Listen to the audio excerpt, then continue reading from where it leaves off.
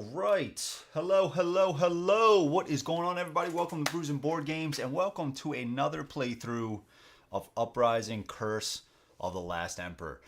I gotta say, man, after I played this game live on the playthrough, I played it again. I had a much better time that time. Not saying I didn't enjoy my first playthrough, but I stood a much better chance against the Legion, the Empire, and the Horde, the Chaos. I had a really good time, man.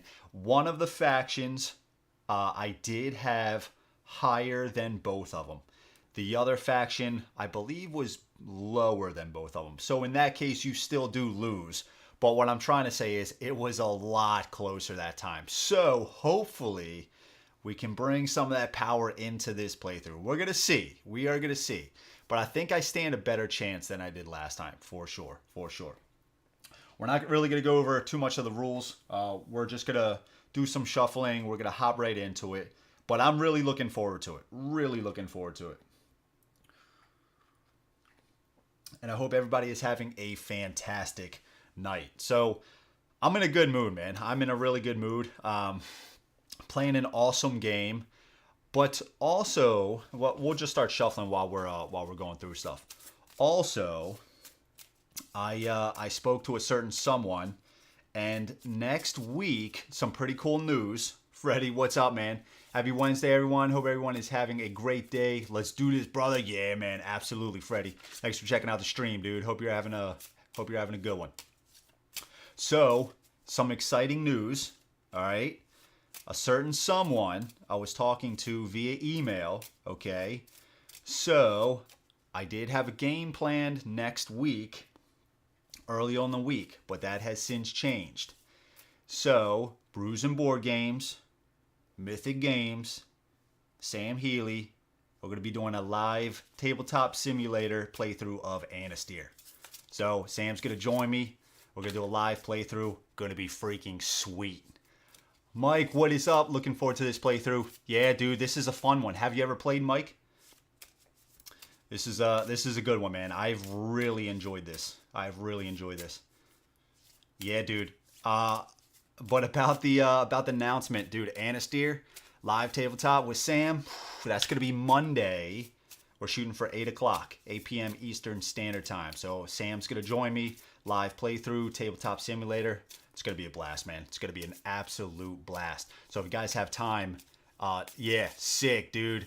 Two legends going at it next week. Yeah, dude, we're going to tear shit up. Freddie, we're going to go big. I'm going to show Sam the way of going big, right? I'm going to show Sam the way of going big. Really excited, man. Really excited about that. Super cool. Super cool.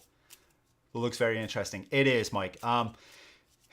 It's going to flow pretty smooth for this playthrough. I did do another playthrough before this, and that was, I had played the game before that, but that was still kind of me still getting familiar with the game. And I kind of went over the rules in that first playthrough. But with this, it's going to flow a lot smoother. We're not really going to go over too much of the rules. I'm going to talk through it as we go. I think that's going to be a little bit better. And I think that's going to be my plan going forward. If I'm playing the game, like the same game multiple times, I'm not going to go over the rules every single time. Again, we'll just talk through it. Right now, I'm just going to do a lot of deck shuffling. We shuffled the quests. Right now, I'm shuffling the items. I am playing without the advanced decks again. So the advanced decks have the skull at the top right corner. That's just to let you know that, those cards are for more experienced players. So we're just playing without all those. And there's advanced tiles, sea tower tiles, enemies, quests, events, items, you name it, everything. So I think this is good for the item deck. And we are going to be playing as the Mohyar faction right here in yellow. And the leader that we're playing as, each faction has a double-sided card. That you can choose your leader. We're going to be playing as Ranja the Wanderer. So we're going to have two, and this just indicates what dice you're going to roll for test for this hero. 2 red, 1 blue, and 1 guile, so we can choose either a white or a yellow. We are definitely going to be using that quite a bit, because what I found was the quests are really important in this game. there are a lot of good quests, especially for getting rid of some of these.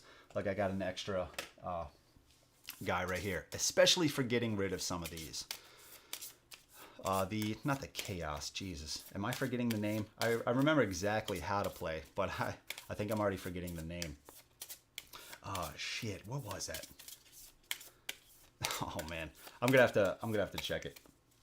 So we're just gonna shuffle the chapter cards right now. There are 4 chapters in the game. We are gonna be playing a 4-chapter game.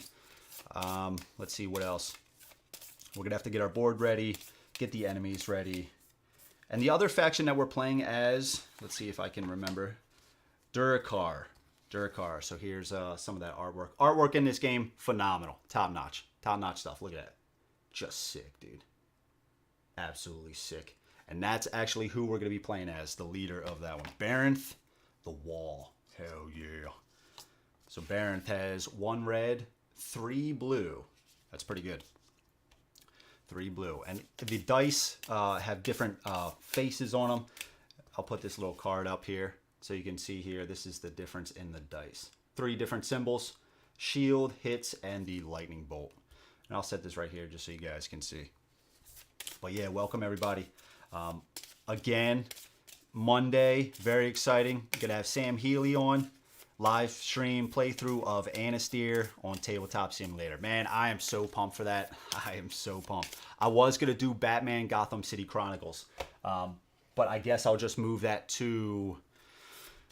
Next week might be a 2-day week. Next week might be a 2-day stream week. That's what I'm thinking right now. So if that's the case, maybe Thursday.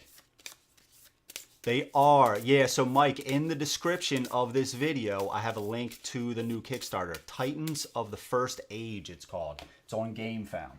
But they're going to have a reprint for all this stuff. I really like this game, dude. It's fantastic. Fantastic solo game.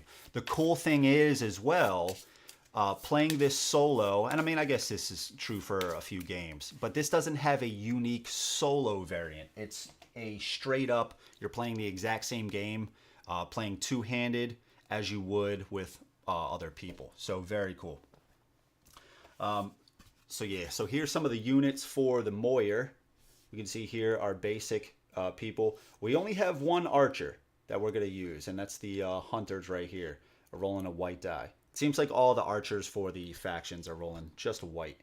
And then our top guy right here is going to be rolling a red die. This faction I've played before. They seem to be like they... if you have certain units in certain locations, like together, you'll get like an additional die. So it might seem to be more combat focused. Whereas these guys right here, you can see these units as well. Still got an archer right there. Only 1 archer. It's maybe the factions with elite archers are actually somewhat limited. And most of the factions are like this with only the basic. But then we also have this cloth right here rolling a black die. Yeah, this is our bad boy right here. Now this guy in particular, he seems to be more of getting your units back a little bit easier. Like I think if they're in graveyard, I could be wrong. And I played this a few days ago with these 2 factions. But I seem to have the ability to bring my units back from the graveyard or swap units. Yeah, maybe that was it. It was more of a swap mechanic. So if I had like a certain unit after battle, I could swap it with a different unit, like a more stronger one. So it's pretty cool in that sense. So here are the standees for our heroes. Here's Baronth. Sick. And then where's Ranja? Right here. Ranja is right here. Standees in this game, top notch. Top notch. Absolutely fantastic. We do have our feat cards. Let's shuffle the Druid cards. And these Druid cards, there's going to be 1 revealed for each chapter. And these are pretty strong. If you roll the lightning bolt, you can use these cards. And I did have something wrong on the last playthrough. If the enemy or even yourself, if you roll a lightning bolt, what did I do last time? Yeah, I canceled. I used it as a shield against a hit. It actually doesn't work that. It actually cancels the shield. So if they were to roll 2 lightning bolts, they would first perform their special ability using the lightning bolt, and then that second one would cancel out one of your shields that you rolled. So that is one thing that I got wrong last time. All right, let's put our standees on our board here. We got some other things that we have to shuffle up. I'm excited about the campaign, though, man. I am really excited. This one, it surprised me, man. I did think I was going to like it, but honestly, man, right after that playthrough, I was like, should I set this shit up and just play another game? I couldn't wait to get back to another game of this. Fantastic stuff. Production quality is off the charts. Everything is really good. Really good. So we'll set our standees on here. We got the Oath Sworn. These guys are pretty cool. And then we got our Koloth right here. Yeah. Big elephant with shields. Who does not like that? All right, then we have our home faction bases. So here's for the Duerkhar. Pretty cool. And then we're just going to flip it. So this home tile, this is Katrak Kautil. I butcher names, guys. I apologize. It says, the Duerkhar belonged to the original inhabitants of Azal. Once they followed the great Koloth herds on the plains as nomadic hunters. But as the predatory Mohyar raided... Oh, that's pretty crazy. We're playing as the Mohyar, too. Raided them, the Duerkhar fled to the Great Mountain Ranges. So this is a highlands. So during ranged attacks, and again, we'll get into all the combat stuff, and as we play, we'll talk about stuff. We can only roll one die. And if we control this tile with a haven, in the collection phase, we get one of each of the 30 resources, as well as a point. And we're going to place that right here. We're going to put our guy right on top of there. And the Mohyar, pretty cool art. Flip this around, we have Winterholm. Once the Mohyar themselves came as conquerors to Azal. Fleeing from the Duerkharian Empire, they attacked the islands with their ships, settled there, and drove the indigenous peoples into the mountains and forests, the Duerkhar. And this is the woods. So in the archery phase of the combat, we can re-roll up to 2 dice. And again, same thing as the other home factions. If we control this with a haven, we get one of each resource as well as a point. And we're going to place Ranja right on there, Winterholm. We're going to shuffle the tiles here. We're going to have to do the sea towers, the enemies. We did the events, we did the quests, we did the druid cards and the items. So I think that's going to be good after that. Yeah, I'm excited, man. Hopefully we, the thing that happened to me in the play I did offline, I had some pretty good opening tiles here that I was exploring. These tiles can be pretty brutal in the fact that, like, it tells you, you know, how many enemies to set up and, you know, what to do once they're revealed. So they could be really bad, or it could just be okay. I believe some of the tiles that I got actually gave me stuff instead of putting on some of the enemies. So it was kind of surprising, and I think that helped to boost me along a little bit. This is a hard game from what I'm gathering from my few playthroughs.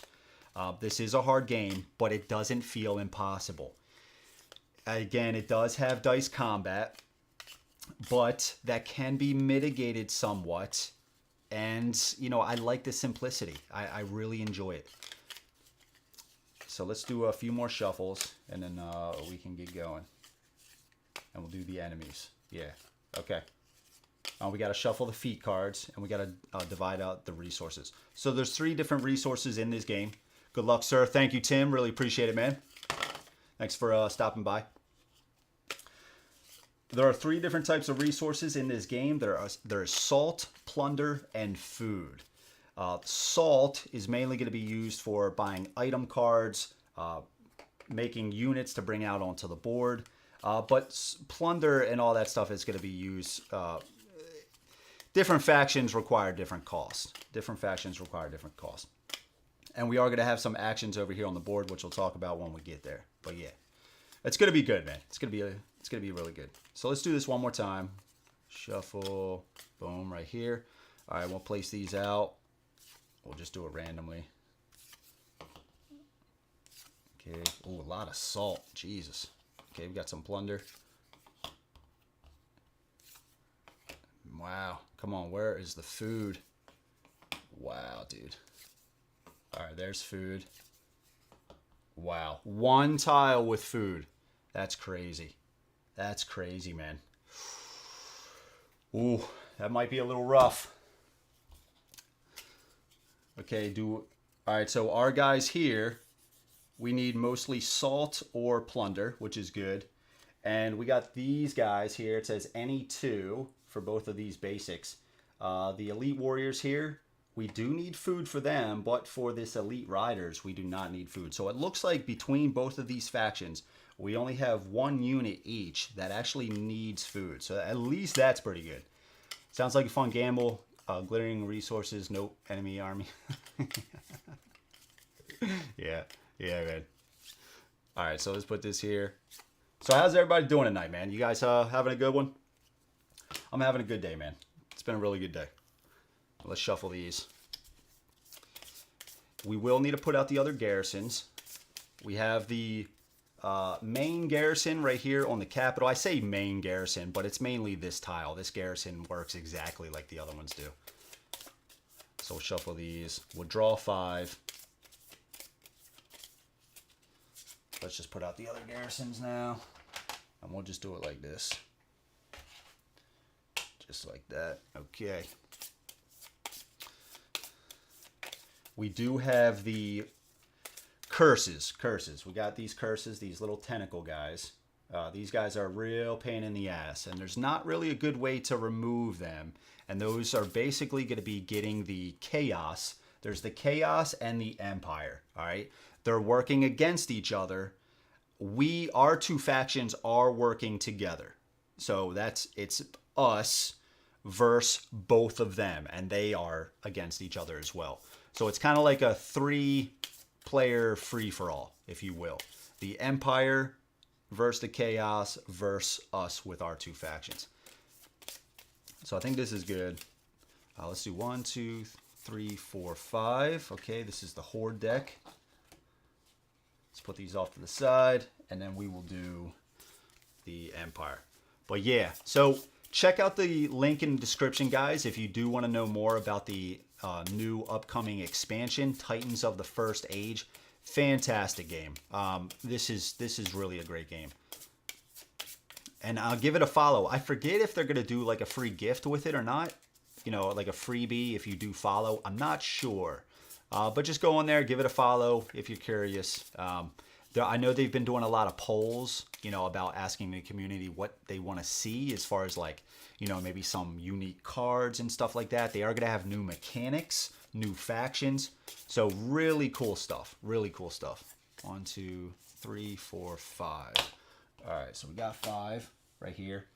And I mean, look at this artwork. Just honestly, I love this board. Like, look at this board right here. Like, it's got this cool ass picture of these elephants and shit. Like, look at this.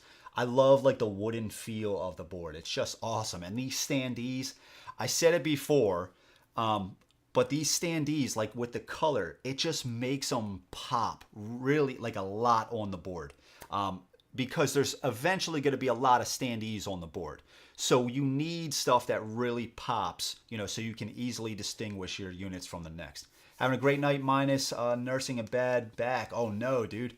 The drugs help though, yeah. Dude, Steven, what's up, man? I don't know if you were here for my little announcement, but Brews and Board Games, Mythic Games, we're going to have Sam Healy on for a live playthrough of Anasteer. We're going to be doing it on Tabletop Simulator, but that's going to be Monday at 8 p.m. Eastern Standard Time. So really excited about that, dude. I knew you'd want to hear that, man. I'm really excited, dude. I was speaking with him over email, and we're going to make it happen. We are going to make it happen. Really excited. I was watching some of his playthrough today. Game looks pretty cool, man. Game looks pretty cool. I didn't watch as much as I would like to, and I know the rulebook wasn't on there. I did check on the Kickstarter page. The rulebook's not on there yet, but he did respond saying most likely tomorrow. So fingers crossed. All right, so we have a curse and a skeleton at each of these locations adjacent to the home bases. If you were playing a 3-player or 4-player game, this layout would be a little bit different. But with a 2-player, we have all these unexplored tiles right here and 2 sea tower tiles right here. Now, these are adjacent to every single tile on the board. So if we can get there, get a haven on there, that's going to be really cool. We also have a haven, and these are basically like our bases. We're going to get a certain amount of resources in the collection phase, depending on how much havens we have out there. So if we control this space, like I was mentioning earlier, we get one of each type of resource as well as a point. But the enemy can take that out, and then we won't collect that anymore. As well as, I know I said we weren't going to go over the rules. We're not going to go over too much. But as well as, we're going to have our havens covered up on this spot. So what happens is, during that collection phase, you'll get whatever this leftmost space is uncovered. So in this case, we would get 3 plunder and 1 food, as well as resources on each tile that we control. So that's generally how the resources work. What's next? I don't think there's anything else. I have all the boss standees over here on the side. We do need to distribute 5 resources each to each faction. So we got 5 salt there. Let's put these on here. And we'll put this on the home base. Okay. And the game does come with this fantastic insert. There's a lot of these. These aren't supposed to go in here, but they gave 2 for the resources. So both of these were supposed to store resources. However, there's just not that many resources that come in a game like this. I did initially put all the 3s. There's only 1s and 3s of each resource. I did put all those in there. However, I was finding putting all of this stuff, these are all the skeletons, these are towers, and these are walls for the havens. I was finding that cramming these into other inserts like this stuff was becoming a little bit too much. So I just combined the 1s and 3s into one. And as you can see, there's still so much space left over. And then I just put these in here. And this is nice because you're going to be constantly drawing from this as well. It just works out. So let's give 5 each. Let's see. Oh, hell yeah, man. Yeah, dude, I am so pumped. Yeah, I think they delayed the rulebook. Yeah, Sam was saying on the comments, most likely tomorrow. Most likely tomorrow. So hopefully that's the case. I'm going to try to read up on it before I play with him, just so I can kind of know. And then I can teach him a little bit about the game, right? I'm just kidding. I'm just kidding. All right, let's do 5 here. Like this. All right, we need 5 food, and then we are ready to rock. Another really cool thing about this game, I guess we do need to do the feats, but another really cool thing about this game, we got to find the starts. Where are the start cards? Here we go. And these, you're going to start with 2 feat cards, and they're going to say start. These are unique powers to your hero that you chose. I know you guys won't be able to see the ones over here for this faction, but I'll talk it out as I go. And we're going to shuffle these. I was saying another really cool thing about this board is I love the layout, right? You have a lot of, keys right here. It tells you all the terrain and what all the terrain does. You have the skeletons and garrisons, which is really nice. But then on the opposite side, so if you have other people playing from there, it's just the same thing in, upside down. But in addition to that, over here on this left-hand side, you got this chapter track. So as you go, you're just going to move this down. And especially for just learning the game, this is really going to help you to know where, what to do in certain steps of the game. In addition to that, I tend to forget, like if it's a game, I pause on the step and I'm like, I'm really planning out my turn. I go back to do something else and I completely forgot where I left off. This really helps with that. So fantastic. It's very small, but it really helps out. It's really cool. All right, so let's shuffle the rest of the feat cards.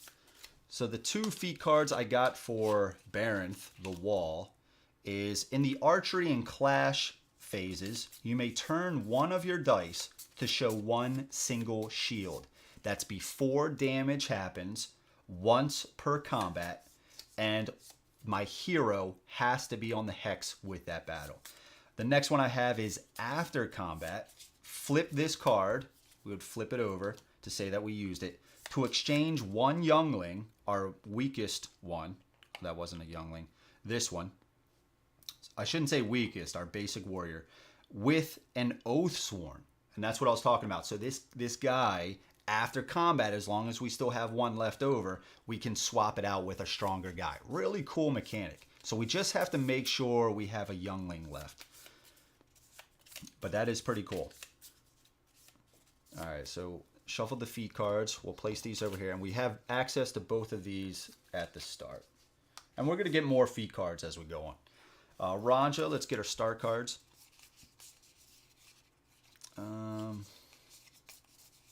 Where are you? All right, we have two right here. So the first one is in the clash phase. We gain 1 hit for every berserkers, these guys, for every berserkers destroyed here this round. So if we had berserkers die, we can add damage to that. Basically like a last ditch effort, right? We're on the floor and we're just like, ah, and like, you know, it's one of those where the movie, you know, the guy's down, the bad guy's down, and the, you know, walks over to check on him, and he's like, he comes up and he just does one last hit. You know, it's one of those type deals. And then we also have this, which as an action, we can flip this, or during the actions phase, I should say, we flip this to use command, haven, or move action without paying gems and resources. This is pretty good. I really like this card. Is this a deluxe edition, or does the core contain all this goodness? This is core game, man. This is all core game. Fantastic production, man. This is top-notch stuff. Yeah, I mean, if you guys haven't seen, I think this is good for the shuffle. Like, look at these garrisons. I forgot if I have the focus on the camera or not, but really cool stuff. It might not be in perfect focus, but these come in 3 different levels. So as you can see here, this is a level 1, right? You have another thing to put on top of it. That's a level 2. And then we just saw a level 3, which would be these little guys. These little guys put on top. Just really cool stuff. Really cool stuff. This one's going to go here. And the different levels of garrisons, they attack with different dice. They do different things. Okay, so I believe that we are ready to rock. We got 5 of each resources. Yes, we do. We got our enemies out. I think we're good. I think that we are good to go. Yeah, okay. Yeah, we're ready to rock. Let's put this back up here. And then first thing we do, we reveal a druid card. So I'm just going to start here. So if we roll a lightning bolt during the archery phase and the clash, place your cheapest unit in resources from the reserve. So this is our reserve here.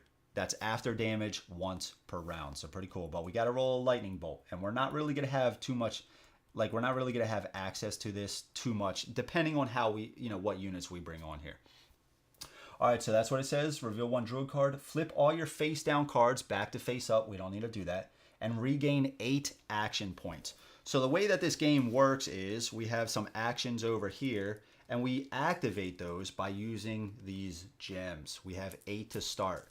If we use a move or a trade, and I hope you guys can see this, but these 2 right here are bigger because this does not end our turn. If we then take any one from this side, that ends our turn. It goes to the next player. So we have 8. Each person has 8 to start. We got 4, 5, 6, 7, 8. And it seems like every playthrough that I've had of this, there has been some enemy that comes out and takes some of our dice. So it's like limiting us to like 7 gems. I said dice, our gems. To like 7 gems. I think there was even one time I was down to 6. Dude, it was absolutely brutal. All right, so we got 8. Okay. Draw 3 new items. So let's draw the items, and then we'll talk about those for a second. So first one we have, during the actions phase, discard this to remove 1 curse in any hex and gain a point. Okay, dude, this is legit. The problem is, though, it's going to cost 4 salt. That is an expensive-ass card. The next one here is Whip of Thorns. We need 2 leadership. We do have, some of the cards have a requirement. As you can see, this 2. This hero does have 3 leadership. Ranja does not. For 2 salt, pay 2 food to gain a hit or a shield. Be 4 damage once per round on your hero's hex. And then we also have this for 4 salt. And we need 3 might. No hero has this. Pay 1 food to gain 1 hit. Okay. That doesn't really seem that worth it. Alright, so we did the items. Draw 3 new quests. Now these quests, I love going on quests. You will be using these. These are legit. Okay, so we got Kaloth Migration. The way that the quests work, we'll just go over it briefly. When you roll your hero dice, say Branth is rolling his, he's going to roll a red and 3 blues. This says we at least need to complete one of these 3. We at least need to roll with these dice. We at least need to roll a hit, 2 shields, or 1 lightning bolt. If we do any one of those, we solve this card. And it says gain 1 food for every hit you rolled, and then discard this. So in addition to doing the solve effect, if you were to do one of these, there's also a little bonus underneath of them. And then if you fail, it does something for the enemy. So gain 1 food for every hit you rolled. Okay, that's pretty good. We then have Hakan Scouts. We only need 1 success. Flip any unexplored hex with no curse on it and resolve its effects. But do not place or reinforce any garrisons or skeletons. Okay. Okay. And then we also have Willing to Fight. We also need 1 success. Place 1 basic unit on each of your havens. Every other player places 1 basic unit on any of their havens or explored empty hex. What's also cool about the quest is down at the bottom, I know you guys can't read this, but depending on where your hero is, because your hero is going to go on the quest, you might get additional bonus die to roll for this, as you can see on the bottom. So if your hero is on a hex with enemy units, you get an additional red die to roll. So that's pretty cool. All right, those are the quests, and I believe, yeah, that's good. Pass the first player token. We don't need to do that there. Add 2 threat to all legions and hordes in play. There are none right now. And the first player draws and reads the first event card. All right, so we have Exiles from the South. Now, these are the cards that are going to put enemies onto the board. Many refugees are coming across the frozen wastes in the north, now called the Screaming Sea. They offer you everything they have left for your shelter and protection. Every player may place 1 gem on the trade action to gain 1 item from the market they can use, or 2 gems for an item they cannot use. Ooh. Ooh, that's very interesting. There's like 2 cards that we cannot use, but there is definitely one. This remove curse, I have to take this, dude. I have to take this. Every player may place 1 gem on the trade action to gain 1 item from the market. So who do we want to give this to? Who's going to pay a gem? I have to take this. Remove a curse. These curses, I mean, you guys will see the enemies can grow like crazy. And getting rid of these curses isn't the easiest thing to do. So I have to take this, especially because it costs 4, and we can essentially get this for a gem. Let's just give it to somebody. It really doesn't matter. So let's put it on the item, on the trade action. There we go. Okay. To gain 1 item from the market they can use. Okay, so we're going to put this here. So we have this. We flip 1 immediately. Discard this. You and your enemy gain 1 black every combat round. Ooh, you and your enemy. The next thing is, I mean, we could pay 2 gems to get one of these we can't use. I guess Baranth can actually get this with 2 leadership. What is it? Pay 2 food to gain 1 hit or 1 shield. I don't think I'm going to do anything else. No, I'm okay. I'll hold with Baranth. Among them are many that report horrible things they saw in the destroyed mainland they left behind. Place 1 horde at threat 4 in the Screaming Sea, not adjacent to a haven. All right, so we place 1 horde. We got the Bloodworm. And he's going to come at threat 4. These cards have different threat levels, as you can see here, 1 to 7. And this event card, it says 4 threat. So these threats work if we place this clip on them. We're at threat 4, so in the archery phase, you could just see the dice that they're going to be rolling. So at 4, they're going to be rolling 2 reds in archery and 4 reds in the clash. All right, so 4 threat in the Screaming Sea. Screaming Sea is all these up here. We've got Screaming Sea here, so we got to place it over here. We've got the Bloodworm. Bloodworm's coming on. Screaming Sea, not adjacent to a haven. Not adjacent to a haven. Do we want to put them right here? The thing is, though, if we don't take care of the enemies, the way it works is the next round will raise their threat by 2. So at least right now, he's not as hard to take out. So if we kind of leave him in the back, it might be a little bit more difficult for us to get over there. And by that time, he might be a little stronger. So do we want to like put him here? If we do that, the chances of him coming into, like if we build a haven here, he is going to come in here and he is going to do battle. But that might be okay. Yeah.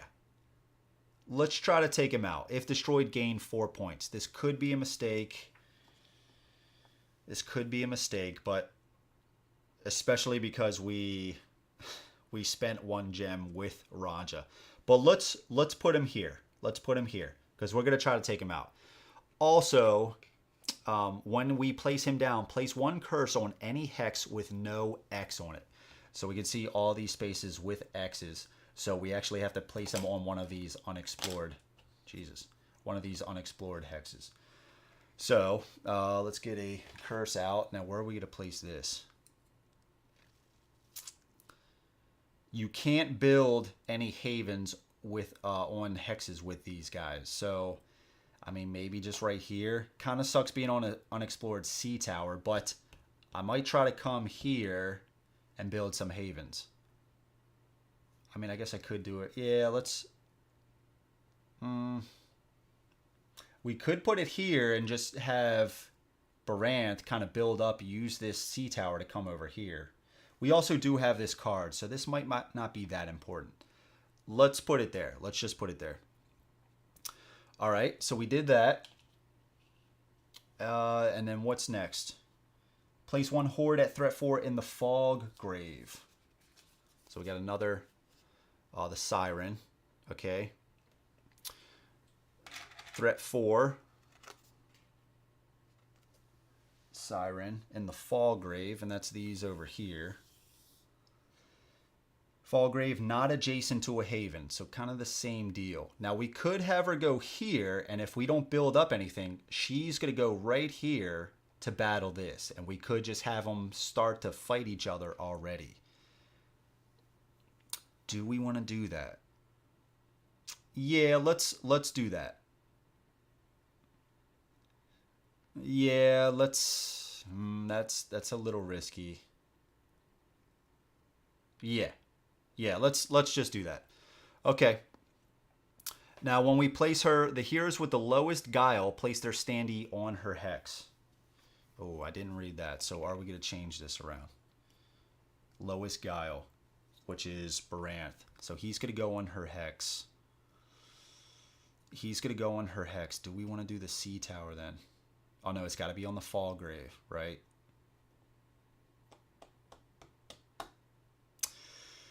I mean, maybe the same deal. Is only rolling 1. She's not rolling that much dice. Let's do... Should we just do this and build up? Fight her already? Man, already interesting decisions before we even get started. 1 red during the archery phase. That's not terrible. Let's put her here. Let's just put her here. Okay. And then we got to place our standee, our hero there. Okay. All right, and that's it. That's the event phase. Place 1 activation token. Right like that. Draw 2 feat cards. So let's see what we got here. 1, 2. For Ranja, we got 2 of these resource cards. So what is Ranja low on? We couldn't give additional dice to them. Plus we gain resources. We don't have any magic.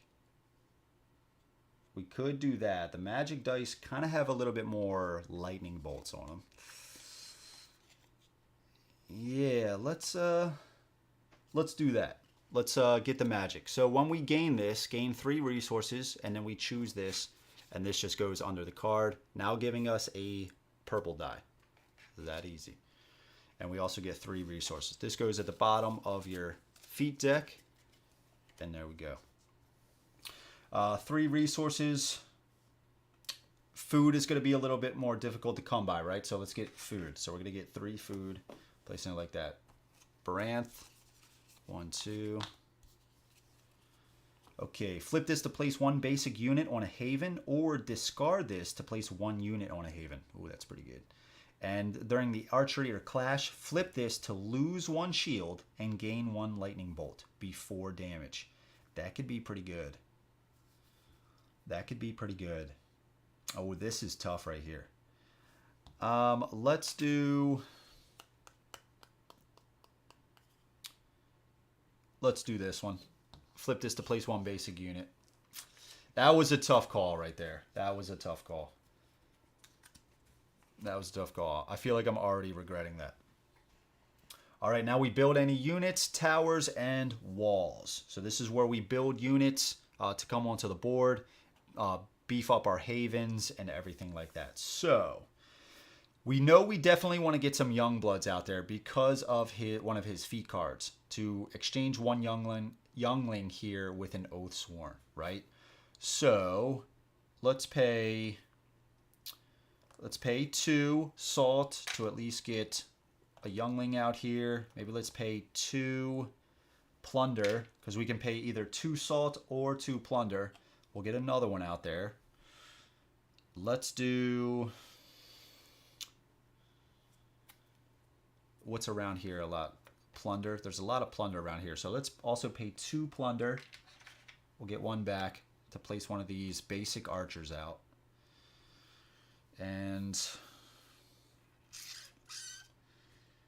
man, I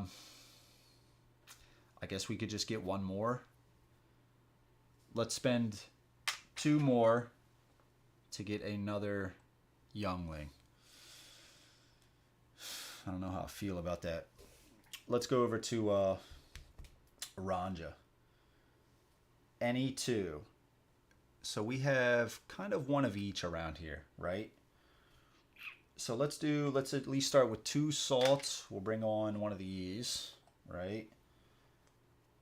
Let's just do, we got a lot of food, so let's pay 2 food to do the same thing. Any 2, let's pay 2 food again. We'll get 1 back. Place, should we do another archer? Oh, we don't have any archers right now. Place an archer. These berserkers cost 2 salt and 3 food. I think I at least want to keep 3 food. I at least want to keep 3 food. I'm thinking about maybe getting out a slaver. One of these guys right here, rolling a red die. Yeah, let's do that. So let's pay 3 and 2 plunder to get one of these guys out here. Yeah. Hell yeah. All right.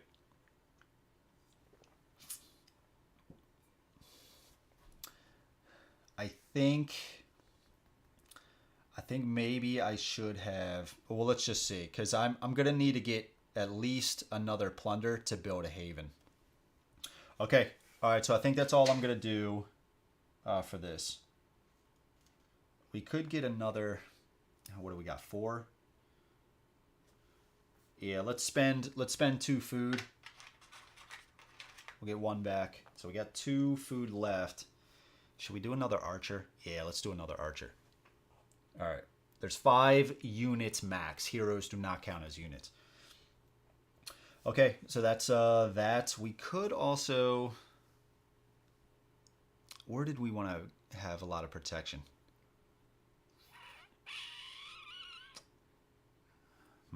Let's... Oh, should we spend one?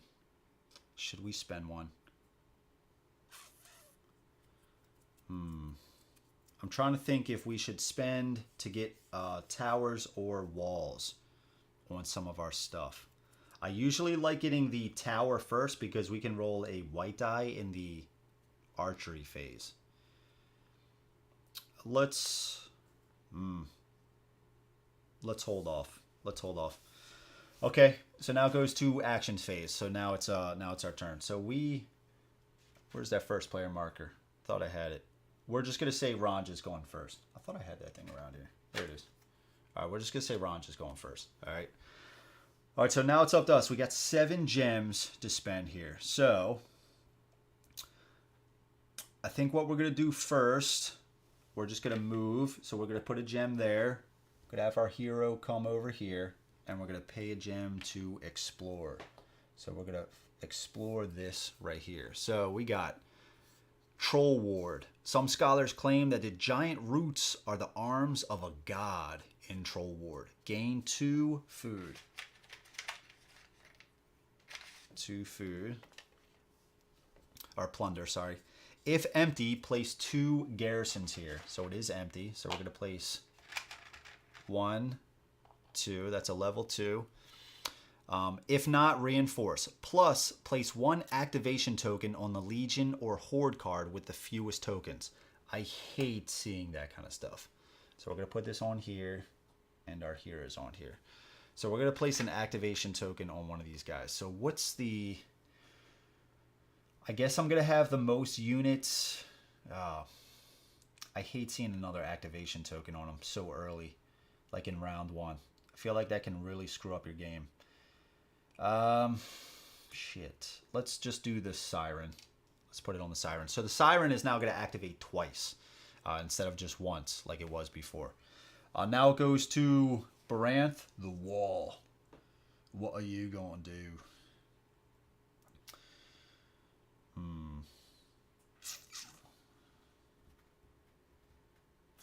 So... I could also use this already, place a basic unit on a haven, or discard this to place 1 unit on a haven. Let's save that. So right now, we will flip, and we will do that. So who do we want? Let's do another archer. Let's do another archer. Okay, so what are we going to do? I'm thinking about possibly just bringing in my army already right here to fight this skeleton, just to get a point on the board. The thing about the skeletons is you have to... The thing about this game is you have to maintain these bad guys as well as these skeletons and stuff. Because these guys, if there's ever 3 on a certain hex, it turns into one of these guys. So you want to eliminate the skeletons if they start to become a problem. Should I for now? I think I am going to... Let's move and explore. Move and explore. So we'll explore right here. All right. Even the morning was not able to bring warmth to Shadow Dawn. Gain 2 salt. If empty, place 2 skeletons here. Okay, so that's where we're going to battle. Plus, place 1 skeleton with other skeletons. Okay, and that's what I'm talking about already. All right, place 1 skeleton with other skeletons. So do we want to... Maybe we just want to go here. Let's place this here. So we only place 1.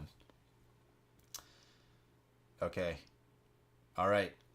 So that was that turn. Let's go back over to here. So what I want to do already is if we don't... I was going to try to tackle this, but let's let the Bloodworm come in here and those 2 can battle. So what I think I want to do, at least for right now, I'm going to command, which basically we need to spend a food to move our army. And I guess we're just going to come in with everybody. Why not? right? Why not? We're going to bring them in here. Starting to become kind of crowded. All right, so we got all 5 guys in there. So combat happens right now, okay? So how this works is, and there's a cool little chart down here. So first up, there's going to be an archery phase. So anybody that can roll dice during this phase is going to. So right now, we only have 2 guys that can roll dice during the archery phase, our archers. And we're going to roll 2 white dice. The skeletons over here, they do not roll dice during the archery phase at all. So right now, this is only us rolling the dice. All right, so we got a hit and a shield. That's cool. So we already take out a skeleton just like that, and it's that easy. Plus, with that, we are on the board with 1. Yeah, getting that early lead. Okay, now it goes to clash. So there's only 1 phase of archery. After that, you know, just think about the armies meet on the battlefield. Everybody gets one shot of arrows, right? And then by that time, the armies have already ran to each other, and now they're doing the clash, right? So now we're in the clash. So everybody rolls all their dice. So we have 2 guys that are rolling yellow. And what I'll do is I'll do the skeletons over here, and I'll do us over here. So we got 2 guys rolling yellows. Our archers still do attack in this phase. And we got our slaver in there that's rolling a red. And there's 1 skeleton who's going to roll 1 red. All right. Okay, no hits. That's good. So we got 3 hits, obviously killing this skeleton. And we get another point for that. This curse does not go away by normal combat. It doesn't initiate combat. It's just a pain in the ass on the board that's going to score points for the chaos. And that's that. So that is the combat. And it's that simple. Okay, now over to Baranth. So what are we going to do here? We do want to battle with this, right? And we do have some good cards that need to be on a hero's hex, which we already are. So we're going to spend 1 to command, spend a food to basically do the same thing. We're going to march our army in here, and we're basically going to do the same thing. All right, so we got 2 whites again. Again, it's 2 skeletons, so they're not rolling any dice during this phase. Okay, dude, I'm liking this so far. I'm liking this so far. The white dice suck. They got a 50-50 shot. They're just absolute trash. And a lot of times I just completely whiff on them. But that's good. We got blue on the board. Killing a skeleton gets you a point. And now we go to the main clash. So let's do us over here. Skeleton. We're rolling 3 blues. 3 blues. And 2 white. Okay. Now our card says you may turn any one of your dice to show 1 single shield. Before damage, once per combat on your hero's hex. So if we get a blank, or I guess any dice for that matter. And then plus we also do have this after combat, flip this to exchange 1 youngling with an Oathsworn. So we could still do that this turn. All right, so we got plenty of shields to block this hit, and we did get a hit. We're getting kind of lucky right now. We are getting kind of lucky. All right. So that is that. Back over to them. The problem is we only have 3 dice, but we do have our card here that says we can either move, command, or haven for free. For free. And we're going to need a command again to get our people over here. So I have 3 gems. A movement with my hero costs 1. Man, I did need to battle those skeletons. Maybe what I also should have done was not bring the whole army. But that battle easily could have went the other way. Because the problem that I'm seeing now is I can't... What I would like to do is get over to here, explore this, and then possibly build a haven on there. But what it looks like is I might just have 1 haven with yellow. That might be okay. We need to get our army back. That's first off. So let's just do that for now. Let's just pay 1 to command, and let's just get our army to come back to our haven. All right. All right, over to Baranth here. So what I think we're gonna do, oh shit, we need some plunder. I could exchange this food, 3 food, for a plunder. I could do that. Problem is, I'm not getting much food. With 1 haven, I will get 3 plunder. But if I have 2 havens out, yeah, I'm still only getting 1 food. It's not great. It's really not great. What about salt? What is this? So I'm going to gain 2 salt for this and 1 salt for this. Oh, if I build a haven there, he's going to come in. Oh, shit. But I think we determined that's not terrible, right? Yeah, that's not terrible. Okay. Well, let's just do that. Let's just do that. So let's spend 3 to convert to a plunder, right? And then we will spend 2 plunder to haven, and we will build a haven on this spot right here. And hopefully we can protect this. Hopefully we can protect this when the siren comes in. All right, so back over to Ranja. Back over to Ranja. I'd spend 2 to move. I can't, if I spent 2 to 1, 2, and then I wouldn't be able to explore. Man, so do we just want to stay here? We could just use this, remove a curse.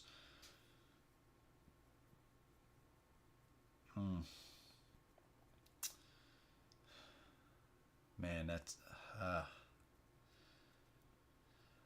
we could quest. Maybe let's think about questing. Okay, so this is how we could get some food, right?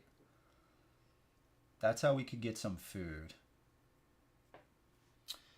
Maybe we also try to quest with Baranth next time doing this. To place a basic unit on each of your havens. So we could place 2.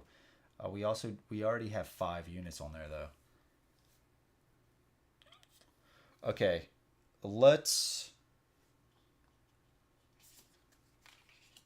You may draw a new quest, okay. Every other player, place 1 rider on any of your havens. Okay, that's pretty good. That's pretty good. Oh, but again, I already have max of 5. I already have a max of 5.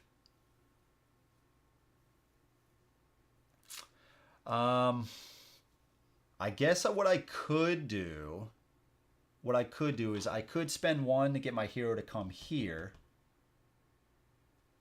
And then I could potentially, and then I could explore that. And then I could use this to basically command for free, marching them in here. The thing about exploring tiles, though, is they're probably always going to bring some sort of enemy on the board. So you don't want to just ramp it up too fast. You know what I'm saying? Oh, this is interesting. But I can't, doing this quest, I guess we would be able to gain a food. Yeah. And I don't even think, I mean, I could get this. Place a rider on any of your... Let's not worry about that. Let's not worry about that. That could be pretty good, but... Okay, so let's just quest. Let's quest. So we're going to spend a gem to quest, all right? So we're going to do this right here. So if your hero is on a Badlands Hex, which we are not, we would get an additional red.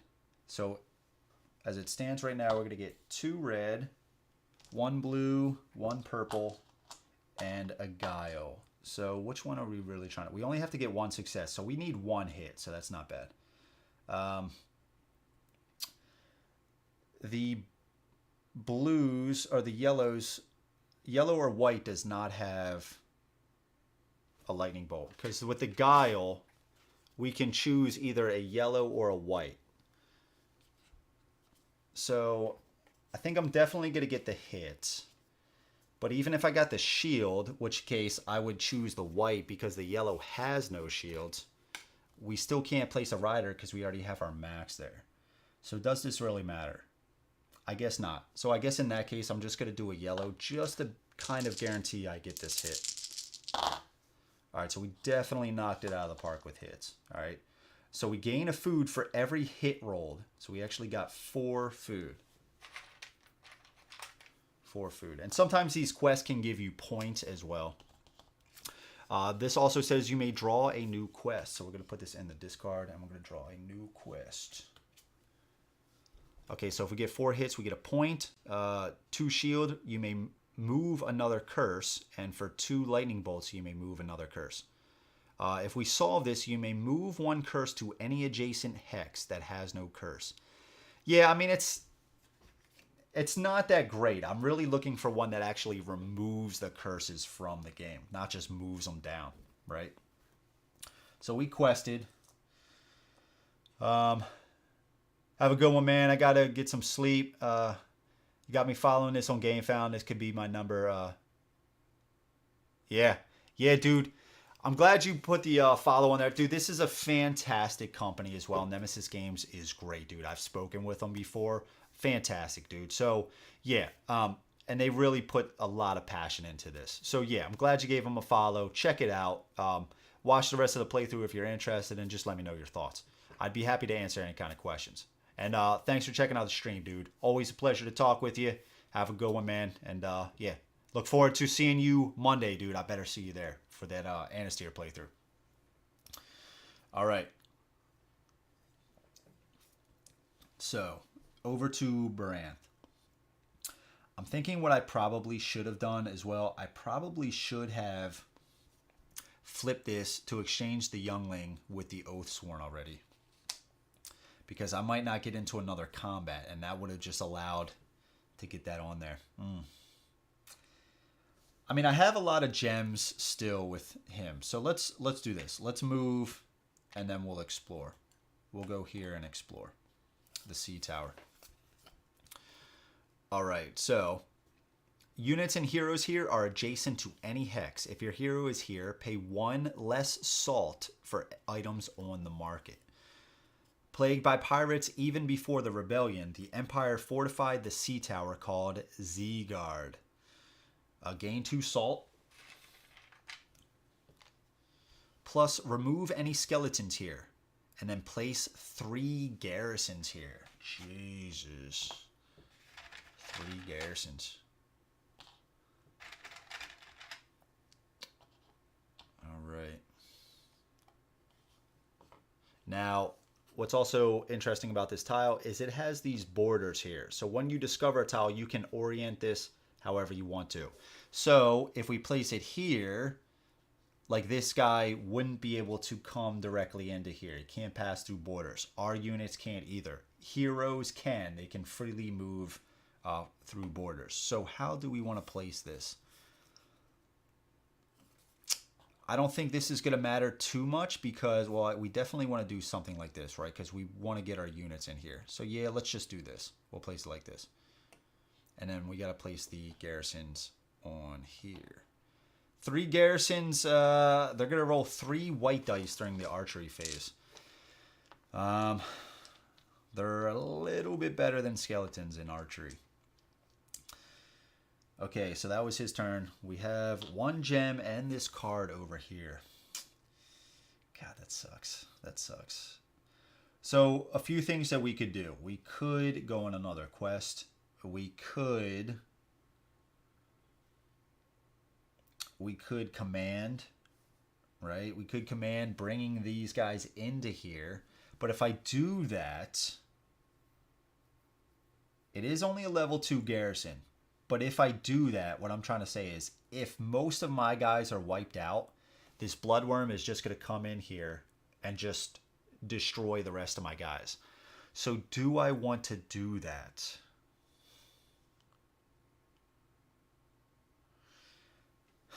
Man. Alternatively, I could flip this to use command, haven, or move. I could just flip this, move my hero, right? It doesn't matter. And then spend another gem to move them over to here. And then the following turn, I can explore that. This way, I still have my units, right? So I'm not going to lose that many. I think this is kind of what I want to do. And plus this bloodworm is going to come in here and they're going to do battle. Yeah, I guess that's what I want to do. Let's just do that. So we're going to flip this to use the move, moving our hero over to here, and then we're going to pay our last gem.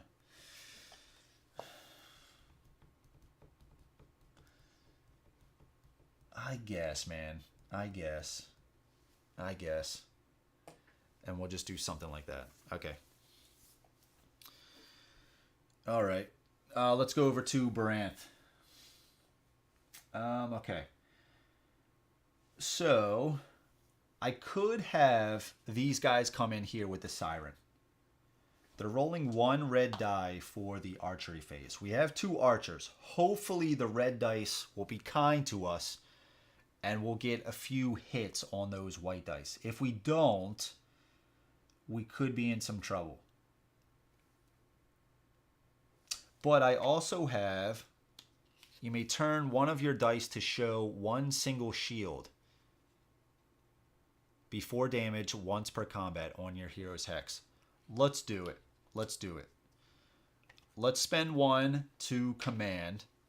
And we're gonna, did I spend? Here, to command. We're gonna bring all these guys in here along with our hero. Okay, and we're gonna battle the Siren, all right? We have 2 archers. And we have the Siren. Okay, all right. Here's us with the archers. Here's the Siren. Okay, we got a hit. We got a hit and they missed. Okay, so how that works is 1 hit, you just take them down 1. So now instead of 1 red, they're rolling 2 blue on the archery phase, but we're past archery. And what that actually did was it took them down from rolling 3 white dice. They're still rolling a purple and a yellow, but now they're only rolling 2 white dice. So hopefully we can take them out. So they're going to roll a purple, yellow, and 2 white. And then we are going to roll 2 white, 3 blue. All right, come on. And we cannot, just want to make sure, you cannot use lightning bolts against the Siren. So if we roll any kind of lightning bolts, which we don't have any on this dice, but just in case, we cannot use them against the Siren. And then plus if she rolls a lightning bolt, after damage is dealt, if she's still alive, she'll move to an adjacent hex. She's moved on me multiple times, dude. It's so annoying. Jesus. Well, that wasn't good for hits against us. Not at all. Okay, so you may turn one of your dice to show 1 single shield.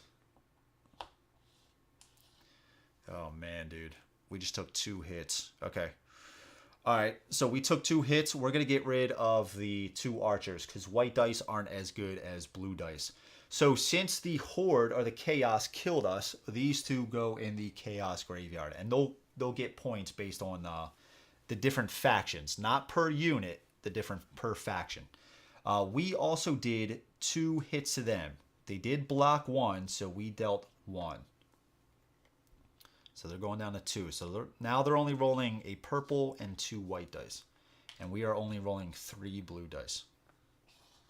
All right, come on, baby.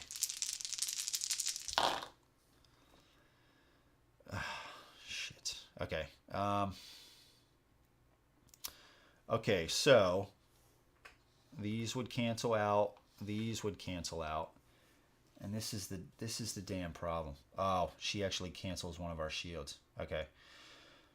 All right, so we have a hit that goes through, okay? We have a hit that goes through because they blocked 1, and we have this one, and this is what I'm talking about. She's going to go to an adjacent, God, that sucks. That sucks so bad. Okay, plus, so her lightning bolt says place Siren on closest empty hex. So that's going to be one of the lightning bolts, but she rolled 2. The additional lightning bolt is actually going to cancel one of our shields. So we'll just say that cancels. But this also says, here's an interesting, that's once per combat. Okay. All right. So she actually did a hit to us, right? Yeah, because these cancel. She does a damage, so we're going to lose one of these guys. But we also did a damage to her. Now with that first lightning bolt, after this, she is going to warp to here, right? But in addition to that, after combat, flip this to exchange one youngling here with an oath sworn. So we're going to do that.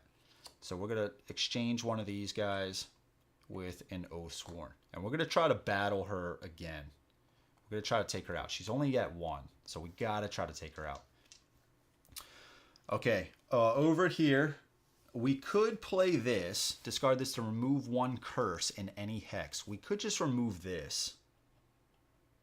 We could remove this. The problem is, every time that these guys activate, they're going to leave a curse behind. So what I'm thinking about is, okay, he's going to leave a curse there. If he gets here, he's probably going to take this Garrison out. If he does, the next time he activates, he's going to leave a curse there. Do we want to try to get rid of that curse? No, let's just get rid of this one. We're going to discard this to remove 1 curse in any hex and gain a point. So we're going to go up to 3 here. Discard this in a discard pile. And this curse is gone. We'll try to prevent them from getting as many points early on as we can. It does seem like the Empire... That's going to be the one, at least right now, that we're going to have to worry about. Because they got 6 garrisons on the board. Ugh. Okay, so back over to here. Shit, we're going to have to spend... I guess we have to, right? Oh, this is a pain in the ass. Oh. Okay, so... I have 5 salt here. I need a food in order to command.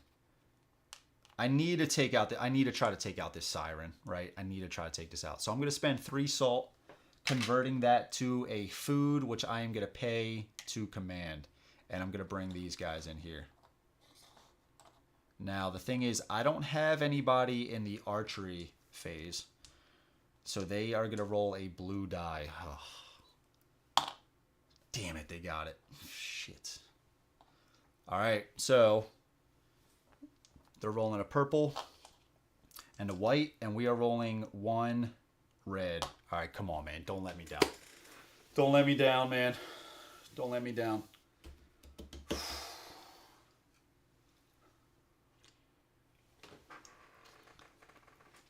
This is kind of big. This is kind of big. This is kind of big. I don't care if she gets lightning bolts. We don't have any shields on this dice. This is just a death dealer. We do have a lightning bolt, but again, we can't use it in the siren's space.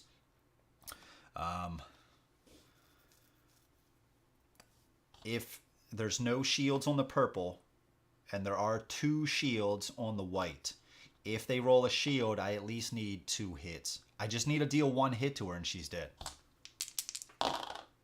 Okay, I'm fine with that, dude. I'm fine with that. So she kills us, right? Graveyard, but we also kill the siren. Oh, thank goodness, dude. Okay, so we kill the siren.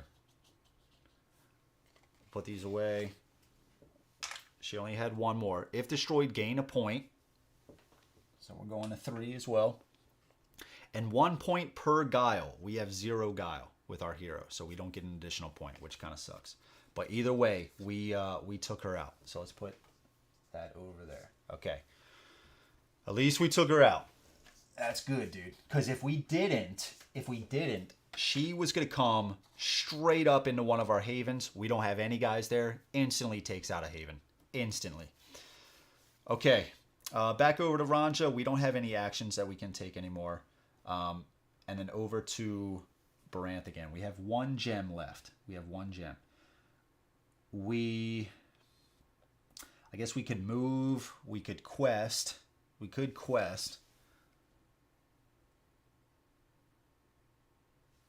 I think I might want to do this. Place 1 basic unit on each of your havens. Every other player places 1 basic unit on any of their havens. So that won't benefit Ranja as much, right? But we could essentially get 2 units out here just by doing this. If we fail, we lose 2 resources. Otherwise, the Empire gains 2 salt. We have 2 salt remaining, so that would still... We definitely don't want them to get points. Okay. Are there any items that we want? This quest is about moving curses. I'm not too concerned about that. All of them have gaining a point for the hits. Flip any unexplored hex with no curse. But do not place or reinforce any garrisons or skeletons. That's a pretty good one. That is a pretty good one. Because usually, like I said, if you resolve them or flip them over, they will have enemies that spawn, but not this. That is pretty good, but also in addition to that, I like that I only need 3 hits for a point, and plus I can put out some more units. So we're going to quest. We're just going to quest.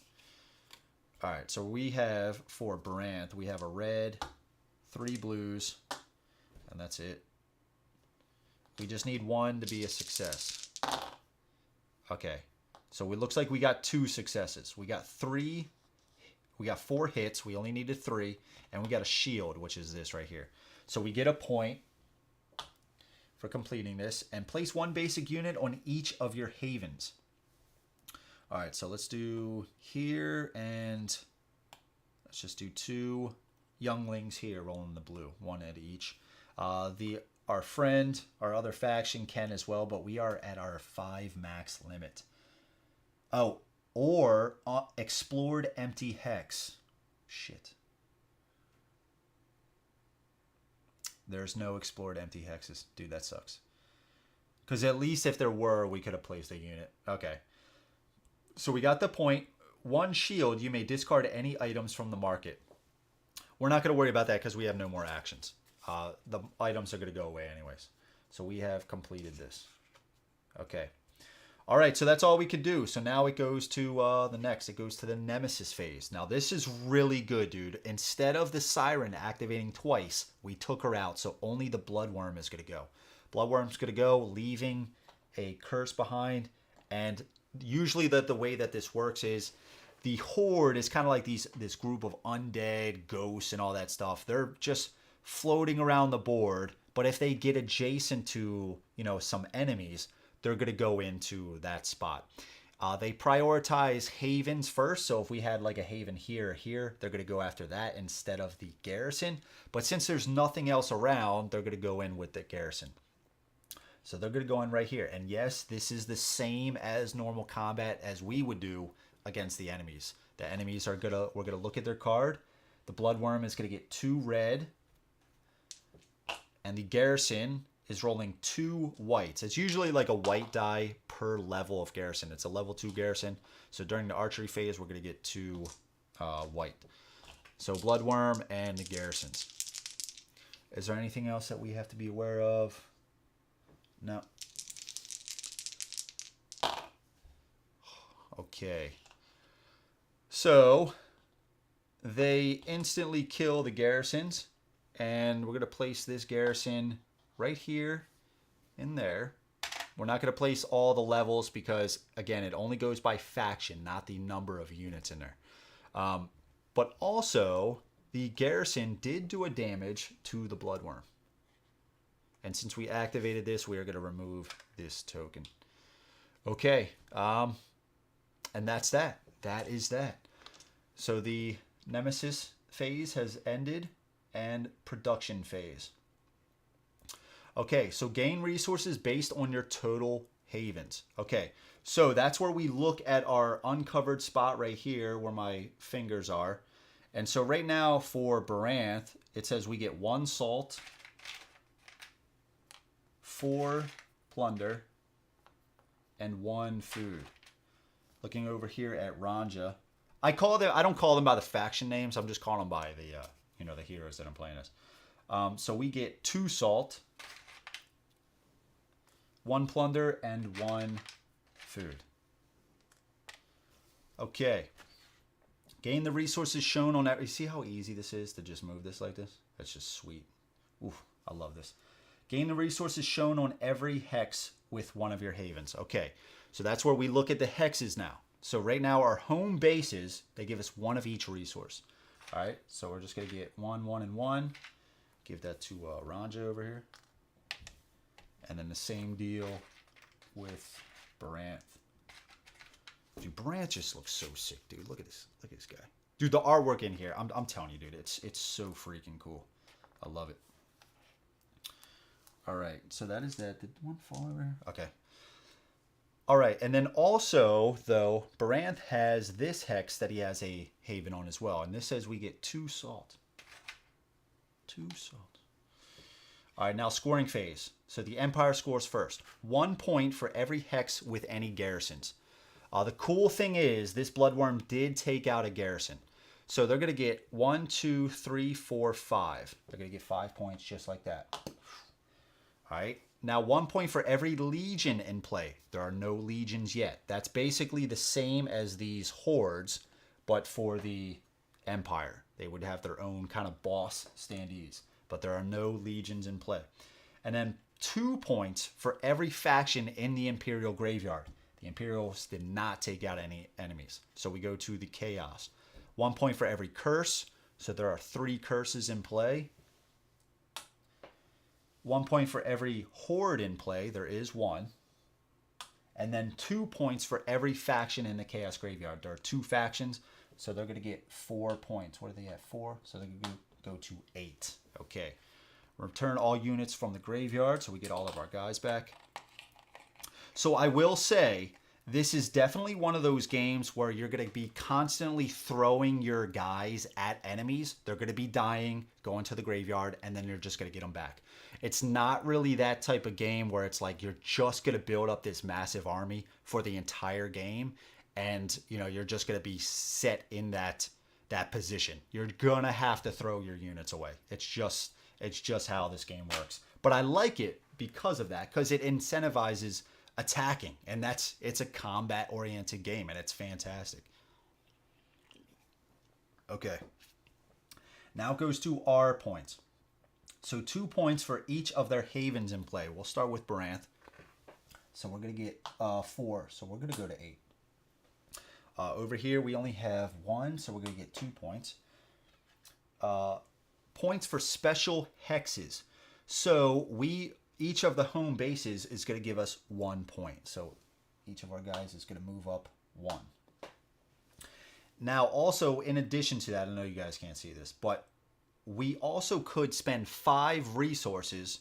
For every 5 resources we spend, we get an additional point. That's basically like an end game thing, right? You're going to have a lot of resources by the end of the game, and you're going to spend those to get additional points. I know the one time, I think I had like an additional 8 points from just resources alone. Because what I did was, I knew it was getting close to the end of the game. My one faction was a lot higher. Like I knew they were going to be in the lead as far as like against the AI. But the other faction was way behind. So what I did was, as an action, I went over to the other faction with my hero and I traded, and I just gave them just a shit ton of resources. So then during the end of the game, they could just spend them and turn them into points. So it was cool. It was cool how it worked out. And that's basically a chapter. And then it goes back to this. So we reveal another druid card. And it says, you and your enemy ignore all hits if a lightning bolt was used. You and your enemy. Pretty crazy. Flip all your face down cards back to face up. So we're going to flip this face up. And get all this goodness back. Sweet. I love the feat cards, dude. They're fantastic.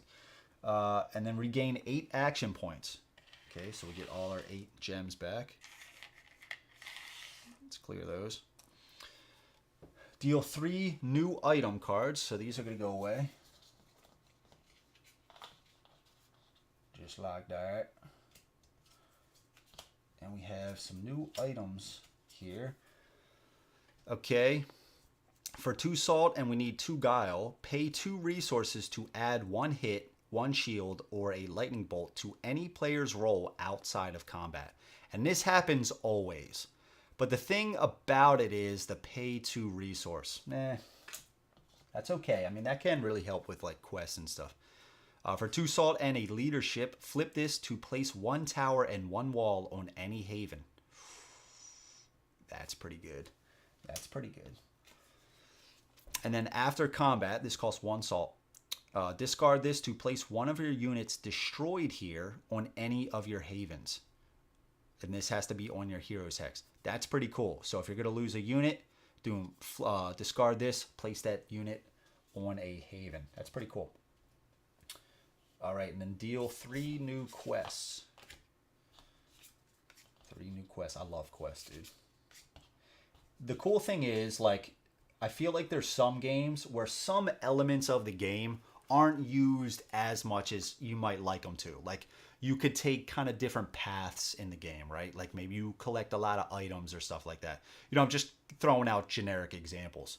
But there's different paths that you could take. And sometimes, like, if you take a certain path, you know, you're going to be slacking in another part of the game almost. This, I feel like, is one of those games where you're going to be using a lot of quests, a lot of items, a lot of feat cards, and then on occasion, the druid cards. I feel like each part of the game kind of comes into play throughout, and it's pretty sweet how it works. Okay, so we got the 3 new quests. Should we talk about these? 1 success. Choose a hex with a curse. All right, so this is a curse removal. I've gotten this before. Choose a hex with a curse. Pay 5 resources to remove that curse and gain a point. Dude, look at the artwork on here. Forest Spirit. And the thing is, too, like, the card quality, like, I can't describe it. I'm trying to think of another game that has cool feeling cards like this. It's a real nice finish. A real nice finish. They're not flimsy, right? They're pretty good quality. Strike at Dawn. We need 2 successes for this. 1 legion or horde loses 2 threats. That can be pretty good. But again, we need 2 successes for that. And then also, we have Tuathan allies. So we need 1 success. Take this card. In combat on marsh hexes. I don't see any marsh hexes in play as of yet. You gain +1 blue die in the clash. So that's a permanent effect. All right, pass the first player token to the left. I'm just gonna put it over here. And then event phase. So add 2 threat to all legions and hordes. There's only 1 horde, so they're gonna go from 3 to 5. And then first player draws and reads the next event card. All right. So we have Prolonged Eclipse. For days, an eclipse of the sun has darkened the islands, and the survivors are huddling even closer in their poorly defended shelters. Place 1 garrison on every hex with a garrison, except the capital. Oof, that's pretty rough. That is pretty rough right there. Boom. Right here. Right here. And then we'll build these up to 3. We still got to take care of this one as well. But it's already at 3. So instead, they would just score a point. If they ever need a place, like something additional on that hex, and they can't because it's at max, they'll just get a point. Accept the capital, okay. Flip 1 unexplored hex and resolve its effects. Do we just want to do this here? Yeah, let's just do that here, just so we can see. Okay. None who wandered out into the icy maze ever returned from torment. Gain 3 salt. We resolve its effects. Now, here's the only thing. Who gains the salt? I'm not entirely sure. I think no one. Because that's one thing I'm not sure of. If empty, place 1 skeleton here. So we can at least resolve that stuff. If empty, place 1 skeleton here. Let's put our hero back on here. Plus, place 2 skeletons with other skeletons.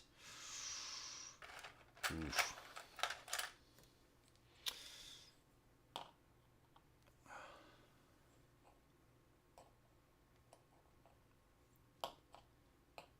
We definitely don't want to place this here, right? Because it would turn into a horde. Okay. And resolving the effects, I'm going to say nobody gets that salt because we didn't do that, right? I think it's basically just saying resolve its effects for that type of stuff. Oh, shit. And then place a skeleton with other skeletons. Oh, shit. Okay, so one of these is going to be a horde. One of these is going to be a horde. The question is, which one do we want to turn into? So, oh, man.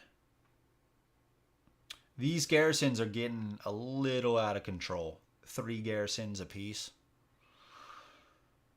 I mean, if I do this, I'm basically like surrounded by hordes. Yeah, let's put it up here, right? And we can maybe defend this a lot, so when he comes in there, we can tackle that. Jesus. All right, so we have the Counter of Omens. Okay, Counter of Omens. Counter of Omens. Got right here. That's pretty cool. Like, look at that. Look at that huge elephant. He's like commanding. So Counter of Omens is going to go right here. Immediate effect, place 2 skeletons on his hex. Jesus. I feel like I keep dropping shit. All right, 2 skeletons as well. Jesus, look at all this freaking hair in there. It's like got dust. I got to clean that shit out. Okay, place 2 skeletons on his hex. So the way that this works is if you were to ever enter a hex with a horde and skeletons, or a legion and garrisons, you have to fight the garrisons or the skeletons first, and then if you're still alive, then move on to the harder guys. So that's going to be quite a pain to deal with. Okay, so he is also at threat 5. Comes on at threat 5. Now also, when you have multiple enemies like this, you want to arrange them by you can see the top left number on the card. We got a 21. I know it's a little out of focus. A 21 and a 13. You want to arrange them with the lowest first, because that's actually how they're going to activate. They're going to activate with the lowest initiative first and then move down the line. Okay, so we did that. While the gaze of the survivors turned to the sky in fear, good night, the steps of the legionnaires echoed through the capital in unison. Place 2 legions at threat 5 on the capital. 2 legions. And here the game is coming back to kick our ass. All right, so first up we have the Imperial Guard. All right. So he is going to go at the capital. Immediate defensive stance. Place its target. Okay. So also what happens with the legions when they come on, they have these tokens over here. Okay. Each legion has a token. It also has their initiative number on there. So what happens is this gets placed on one of your havens. Okay. And I believe it goes on the haven with the least amount of units. Each faction can only have 1 target put on there. So let's just target. Shit, let's just target. Should we just do this one?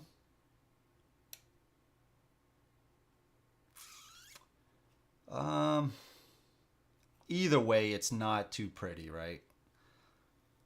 Yeah, let's just do that. Okay. All right, so they're going to come on at threat 5. So we're going to place this here. Threat 5. Okay. Then place 1 garrison on every hex with a garrison except the capital. This is also initiative 12, so we're going to place this right ahead of 13. So we're going to place a garrison on every spot with a garrison except the capital. So 1, 2, 3, 4. We can't place them there, so they're going to get 4 points just like that, going up to 10. Okay. Now another legion comes on the play. Also at threat 5, we got the Warlock. The Warlock. Okay, the Warlock places target. Every player pays 1 salt for each of their havens. And he's going to come on to the capital. All right. for each of their havens. So we got to pay 2 with Baranth and 1 for Ranja. Okay. Also, the Warlock is always adjacent to any hex. Brutal. Brutal. So, the only other one is Ranja. So we're going to put the target right there. Now, if any other legions were to come into play, their target would be just placed on the capital. You can't, again, a faction can't have more than one target. And what would happen would be when they activate, they would just stay right on the capital, putting a garrison on there, basically just collecting points nonstop. The way that it works right now is since both of these guys have a target, when they activate, they're going to move closer to that target. And the Warlock is 5, so he's going to go at the start. So it's ramping up. It's ramping up, guys. Okay. And then place 1 activation token on each Horde and Legion.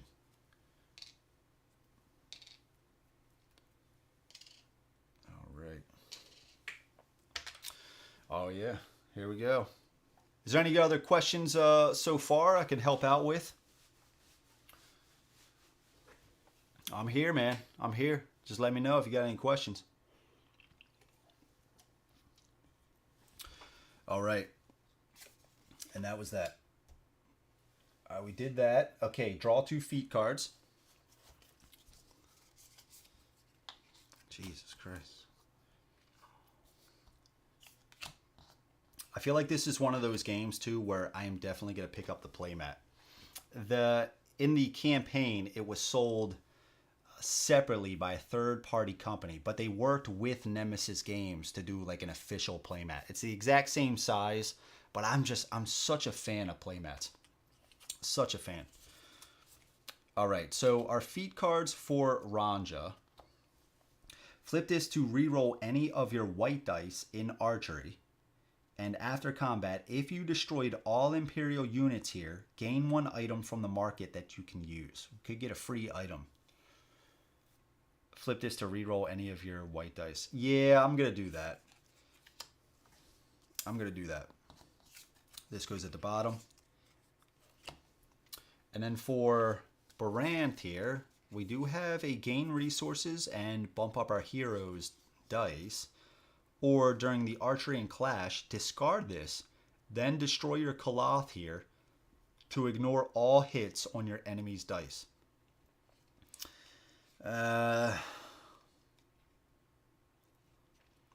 That could be pretty big. That could be pretty big. But I can't even get... I mean, I could technically get a Kalath in right now, but I don't see this really happening until maybe chapter 3 or 4. So I'm actually going to just take this. Put this at the bottom. And so, what are we going to... Maybe we upgrade magic. We already have a red die.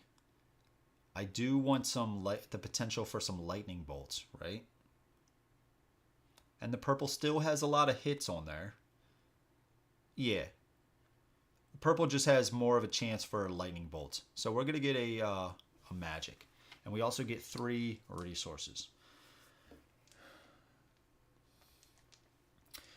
So we have 5 plunder, 4 salt. Again, our guys here need salt or plunder. All 3 of these guys.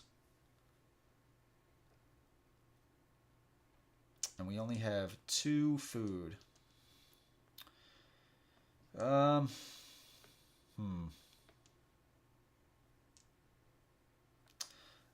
Oathsworn could come out. That'd be 3. Ugh. Either way, it's not too good. It's not too good. 3 resources. Food is going to be hard to come by, right? We do get a lot of plunder for having our guys out. And we have 3 hexes right here with plunder. So maybe we don't take plunder. But if we take plunder now, we could get out more Oathsworns. Or do I just want to load up with these dice here, like these little guys, making it a little bit cheaper? Either way, let's get a plunder. Let's get 1 plunder, and we need to get 2 more. Do we just grab another food? So we got 3 food, as well as maybe another salt. Maybe another salt. All right, yeah, let's grab another salt. All right, yeah, let's grab another salt. Okay, those are 3 resources. Okay. Build any units, walls, and towers. Okay, so this is where we're building up again. Let's start with Baranth. So we definitely want to build up some of this stuff here. This counter of omens is definitely going to come in here. So I probably should have gotten more plunder. I didn't think about the walls or anything. We also have this guy targeting us. So let's spend 2 plunder. Okay. And let's put a tower. Like, how cool is this shit too? A tower and a wall. These 3D tokens. Towers and walls. And this is going to go right around our havens. Just like that. Pretty sweet. I do wish it was just slightly more stable, but if you're not picking it up, you know, it is just right on your haven. So what this does is, now, as long as you have a unit on this, the tower is going to give you 1 white die in the archery and clash phase. And then the wall is going to give you a blue die in the clash phase. So it gives you a little bit of more defense as long as you have a unit in there. So now let's talk about units. I really would like to get at least 1 Oathsworn in there. But if I get an Oathsworn, that's going to cost me 3 and 2. That would only leave me 3 salt. Enough for like 1 more unit. Or do I just go 2 salt, get another youngling, 2 plunder, get 1 back for maybe another youngling? I mean, we always do have this card of flipping this to exchange a youngling with an Oathsworn. But I guess we also have this. Flip this to place 1 basic unit on a haven.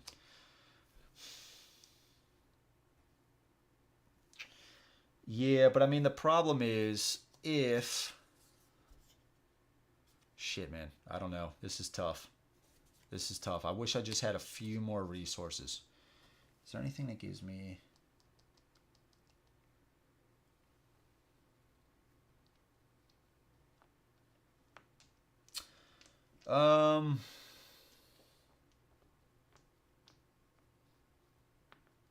Okay, actually, I'm going to take this back because I didn't look at the items. I'm going to take this back. I'm not going to place this on here, okay? So what I'm going to do, I'm going to place this back because I see an item over there. So I'm actually going to get that 2 plunder back. This is going to help out a little bit. I do see an item over here that says, flip this to place 1 tower and 1 wall on any haven. And that's going to cost 2 salt. So for 2 salt, we can do that. But that's a flip it. So that's going to be like a permanent thing. I think that's a little bit better. So let's do this. Shit. I mean, I guess we're still in the same, we still have the same amount of resources because that was 2 plunder. That just costs 2 salt, but that can be ongoing. So I like that a little bit better. And if we don't get that, that's going to go away the next chapter. So again, I'm left with the same question. Do I want to just bring in multiple? Let's at least start with paying 2 salt to get one of these guys in. Do we want to get another youngling?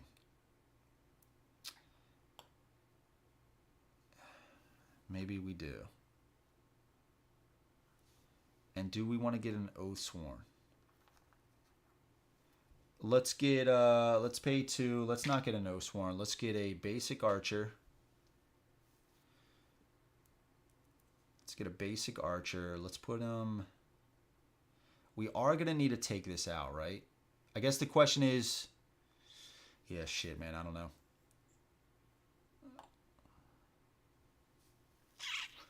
Oh, man, dude. This is it's kind of tough. And do we just want to get an Oathsworn? 2 salt and 3 food. I only have 1 salt and 1 plunder left. I would probably do it here. Actually, let's take this back as well. Put him there. Maybe do that. Oh, shit.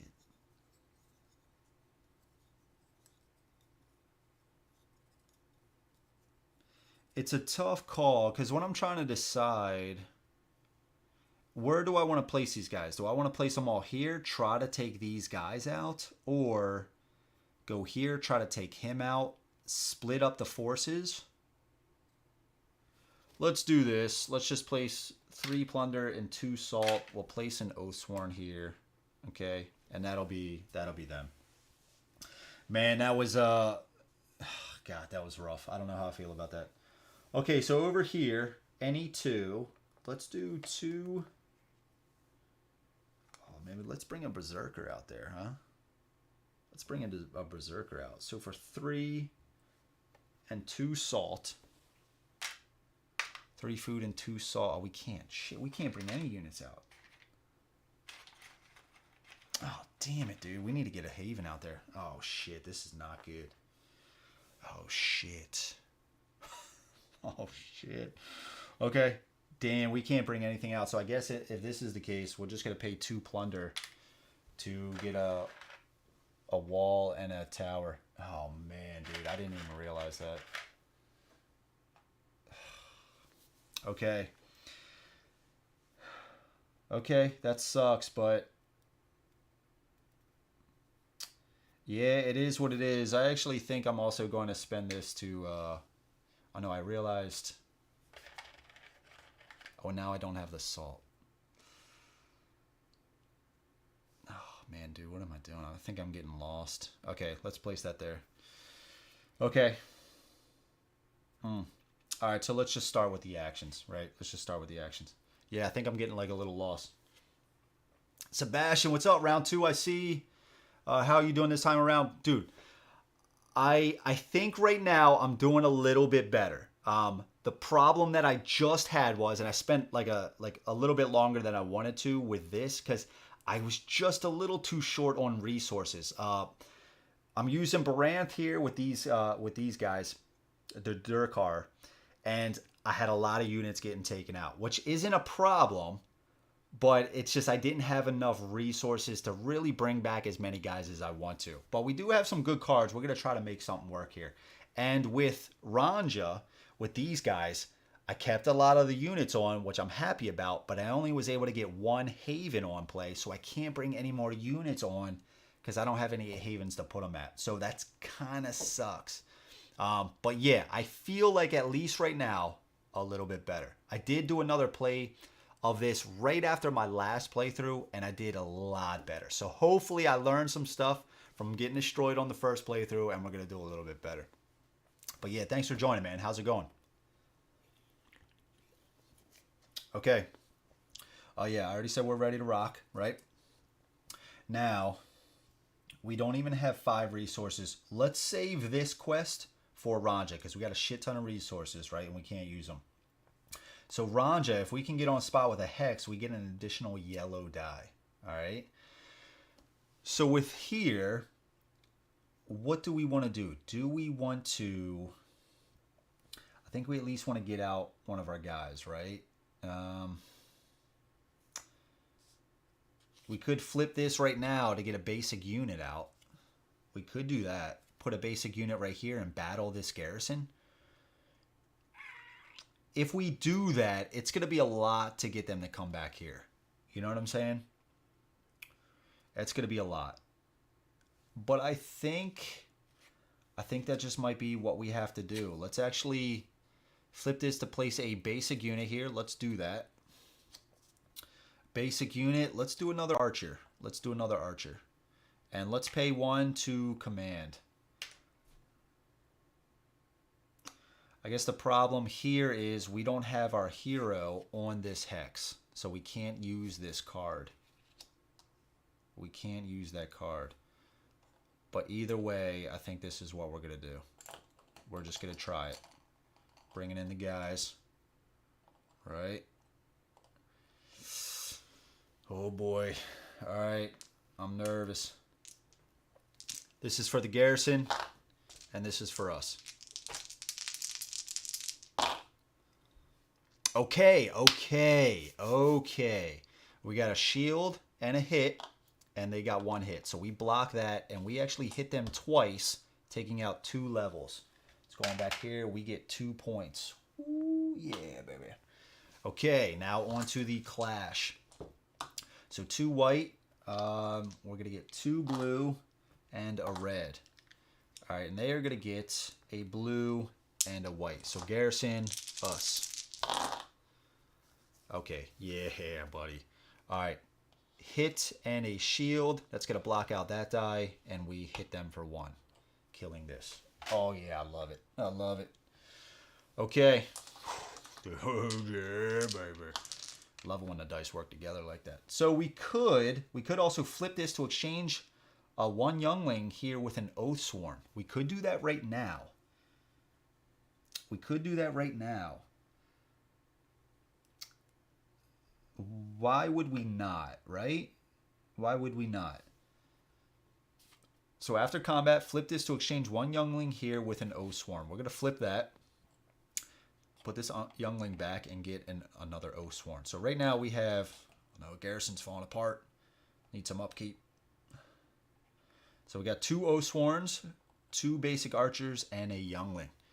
Pretty cool. Pretty cool. Okay, over to Ranja. All right, so do we want to move into here with these skeletons? And then eventually get back there to defend? I think so. I think so. I think so. So let's pay 1 to command, right? Pay 1 to command, and let's bring in these guys. So we're battling again. All right, so we got 2 archers. And we also have this in the archery phase. Flip this to re-roll any of your white dice. All right, so we got a hit and a shield. I also wasn't really paying too much attention to the terrain. I have been kind of neglecting that. Now, the thing is, though, this is an ice waste, ice waste, ice waste. Battle here, there are no effects. But with here, I could have re-rolled up to 2 dice. So I kind of forgot what battle happened there. And a battle here, there wasn't a battle here yet. That's only 1 die in the archery phase. So these 2, I don't believe we had a battle here either. So I think it was only this one where it might have been, the battle might have gone a little bit differently. That was with the Garrison and the Bloodworm. I forget exactly what happened, but I think either way that the Bloodworm was definitely winning that. So we killed 1 skeleton. We get a point. And now it goes to Clash. So they have 1 red.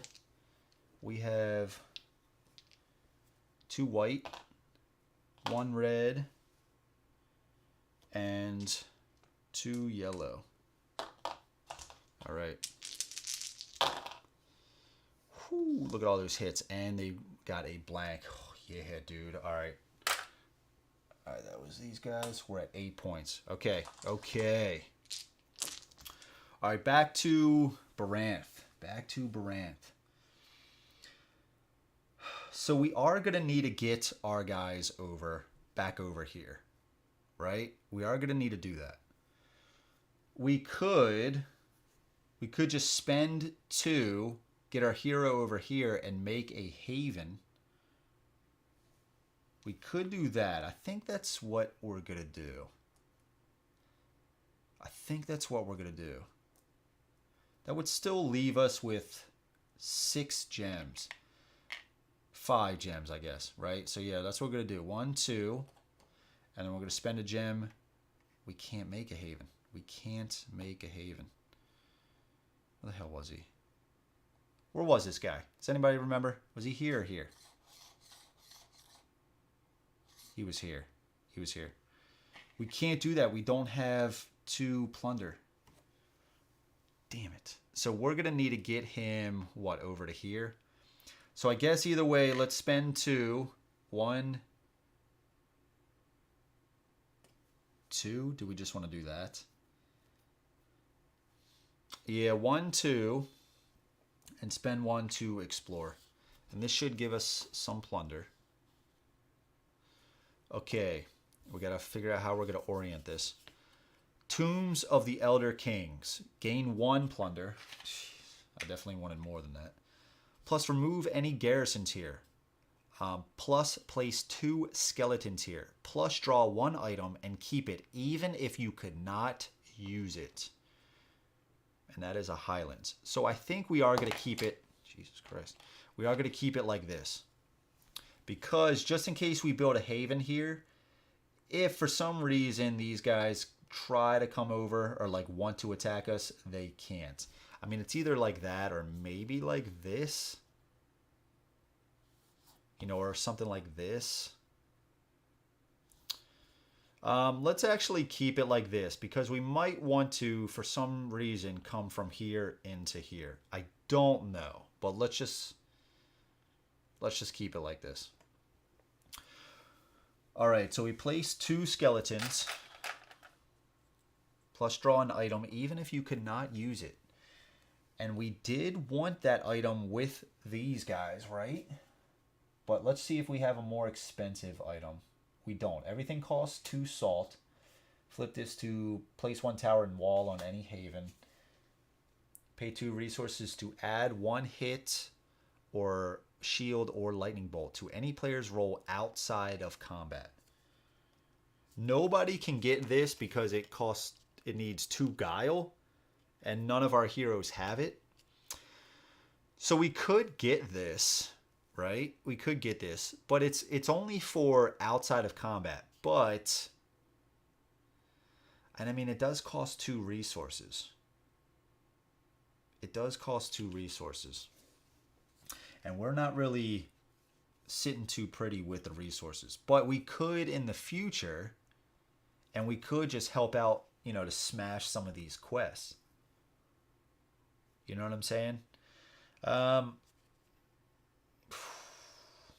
Once per roll. And we could just make a hit, shield, or lightning bolt. So we could just like guaranteed, like if they need 1 lightning bolt, which these need 2, but even for this, guaranteed success just by playing 2 resources. Shit, man. Yeah, I mean, it's either that or the tower and the wall. I think I'm going to keep this. I think I'm going to keep this because we can still buy that, right? This we won't be able to outside of this specialty thing. So we are going to keep this.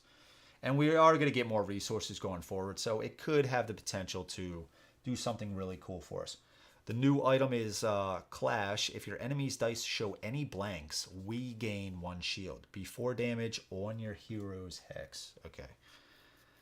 All right. So that was our turn here. Over to Ranja. Now, are we going to go in here and explore? I do want to get our... Oh, no, we're going to build a haven. Yeah, what am I talking about? We're going to build a haven. So what do we want to use this for free? Command, haven, or move without paying gems or resources. Haven costs 2. Command costs 1. Food. We have 5 food and 5 plunder. So I guess let's just use this to build a haven. Use this to build a haven. It doesn't cost a gem or plunder, so we're just going to build a haven here. Okay. All right. Now back over to Baranth.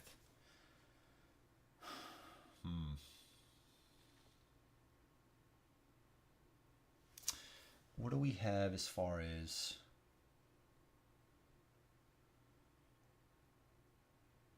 Okay. If your hero is on a hex with a legion or horde, if it's on a marsh hex, or if it's on a hex with a curse. So what I'm thinking about is just getting my army to move back here. Man, that kind of sucks. That kind of sucks. I think I'm also going to have to... I was really hoping to get more plunder here. I have 5 gems left. I have 5 gems left. I need a move, right? I need a move. Maybe I go explore here. But that's the thing. I don't think I want to explore too much. Let's command. Pay 1 food to move our army back. I need to get back over to here. I need to defend this spot from this guy. I need to at least try. And what is he rolling? 4 white dice? Jesus. Yeah. I don't want to battle him now because I'm going to have to go through the skeletons first. I don't want to do that.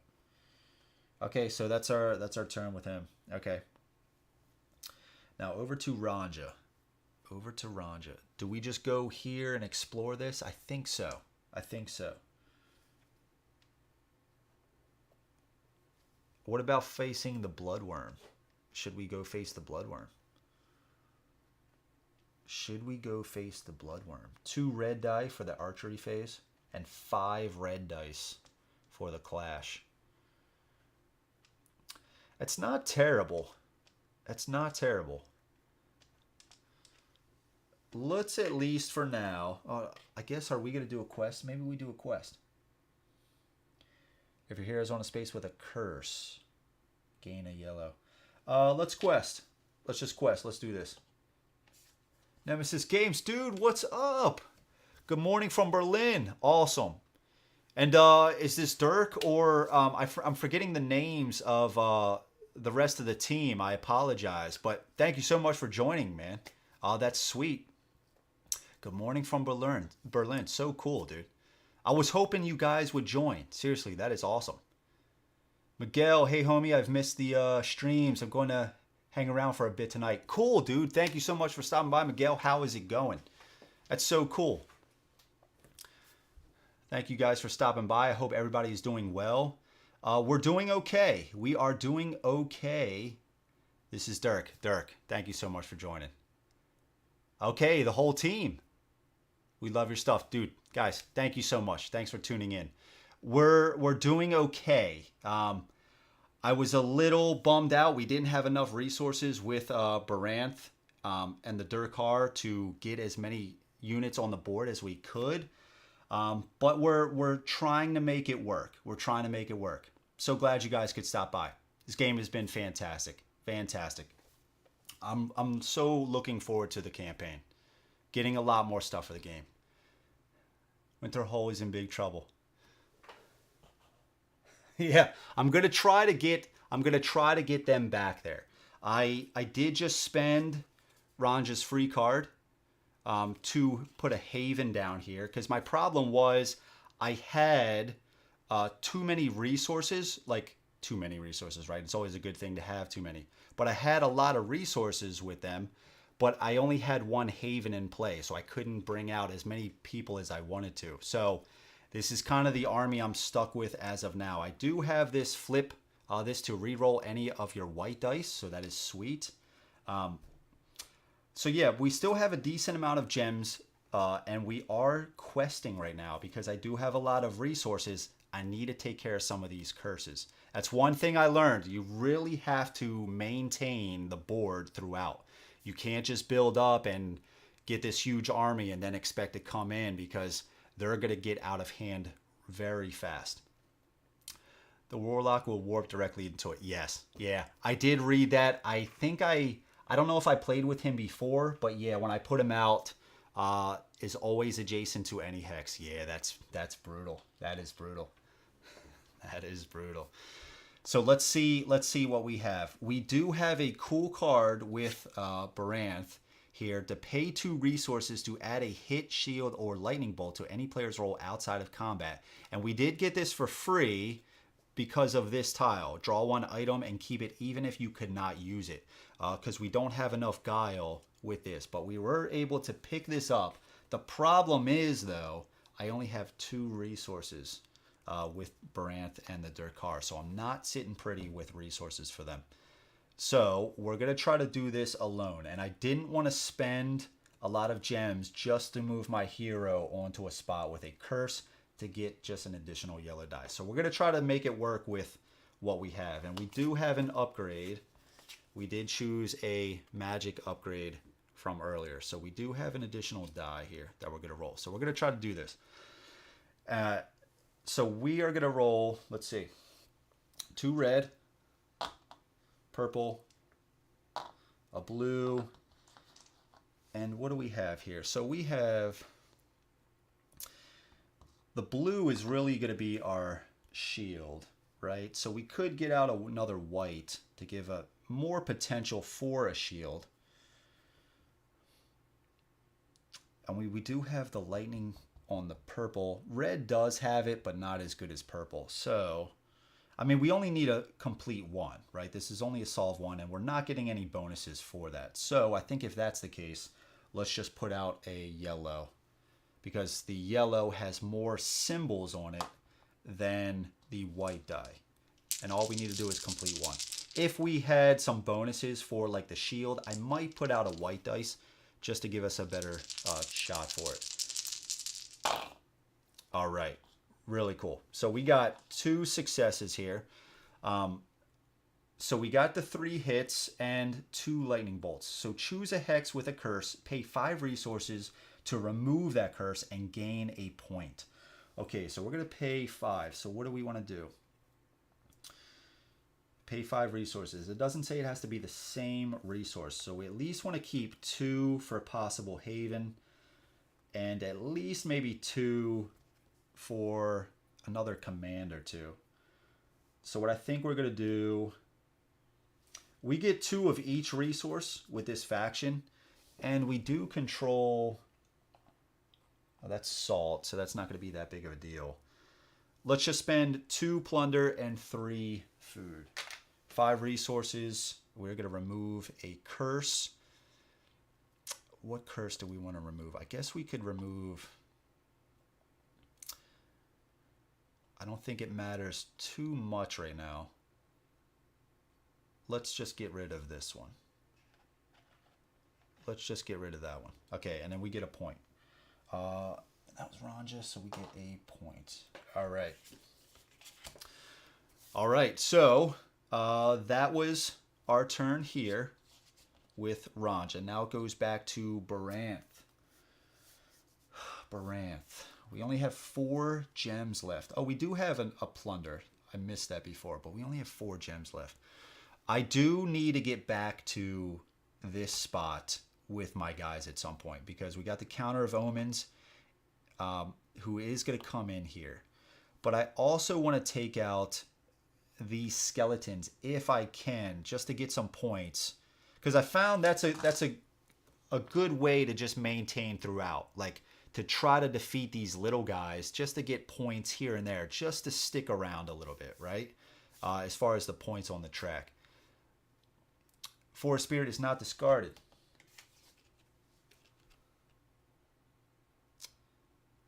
Okay. So it just stays here? I guess it does have to say, yeah, okay, so it does have to say, that's important. It does have to say discard this quest. Wow. Oh, wow. Wow. Okay. Okay. There was also, here's a question I have as well. There was a question here. Flip 1 unexplored hex, this was from the event, and resolve its effects. The hex that I did was this one right here, which basically also says, what was it? Was it this one? Resolve its effects. Oh, yes, it was this one. So it says on here to gain 3 salt. I didn't take the salt because it wasn't the hero that was exploring the hex. Was that correct? I think it was. Sure, since I'm here. Yeah. Dude, it's so cool. It's so cool that you guys joined. I'm so happy. I was hoping you guys would. That makes me happy. Very cool. Very cool. This was I'm telling you, after I played, the one who flips it gets the resource. Oh, okay. Okay, so that was Ranja. But that oh, I see. I see. But so going back to the track, the first player draws and reads the next event. So whoever was the first player that flipped this card would flip the tile, and then that first player would receive the salt. Is that how that works? And that would be Baranth. That would be Baranth. Okay. Oh, that changes things up a little bit. Okay. Okay. Yeah, but like I was saying, right after I did that playthrough, I was really thinking about the game a lot. And I even set it up on the kitchen table. And the next day I played another game, and it was fantastic. I was taking pictures of it because I had to stop, help out with the kids. It went to the next day, and I still had to finish up the game. And one of the factions actually was in the lead by the end of the game. It beat the two, the Chaos and the Legion, or the Empire. And the other faction was in last. But it was really cool at the end. I used one of the factions to warp using one of the sea tower tiles and trade, I just had a lot of resources left. Trade, giving the faction in last place just a lot of resource to basically boost them up. I think I gave them like another 8 to 10 points. But it was such a cool idea to like help out each other like that. So I could see that potential if they're behind, turn a lot of those resources into points. It was really fun. Yes, yeah, that's true. That's true. That is true. Man, it's like you know this game. It's like you know this game. Oh man, and I was also watching a little bit of the interview with Brian from Game Brigade. Really cool stuff. Really cool. I am excited. I am excited. And if you guys at Nemesis Games want to know more about the upcoming campaign, Titans of the First Age, just click in the description below. There is a link to the campaign page. Okay. All right. So where were we? We got the resources. We're trying to figure out what to do with Baranth. That's what we're trying to do. So I think we are going to... Are we going to pay one to command over to here? Wherever we go with the hero, at any point we are doing combat with our guys, I would like to have him be close by, because I do have the card, Phalanx, to turn one die into a single shield. So that is pretty powerful. But we only have 4 gems left, so we have to be careful. So if I come... I don't know if I want to come explore this. So maybe I just command, and just battle these skeletons. And then I would need a command again. The problem with that, though, is I only have 1 food. I could turn the salt into another food, but that only leaves us with 2 commands. 2 commands. I would have the gems for it. But it also leaves me short on using the runestones if I ever wanted to bump up Ranja. And I don't see a way... of us gaining... I mean, unless I come here and explore. I guess that's what I'm trying to figure out, though. Come here and explore, get some plunder. If it's enough, I could turn it into another food. So I could potentially gain 3 food like that. But if that's also the case, that uses 2 of my 4 gems to come here and explore, leaving me short on all the commands that I want to do. I mean, it's either that or I just command, go here and explore. I don't know. I'm not liking any position really. I'm not liking any position really. I guess either way, regardless of whatever I choose to do, I still want to get these guys back to here eventually. Because this counter of omens is going to come in here. So if that's the case, I want to bring in these two Oathsworn. Do I just want to do 2 archers? I think I just want to do 2 archers. I love the idea of having 3 white dice with the tower against the against an enemy. Let's see. We played 1,000 games of Uprising. Our power level is way too high. Sorry for making it hard. No. It's great, man. I said this in the last playthrough. It is kind of difficult, but I think that's only going to be for, you know, your first few games. But you can also see the potential of, like, I like that it's close. I play games that are pretty hard. Planet Apocalypse is one. I probably have like a 60 to 70% lose ratio of that game. But the mechanics are so fun. I love the journey of the game, even if I lose.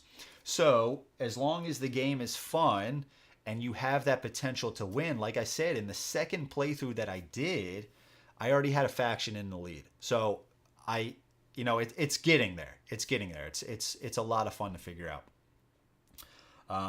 So let's see. We just did a command, right? We just did a command. We moved our units in. We left 1 youngling behind. So now it goes over to Ranja. So what does Ranja want to do? We have 5 gems left. Do we want to at least come in here and explore? It could be something cool, like if there's a garrison here, get rid of the garrison and place some skeletons. It could be something like that. It could be a reinforce the garrison, which would give them a point. But even that's still not terrible because it's not adding anything else. And we could get more food. Well, we also could quest again. That's always a possibility. I don't like the idea of... I do like the idea of fighting the bloodworm, but if possible, I'd like to fight it with my haven, with my wall and tower. He is only rolling 2 reds, but that could be brutal. That could wipe out my whole force, really. Well, let's just start here. Let's move and explore. Yeah, let's just see what's here. So we're going to move and explore. Let's move this off the side a little bit. Move and explore. All right. A useful hive of vile bounty hunters. The Empire turned a blind eye to Kyushi's tavern. And there is also something, I butcher words, so if I do, I completely apologize. That means your win rate in Mage Knight will be about 2%. Hey, Dan, I'm so glad you joined. I was playing a little bit today. It's not as bad as you were making it out to be. You know, maybe I'm talking a big game right now, but things were kind of clicking a little bit. Now, that is one of those games where there is so many. I was already loving what I was seeing from it, but there was already a lot of like nuanced situations that I could see, or like things to remember. I was watching a few how to play videos, and that was really helping out. And I was constantly going back to the rulebook. There's a lot to the game, but it does seem pretty fun. So I'm excited to see what you think about it, Dan. Seriously. All right, so what we do, we gain 3 food. So let's gain 3 food. Let's put our things back on here. We got to see place 1 garrison. So it is a, let me see this so I can read it. If empty, place 1 garrison here. If not, reinforce. So they're going to get a point. And plus take a quest action for 0 gems with +1 blue die. If you fail, ignore any failure effects. That is honestly sweet. That is sweet. That is sweet. Don't worry about butchering names and words. Uprising is yours. Yeah. Yeah. I'm having a blast, man. I'm having a blast. Okay. All right, so we got the food. Okay. We already gave them the point for the reinforce. Quest for 0 gems. 1 Legion or Horde loses 2 threat. Ooh.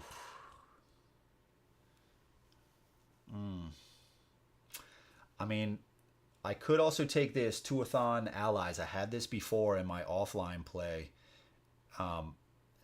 Combat on a marsh gives you 1+ blue die in Clash. But I'm looking at this board and I only see 1 marsh here. So that might not be ideal right now.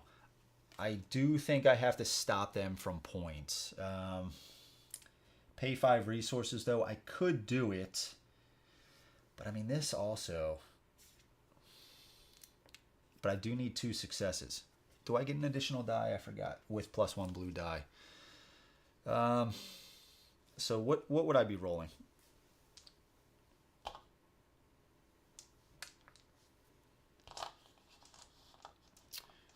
And with this, with only 1 blue, which has a lot of shields, I think... Oh no, we would have 2 blue. 1 from the tile.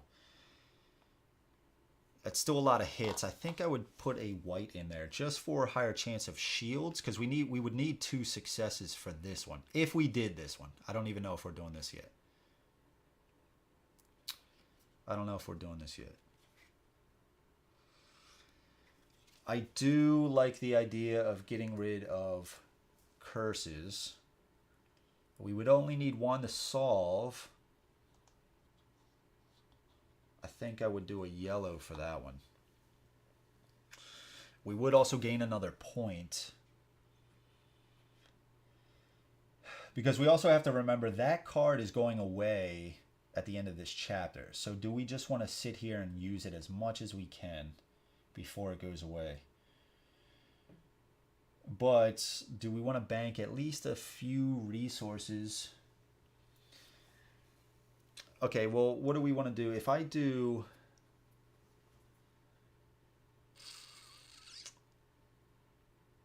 I'm just trying to think. I'm trying to think of 5 resources. So we have 5 food. I at least want to keep a few food for commands, right? I guess we would do salt. Because we also have this, we also control this tile. If it remains, we would get more salt.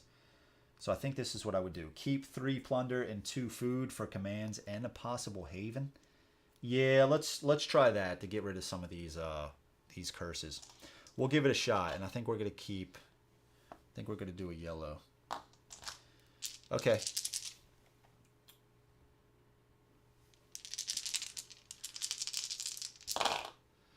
Okay, sweet, sweet. So we knocked it out of the park, right?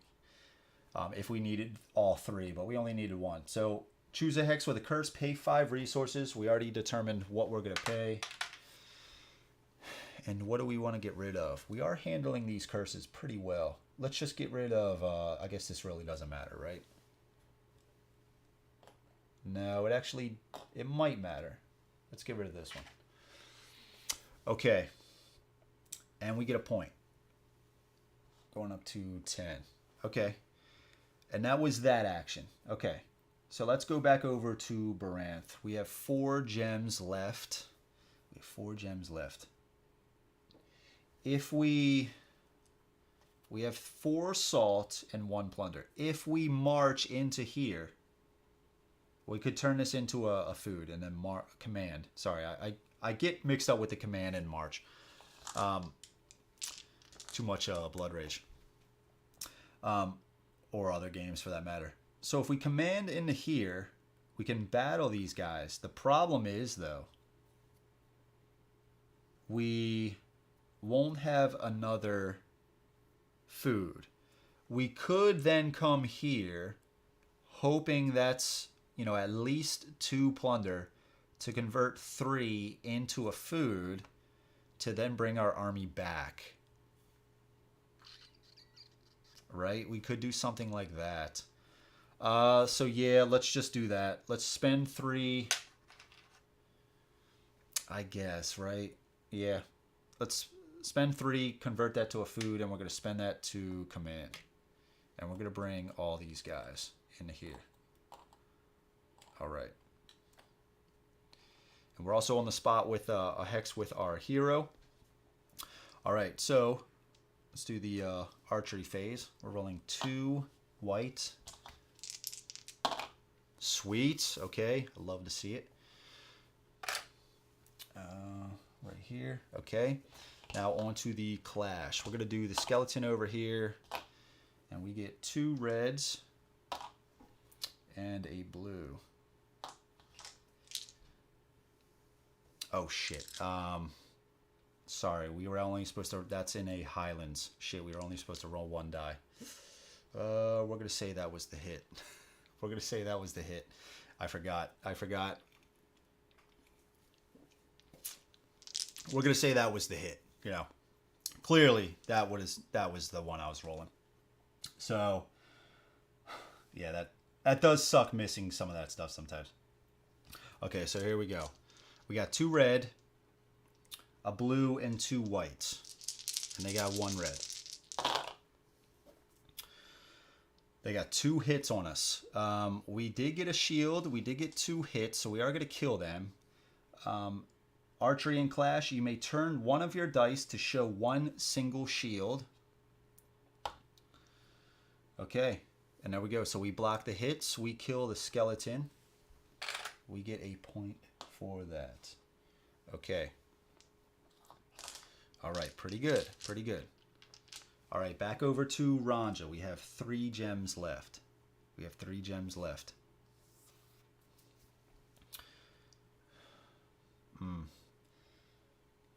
What kind of items do we have? I do want to get this one. The Dark Architect. Oh, sorry. Drac Architect. Flip this to place 1 tower and 1 wall on any haven. That could really come in handy. And that could happen for 3 more chapters at that. So if I bought it now. But I don't have resources. I'm low on resources. But I don't want to keep exploring too quickly to put out more stuff on the board.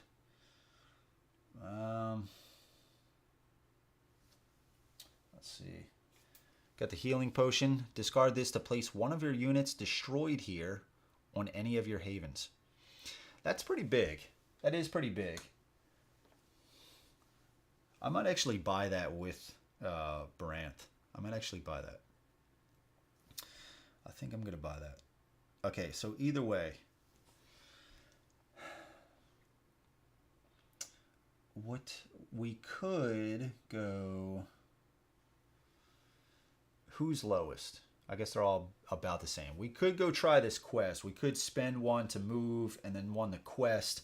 Move to the Bloodworm to be on a hex with a legion, or horde, get a purple die, and 1 legion or horde loses to threat. I don't know. Is it worth 2 gems just to move over there? It might be. It might be. It might be.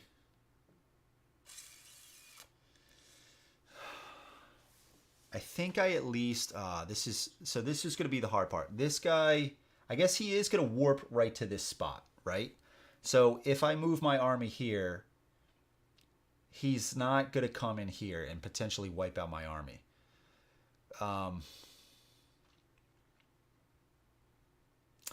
Either way, so I'm going to have a legion and a bloodworm. Wow. Wow, this could be really fun. So if that's the case, do we...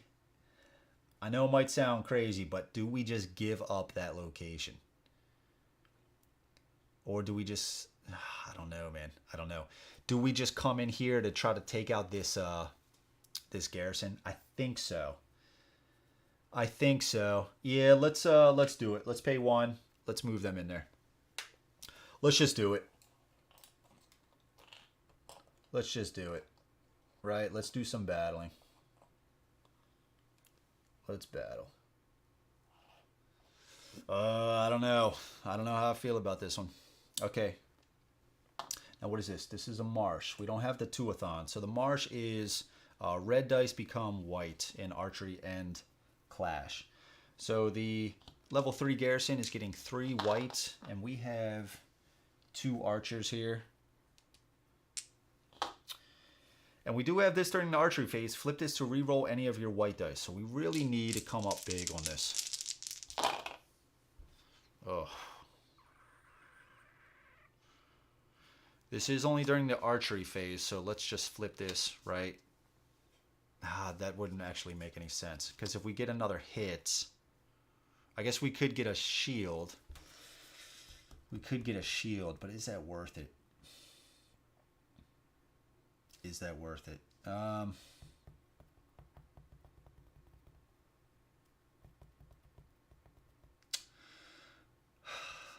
Yeah, let's just try it. Man. We could also keep this for when they attack.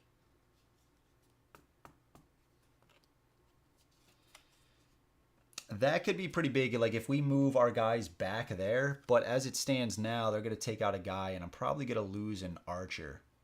So that would only leave 2 dice if we go back here to defend. A white from the tower and a white from one remaining archer. Let's flip it. Let's just flip it. Okay, there we go. Sweet. Okay. So we just cancel everything out, right? We got a shield and 2 hits. They got 2 shields and a hit. Okay. So it just cancels out. So let's go to Clash. So rolling 2. They are rolling 1, 2 yellows, 2 blues. And we are 2 yellows and a, which guy is this? Yep, the red. Okay. All right. All right.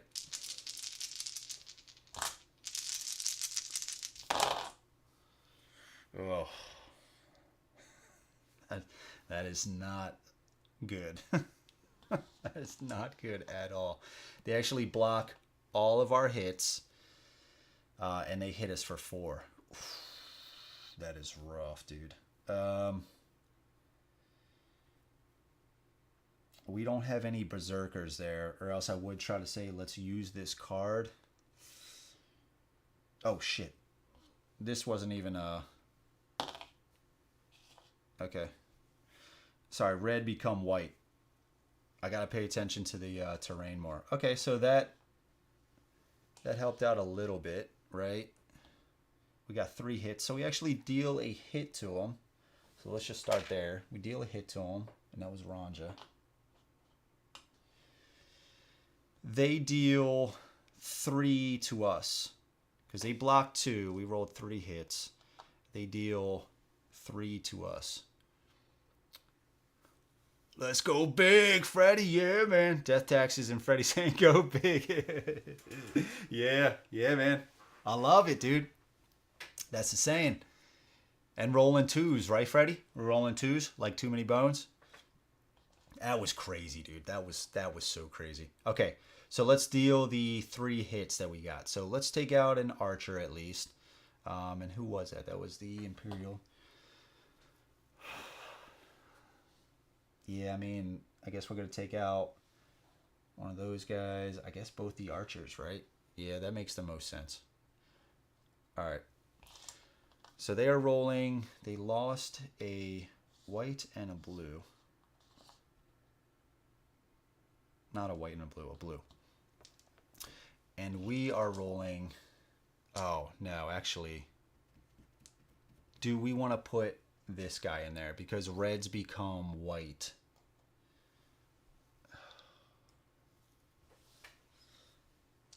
Reds become white. So do we want to keep this? I mean, how likely is it that we kill this Garrison? We got to at least try, right? But do we try with the white? Oh, that's rough. Dude, that's rough. Against a white and a yellow. That's rough, dude. That's rough. I mean, it's either 2 yellows or a white and a yellow. I mean, I don't think I'm going to survive this, so I think I keep the 2 yellows, right? What are the chances that I survive and get this guy out of here? Probably not likely, so let's do 2 yellows. Because we are in the marsh, so the reds become white. Okay. Okay, so we actually deal a hit, right? Watch us make it out now. Watch us make it out of here. Because I said that. Alright. We deal a hit. They deal a hit to us. So we're going to kill one of these guys. And now they're going to roll this right here. Okay? Alright, let's see if we can make it happen. No, we did not. That sucks. Okay. Alright, so they kill us. Man, that sucks, dude. That sucks. Close. It was close. Okay, so that was Ranja. Let's go back to Baranth here. So Baranth, what were we talking about? We were talking about coming in here, right? Exploring that. I think so, right? Coming in there and exploring that. That would cost 2. And we do need to get back over there. We only have 3 gems left. So I at least want to command again. So I can't build a haven and command, right? What about quests or items? Do we want to pick that up? I don't have enough salt. Alright, so let's, since we can't do much, let's move and then explore. We're going to come here and explore. Alright, so even at full strength, the Empire could never breach Frosthold Pass. Gain 2 plunder. 2 plunder. If empty, place 1 garrison here. Plus place 2 garrisons on empty hexes with no X. Place 2 garrisons on empty hexes with no X. On every empty hex with no hex, or with no X. Wow, dude. Okay, so we actually could put this like this to kind of slow down the Imperial Guard. Right, so he won't be able to come right here. He'll have to come over here. Yeah, I guess so. I guess so. Let's do something like that. Place 1 garrison here. Place 2 garrisons on empty hexes with no X. Is that every empty hex with no X? 2 garrisons? Or is just 2 garrisons total on a empty hex? Wow. Alright, Dirk, tell me it's only 2 total garrisons on 1 empty hex. Tell me.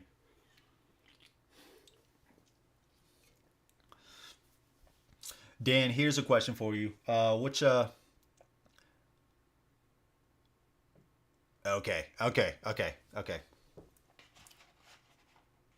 Oh, I see. Yeah, okay. I'm with you now. I'm with you.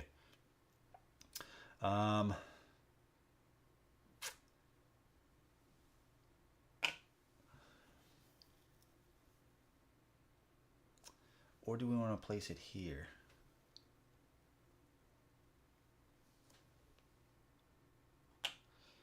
Maybe like this? I don't know, because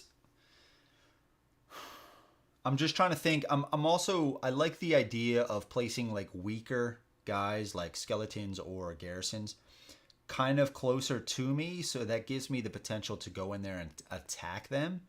But at the same time, we would still need to attack, whereas we might just be able to go in there and place a haven.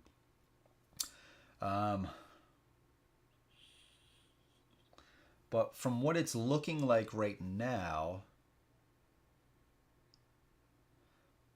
yeah, it's either here or here. Maybe it's there.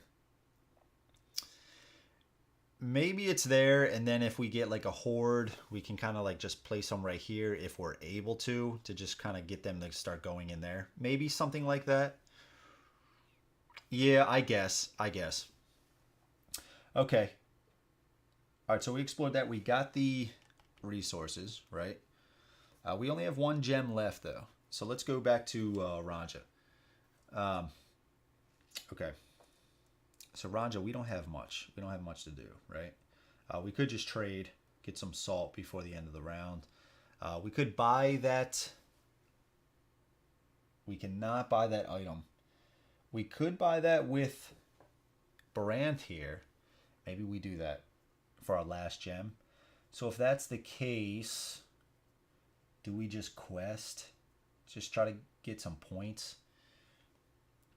If your hero is on a marsh, you gain a red die. Take this card in combat. Yeah, maybe we just grab that. Hopefully get a point. Yeah. Instead of just gaining another salt. Because we're going to gain salt from this. Yeah, let's do that. I kind of like that idea better. And then plus it gives us some benefit going forward. So we're going to do this Tuathon allies. So we're going to get 2 red, 1 blue, purple, get an extra 1 for being on the marsh. And I guess we're going to do a white for the shield. Now we need hits, right? We just need to do 1. The shield isn't doing anything for us, so we really want the hits. Wow. Okay, so at least we solved it, but we did not get the hits. Man, that really sucks.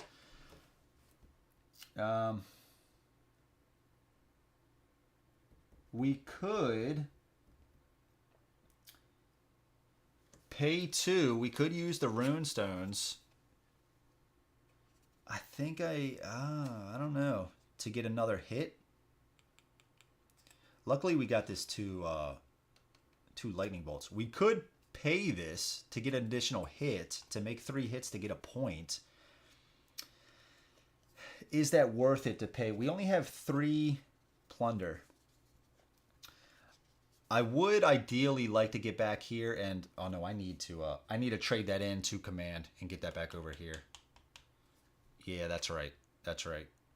So I can't do that. I can't do that. Okay, so we're just going to keep this because we did complete this. We got the 2 lightning bolts. Okay, all right. Okay, so that was Ranja. Let's go back to Baranth here. So we actually are going to pay turn 3 into a food. And then we are going to command. I need to get my army back there. I need to try to. What is he rolling? 2 reds. Oh, it's on Highlands as well. So it's only going to be 1 die. So it's only 1 red versus 1 white. Oh shit. Okay. Yeah. Either way, I want to try to get back here. The home base is pretty important. I mean, for that point, you get 1 of each resource, right? So let's just go here. Okay, and then back to Ranja. She's got 1 gem left. Back to Ranja. So what we're gonna do? We don't have enough to do this one anymore. 1 legion or horde loses 2 threats. We could do that to this guy. That might work. We could do that here, getting him down even lower. Sorry, not the, that's the bloodworm. The counter of omens. Oh, so he's rolling white, sorry. I was looking at the bloodworm from last time. We could get him down from 5 to 3. So when he comes into battle, that could be pretty good. We do need 2 successes though. Right? And what are we rolling? I just want to see it. I like to see this laid out, right? And we do need 2 successes. So I think if that's the case, we do want a white, right? For more shield potential. Yeah, I mean, I think so. What's the fail? Activate the Legion or Horde with the lowest initiative immediately. The Warlock. Oh man, dude, Winterhome is toast. I'm just now seeing that. Winterhome is toast. So if that's the case, he would actually activate. This would then get placed on this, and then he would activate again.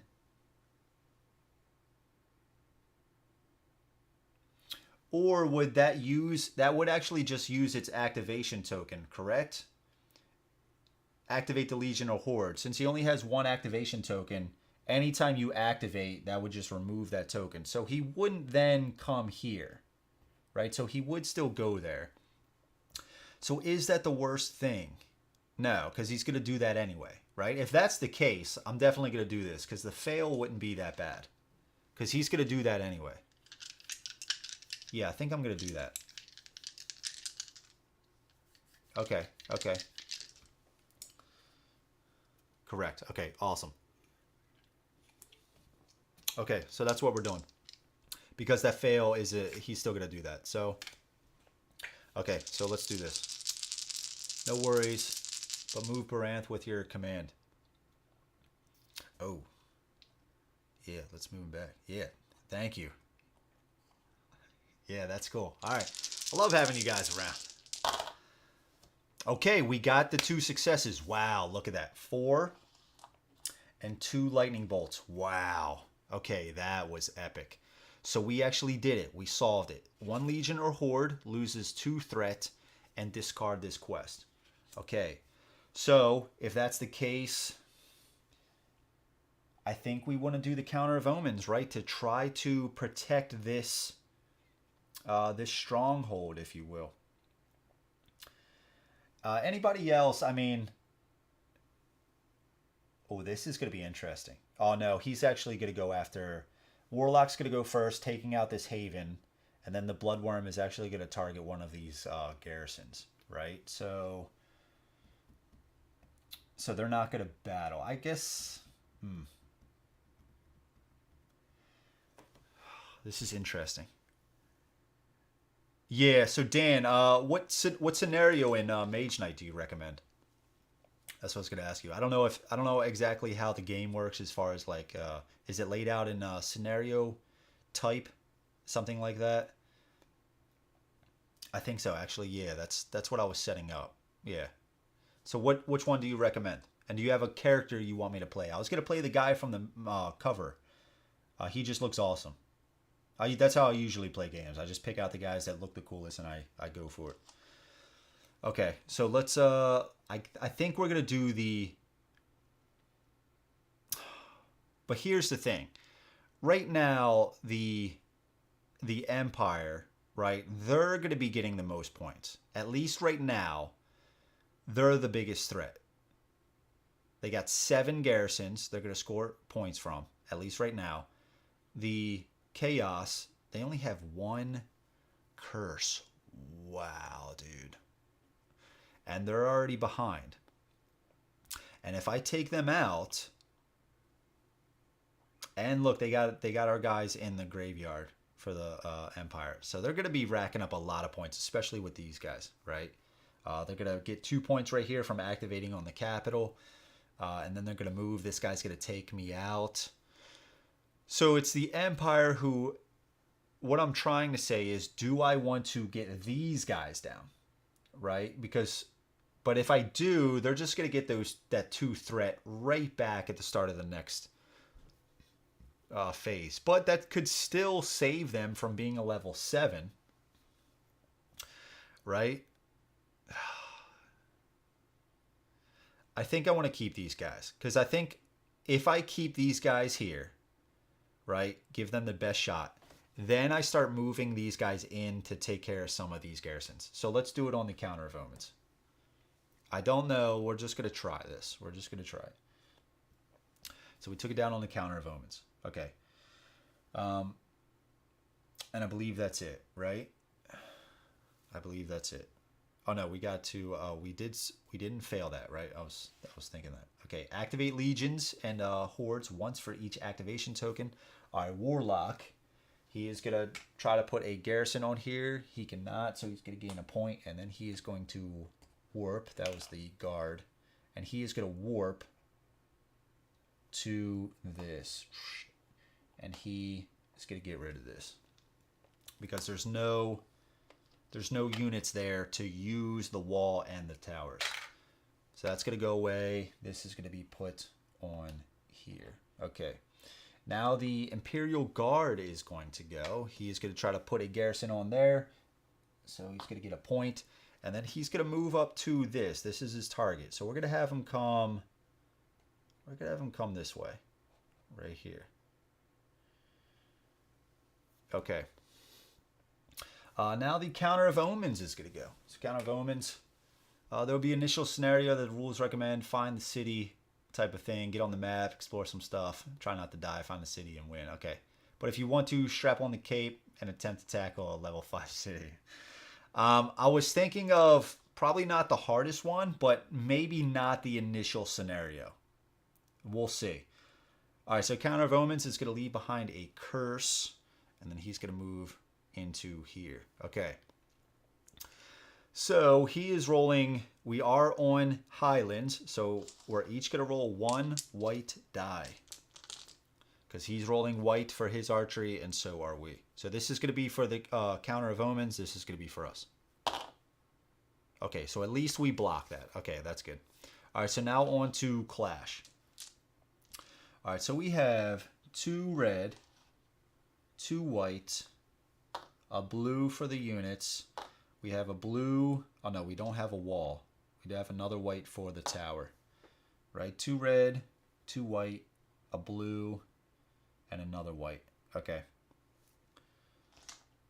Okay, and they have a purple, 2 blue, and a yellow. This is doable, right? If they get a lightning bolt, place 2 skeletons on any empty hex after damage once per round. And also, we do have our ability. You may turn one of your dice to show 1 single shield. This is us. This is the Counter of Omens. Okay. All right, so this is good damage. This is good damage. So he's going to hit for 1. We block that. We deal 4. He blocked 1, so this cancels out. So we're going to hit him for 3, but he's going to use his stuff. Okay. So that's after damage. Okay. So we hit him for... Oh, he's at 3. Oh, he's at 3. Okay, sweet. He's at 3. Okay. After damage once per round. So we actually kill him. And then so... Dirk, or you team, if they roll the lightning bolts and they die, this does still take effect, right? Place 2 skeletons on any empty hex, and then I would also have to do if the destroyed, correct? Or does this not take effect because he is dead?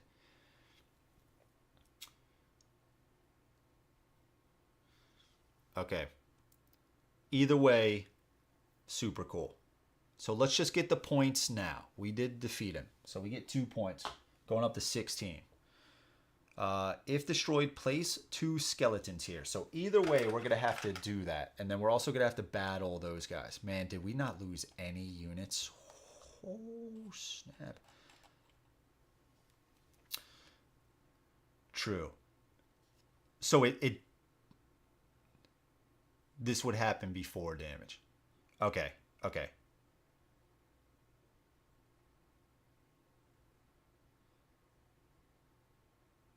Sorry. They do place the skeletons. Is that what you're saying? Because it says after damage once per round. So after the damage, okay.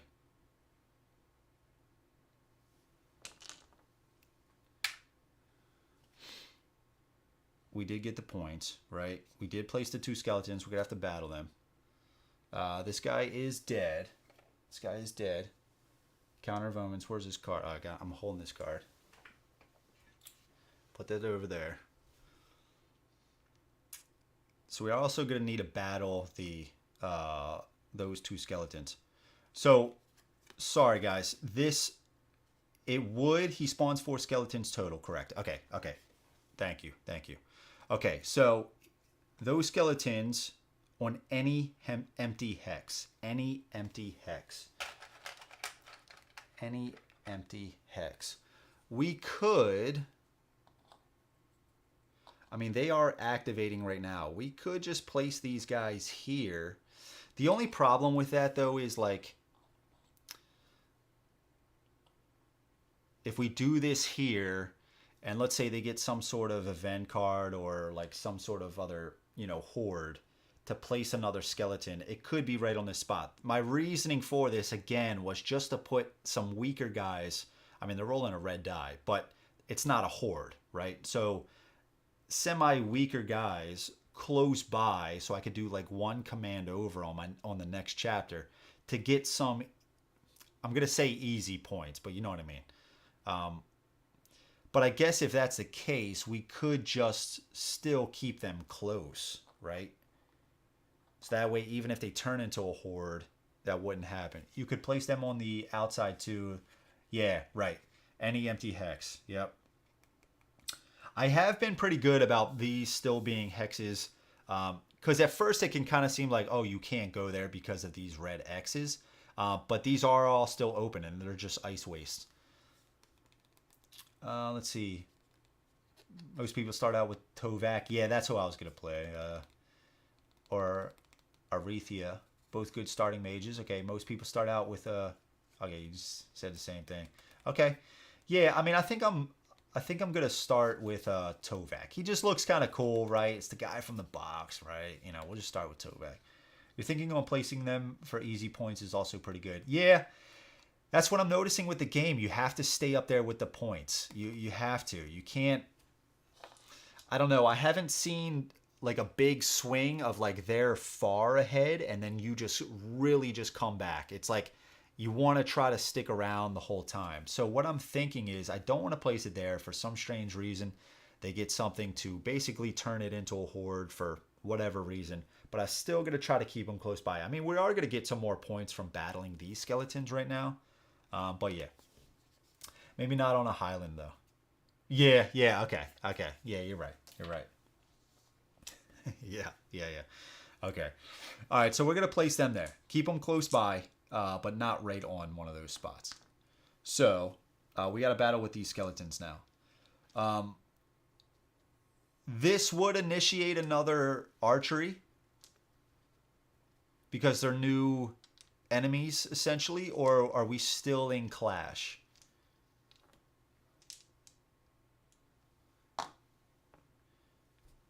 One note on legions activating on the capital, they would spawn garrisons on empty. Oh, that's right. So actually 1, 2, I gave them 2 points. That's right. If a fourth would be placed, yeah, because it says it right here. If you would place a fourth garrison here, place it on an empty hex with no X. So we're just going to build, these guys are kind of strongest, so I'm going to keep it right there. And then we're going to put this on, let's put it right here. Let's put it right there. Okay. Yeah, thank you. Initiates another round. Okay. A whole new combat with all feats and stuff. Okay, awesome. All right, so we only have one because we're on the highlands. We got a hit. Nice. I love it. Okay. Now we're on to the clash. We're going to roll another white for here, a blue, and 2 reds. We should have this in the bag. Yeah, okay. So we block their hit. We do kill them, and we do get a lightning bolt. Place your cheapest unit here and resources from the reserve here. I think I'm going to do that. Oh, I can't. I'm at my max. Is there anything else? I definitely don't want to do that. Okay. Yeah, that's a shame. Is there anything else? Nah. Yeah, I'm at the max limit and I just took them out. Okay. All right, cool. All right, so then we also have the bloodworm. So the bloodworm, let's have it. He's going to go after the weakest, right?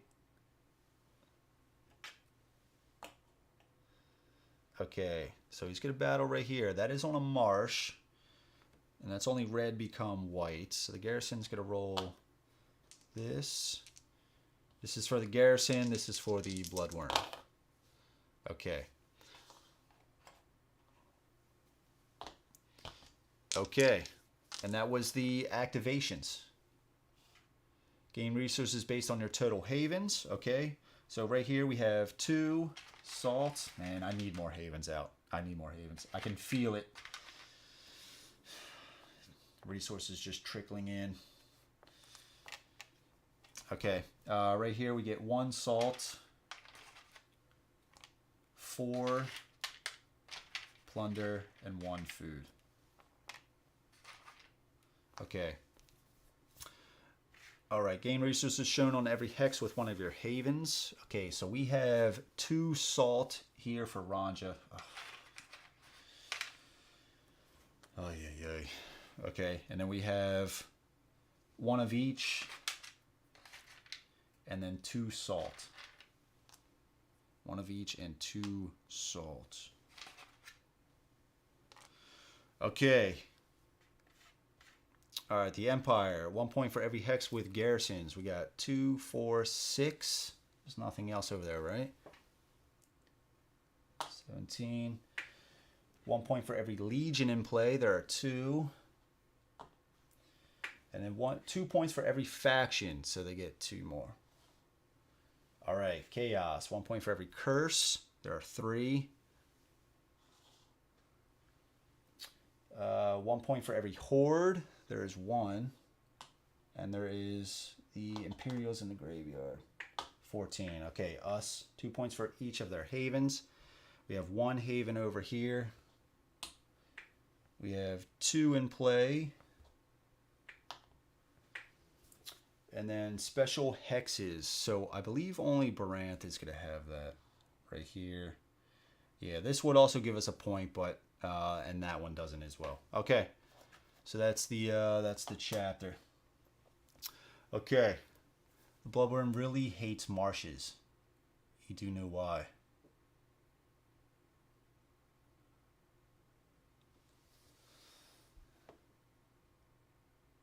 Some curse here. Because of the one, oh, yeah. Oh, all these reds. Wow. Did I roll a red? I think I rolled a red. Yeah, I rolled 2 reds against the... yeah, I rolled 2 reds against the Garrison. Yeah, I know. I rolled 2 reds against a Garrison, but I don't know. I don't think I'm gonna take that back now. I think it was a little bit too far. I think he was still gonna take it out, but I mean, it was possible.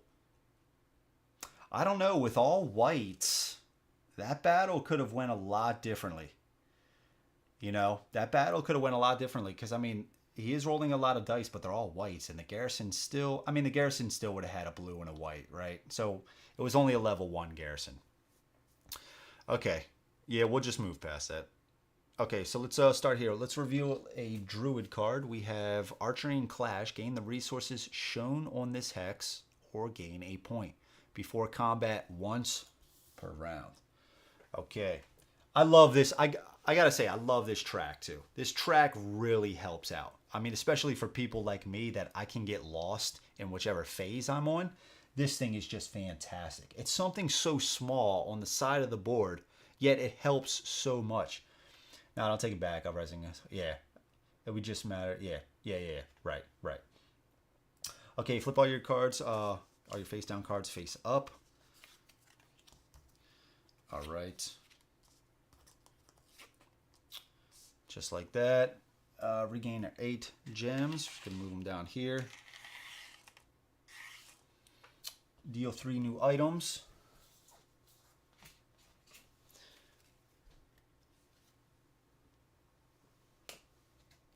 We have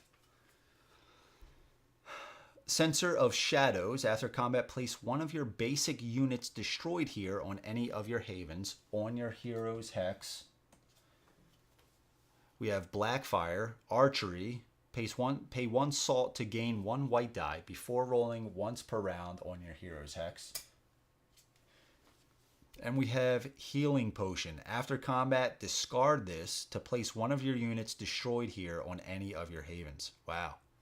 So a lot of getting stuff back. That's pretty cool. I always like that, though. Okay, deal 3 new quests. Expedition to the Mainland, the Imperial Spy, and Druid Sacrifice. Now, I missed this Imperial Spy last time, so immediate, Dark Wings above. For every player, place 1 garrison on a hex with a garrison. Oh, man. You guys just had to come up with stuff like this, huh? You know what I mean? You just had to, like, make this kind of stuff. All right. For every player, place 1 garrison. So we're going to do, we need to place 2. Place 1 garrison on a hex with a garrison. I guess we're just going to do it like this. Do we do 1 of 3 here? No. Let's do it right here. Place 1 activation token on the Legion deck. The next Legion you draw gets that token. Okay. All right. Okay. I was going to say, this solve better be fantastic. You know what I mean? And it is. Resolve or remove all activation tokens from 1 Legion. Okay. And you only need 1 success. Okay, that's cool. Okay. And the fail actually isn't too bad either. Okay. All right, this one here, Expedition to the Mainland. Solve, gain 1 resource for every hit you rolled. Discard this quest. I used that one a few times in my other plays. Fantastic. That's a great card if you need more resources. And 2 successes here for Druid Sacrifice. Choose a hex with a curse, remove that curse, and discard this quest. I love this. You only need 3 hits and a shield as well. Yeah, I was also on the campaign page earlier. I was doing the vote. And I did vote for the, what was it? The creatures, come out and actually aid in some small way to the battle or to one of the factions. I love that idea. But I will say I had a tough time choosing because all of those options sounded amazing. They all sounded really cool. Okay. So we just did that. Pass the first player token. Gotta go over here. Event phase, add 2 threat to all legions and hordes. So we're going up to 7 on the Warlock. 7 on the Imperial Guard. And 7 on the Bloodworm. Oh, you know what? Yes. Cornelius' mother wrote that idea. That's a fantastic idea. That is I love that idea. Because I think the other ones, they kind of, it felt like they felt unique, but slightly more of the same, where that one just feels completely different. I love that. Yeah. Yeah. Now, I like what you were saying about the Bloodworm being on the marsh, because I think now that is going to be a perfect opportunity. Of course, it is now a threat 7, so it is going to roll 2, a black and a purple, which is kind of brutal. But I love the idea of all of these red dice being white, and he's right there on the marsh. In addition to that, we have, for Ranja, we have the Tuathan allies. If we can't build up something now, we don't have a lot of resources, though. We don't have a lot of resources.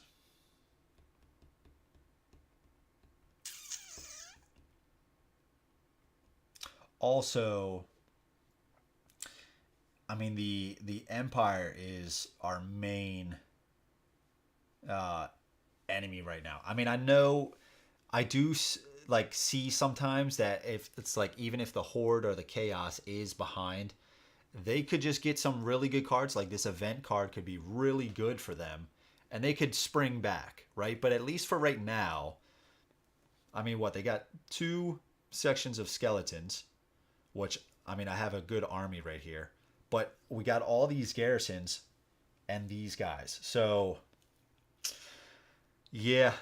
I mean, we'll see. But I love the idea of taking on the Bloodworm right at that marsh. Okay, so we added all the threat. First player draws the event. All right, let's see what we have. So this is going to be Ranja. Imperial Spy Network. Not all survivors believed in a triumph of the rebels. Some put their hopes much more in the armored legionnaires of Dracoria. Choose a hero to roll their hero dice. If they do not roll 5 symbols, every player discards 1 feat. That can be brutal.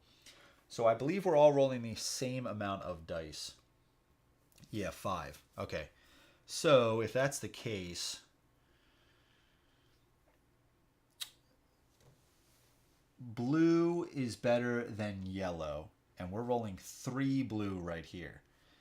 Here we're rolling 2 red, a purple, and a single blue. Here we're rolling a red, 3 blues. This is definitely Branth has to be the one. There's just more symbols. All right, so 3 blue, 1 purple, and a red. Pay 2 resources to add a hit to any player's roll outside of combat.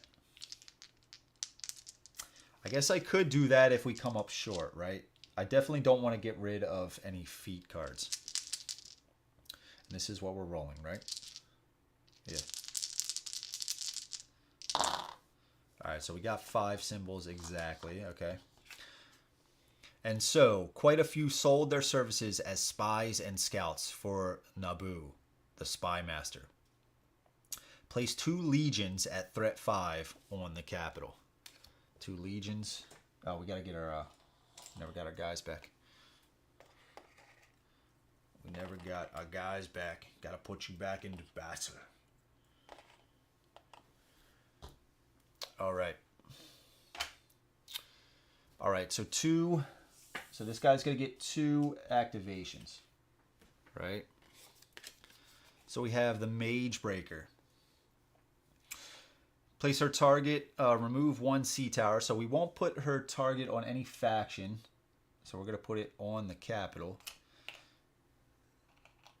Remove 1 sea tower. Empty if possible. Empty if possible.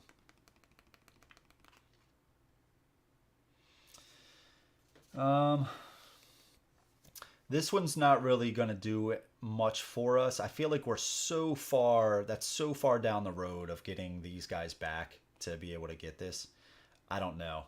But either way, I mean, how much do we need this? I guess the good thing is this one has already been revealed, right? So this won't spring up anything new, while this one would. But if we don't uncover it, it won't anyway, right? So let's just get rid of this one, because at least we could still potentially use this without activating anything else. So let's get rid of this. Okay. Remove 1 sea tower, empty if possible, from the game. Place the Mage Breaker on that hex. Mage Breaker. All right, the Mage Breaker. Every time she retargets, remove 1 sea tower from the game.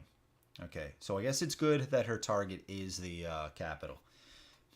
Okay, and so she comes on with threat 5, and she's going to get an extra activation. Threat 5.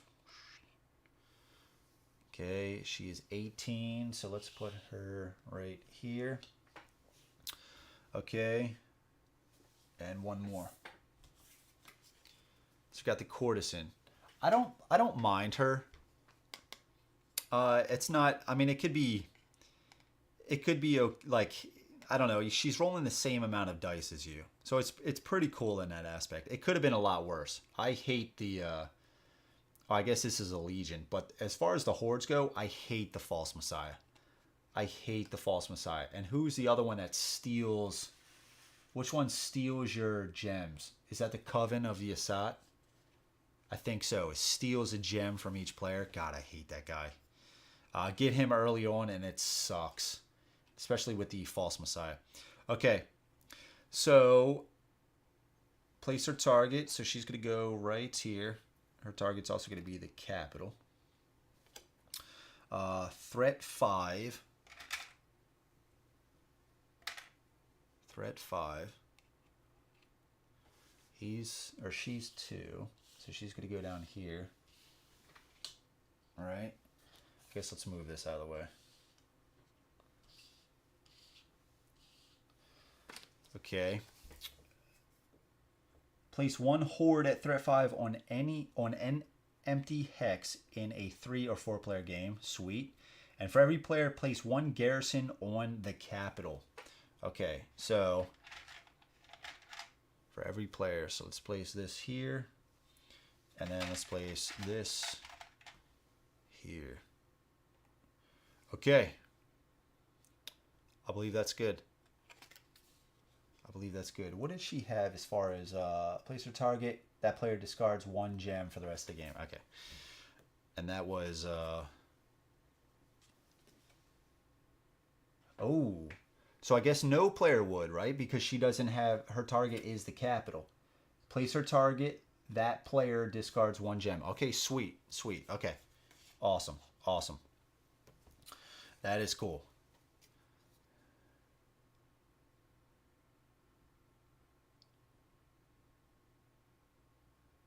They get placed on the empty hexes. The garrisons?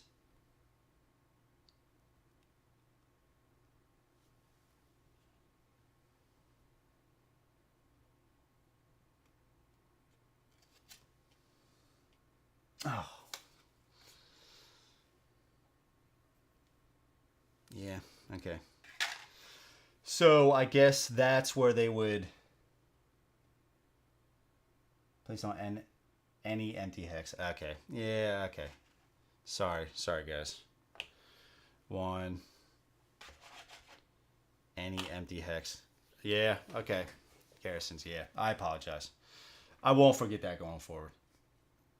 I think that's like, yeah, that's one of those things I was forgetting. I think in the last playthrough I was doing the same thing. When I would get a 4th one, I think I was just putting it around on those. Place it on MDX. Yeah, you're right. You're right. Okay. Okay. Okay. So those are the 2 empty hexes that I see. Okay. Place 1 activation token. No need to be sorry. You're doing great. Hey, thank you. Thank you. I'm curious to see how this turns out. I'm a little scared of the Empire right now, but you know, there's not much we can do. We're going to do a lot of battling right here. Hopefully we get some good rolls, get some good points. I think the thing right now that I'm a little concerned about is resources. I need to get some havens out. I'm not happy with the resource production at all. I need to get a lot more. So let's go down to build phase. Draw 2 feats. Got 2 here. So Ranja has always flip this to reroll any of your dice. I really like that. In combat, this can only be used on your hero's hex. Okay.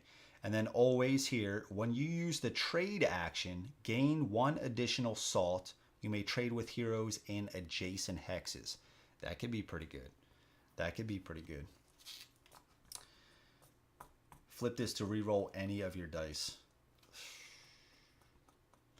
I just don't know how much trade I'm going to be doing.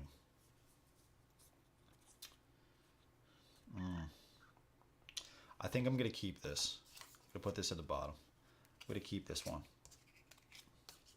That was not at the bottom. Put this at the bottom. Okay, flip this to reroll any of your dice. Let's try to see if we can cram it here. Okay, now Baranth.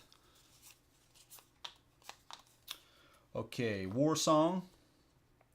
During the clash phase, if you have 2 plus Oathsworn here, gain 1 blue die. I had this the last time. That really came in handy. Before rolling once per round.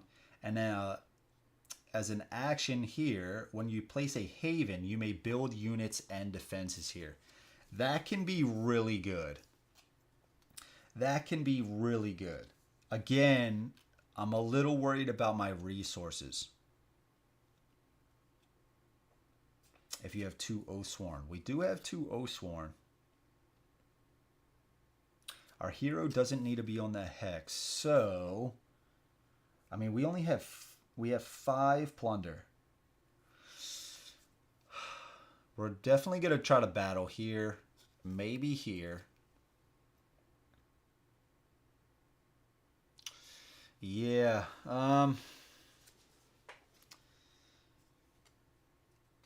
we could always flip this to exchange 1 youngling with an Oathsworn. And we also have this Call of Arms. Flip this to place 1 basic unit. So we could get more units out. Right? So is that big of a deal? We could get those units, and that's after the phase where we bring people on. So do we just want to keep this? 2 plus Oathsworn. 2 plus Oathsworn. Shit. Yeah, let's keep this with the clash. Yeah, let's keep this. Let's keep this. All right, we'll put this at the bottom of the deck. Where's that deck at? There it is. Okay, so we'll keep that one.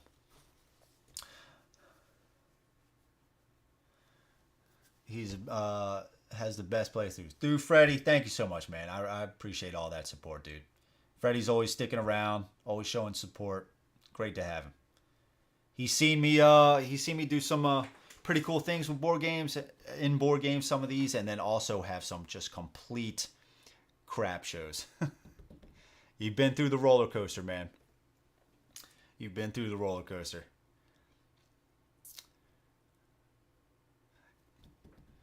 Thank you, guys. Yeah, I try to let people know what's in my head without, and I try to not spend forever during the turns. I don't know. I love the game though, dude. It's been fantastic. I think I mean, I don't want to say, but this is rising pretty fast as a game. I tend to want to bust this one out and just play, just see what I can do, see how the dice are going to roll this time. And this is it's been fantastic. Yeah, truly has been. You guys did good. You guys did really good. I am super excited about Titans of the First Age. I haven't even busted out the Arch Nemesis expansion. I'm really curious about that. I wanted to play through all the factions in the core game and then move on to those. What really looks interesting is I forget the faction, but it's like the Horde, where you can really just ramp up some of those units, like get a lot of units in there. I love that idea. Or the Lion type people. Fantastic. I'm excited. Okay. So now we chose our feats. Build any units, towers, and walls from the reserve. Okay, so let's start here with Ranja. Okay, so we have 4 salt, 2 food. Yeah, it's not good. It's not good. And 3 plunder. I guess we're just going to have to get out basic units, right? We're going to have to get out basic units. So let's do 2 salt. Let's turn in this 3 plunder for another one. Let's do another 2. What items do we have? Place one of your basic units destroyed. Pay 1 salt. I mean, the thing is, you want to keep, like during the game itself, you want to keep plunder and food just for commands and havens. I have 2 of each resource right now. Yeah, it's not good with these guys. It's not good. What are our quests? Gain 1 resource. So we're going to definitely try to do that. Here's on a sea tower. And I did remove that sea tower, so that's good. The closest one to Ranja. So hexes with garrisons. I think what I'm probably going to try to do with these guys is maybe just start doing a lot of quests. Maybe just try to start doing a lot of quests. All right, so I guess for another 2 salt, should we just get an archer? Just to try to take out something before the clash. Ugh. Well, let's spend 2 plunder to bring in another one of these guys. We're just gonna see. We're gonna see. Yeah, very scary, but we couldn't be happier if you're having fun. Yeah. Again, I don't mind games where I lose. It's all about the experience, and this one has been fantastic. Seriously. And I do feel like you mentioned to me when I spoke with you that you guys play with the hardest stuff, right? And I'm excited about getting to that point, like playing out the game a lot more to get, you know, a better understanding of the game and say, okay, let's tackle this or let's tackle this. Especially with more players, I can really see my buddies really enjoying this game. And so once we get to that level, I'm really excited about putting in all the components of the game and getting to that point where, hey, we really stand a good chance if we kind of like work together. Okay, we need to handle this part now. Let's tackle this. Or you tackle this and I'll get this. Yeah, I love that idea. Okay, so let's move on to Baranth, right? So Baranth, we still don't have many resources with Baranth either. But we have a lot of units out here. Do we want to get out the... We can't get out the Mammoth. I think we're good on the Oathsworn. So let's get out another Youngling. And let's pay another 2 for this Archer.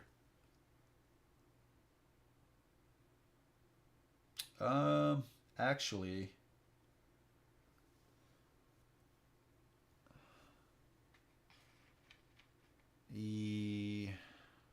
It's either that or I bring an Oathsworn.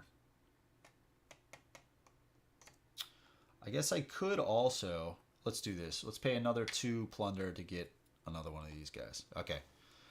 Alright. We're not going to build...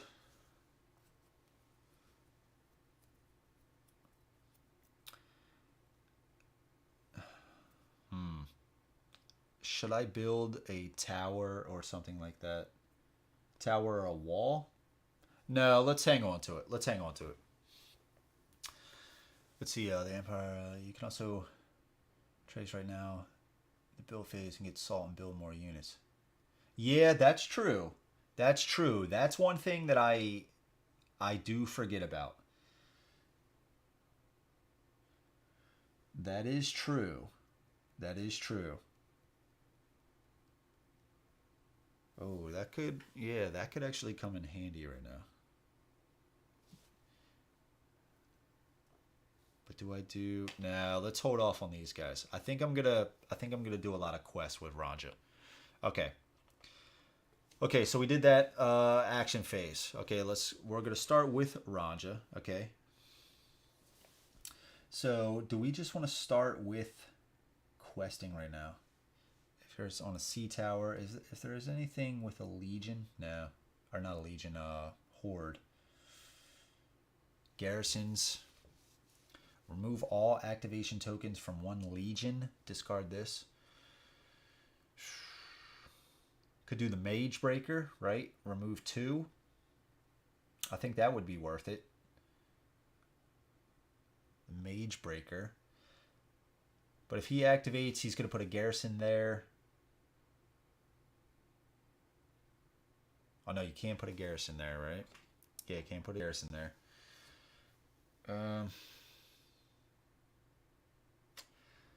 So, if that's the case, is he that terrible?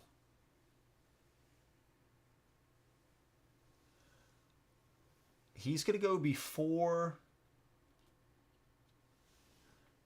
He's actually going to go before the Bloodworm, so he could come just like that, right? He's going to activate before the Bloodworm. 1 to activate here, and 1 more to get here. Ooh, that could be interesting. So maybe I don't remove it from him. Maybe I remove it from the Warlock. Maybe I remove it from the Warlock. Okay. Well, let's... Are we doing anything else? Are we battling the Warlock? I don't think we're going to battle this Garrison. I guess we could. Okay. I guess we're just going to try to quest just to get more resources, just so we can potentially do other things, or do we want to save it for these guys? No, let's... Yeah, let's do this. Okay, so we're going to quest, and we are going to roll 2 red, a purple, a blue, and we only need 1 success. Maybe we do a white... Yeah, I do want the point, right? And I do believe there are enough hits on here on the rest of them. And I guess we could always add it with this card here. Sea Tower, yeah, okay. Okay, so we got the 2 lightning bolts and we got the shield, which is what I really wanted. The shield gets us a point. The lightning bolt, gain 1 item from the market you could use. Can't get that one, it needs 2 leadership. We do have 1 magic for this, and we could use this. Pay 1 salt to gain 1 white die. After combat, discard this to place 1 of your units destroyed here on any of your havens. Yeah. Yeah, because we don't have much resources, right? So we're going to get this. We're going to get this one. We have Exixrit Leaves. Discard this to add any 1 die to any player's roll outside of combat before rolling. Okay.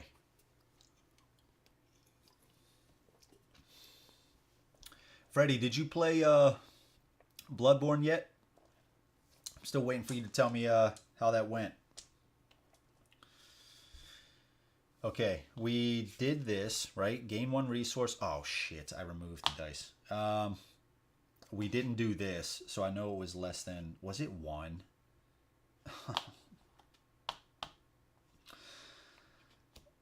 I think it was 1. Oh, my God. Shit, I removed it before I realized that. I got too carried away with the other stuff. I guess with that being said, we are going to do... I guess plunder. We have 2 food for potential marches. So maybe plunder just in case we, for some reason, get another. We put that name on especially for you. Yeah, it seems like it, man. I think I got it right, though, first time. It was 1 skull. Yeah, yeah. I think this is the result right here. Okay, okay.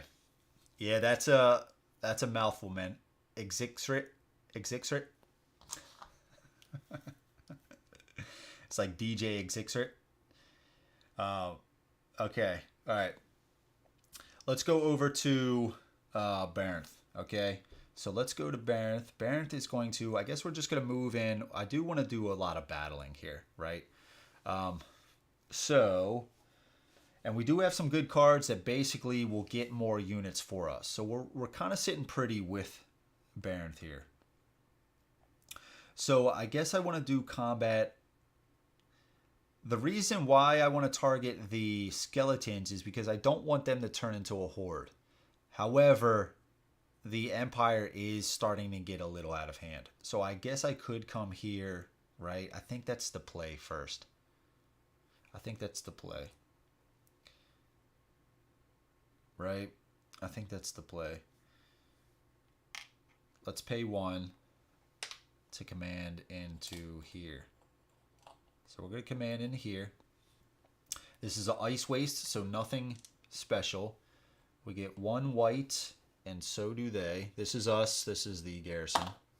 Okay. And they get an additional blue, and we get 3 blues. Okay. Okay, so we block all that stuff, so we're just going to go again. Okay, this looks much better for us. We block all their hits. They do block one of ours, and we destroy them. Okay. All right. On to Ranja. So Ranja. Oh.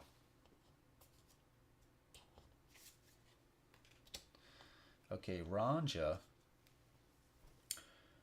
Remove all activation tokens from one legion. We still didn't decide who we want to do. The Magebreaker again. I'm going to have him come into here. What is he targeting? Oh, he's targeting... Oh. So he's not going to go in there. He's not going to go in there. Maybe just the Warlock, just so I can sit here, right? And so he won't come in here. Maybe, yeah, maybe the Warlock. Okay, what do we need here? One shield. Yeah. We could move to be on a hex with a Garrison to then do that, giving us an additional yellow.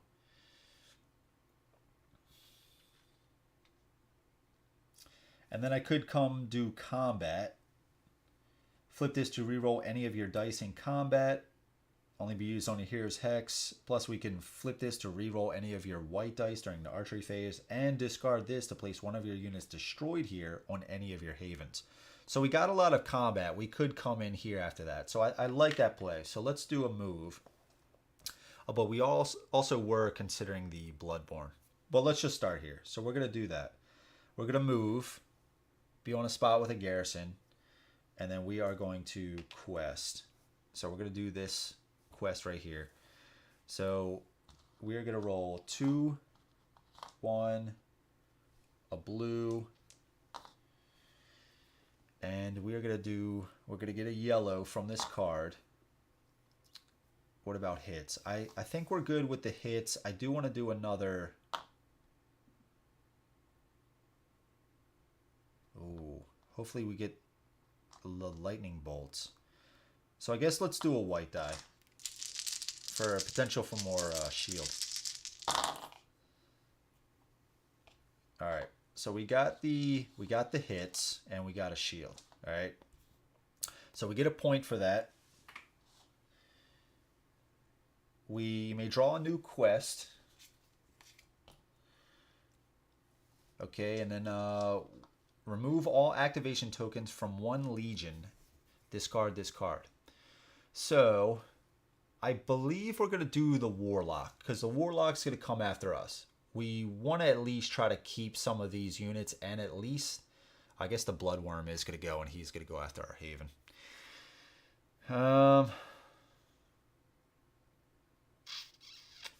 Yeah, either way. Either way, let's do that. I'm not too concerned about the Magebreaker right now, because he's just going to go back here. I mean, I know that still sucks, but I think I want to try to keep my Haven at least a little bit. I mean, the Bloodworm is going to come in, but maybe we can go tackle the Bloodworm first before he does that. Gonna get a playthrough this Friday after work. Been crazy with work, kids, and studying. Yeah, I hear that, man. Yeah, dude, right when you play it, dude, let me know. Seriously. I'm curious to hear, because I might consider, based on what you're telling me, or what you do tell me, I might consider at least trying the core game. Okay, so we did this, right? That is completed. Let's go over to Baronth. So Baronth here, we're going to do more combat. Are we going to move into this garrison? We only have 1 food left, so that's kind of a problem. Right, that's kind of a problem. We do have 3 plunder and 1 salt.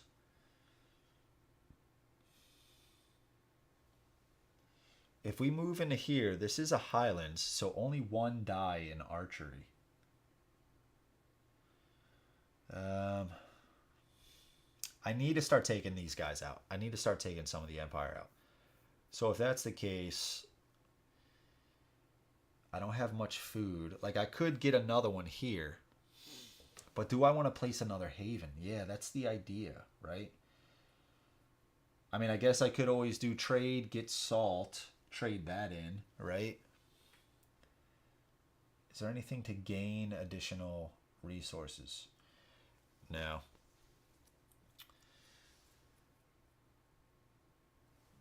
If I roll a lightning bolt for the druid card, gain the resources shown on this hex.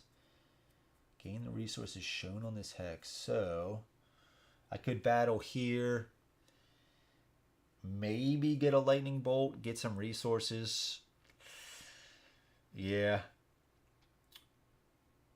I think we're going to move in there. Because we also have 2 Oathsworn. So we're going to get an additional blue die.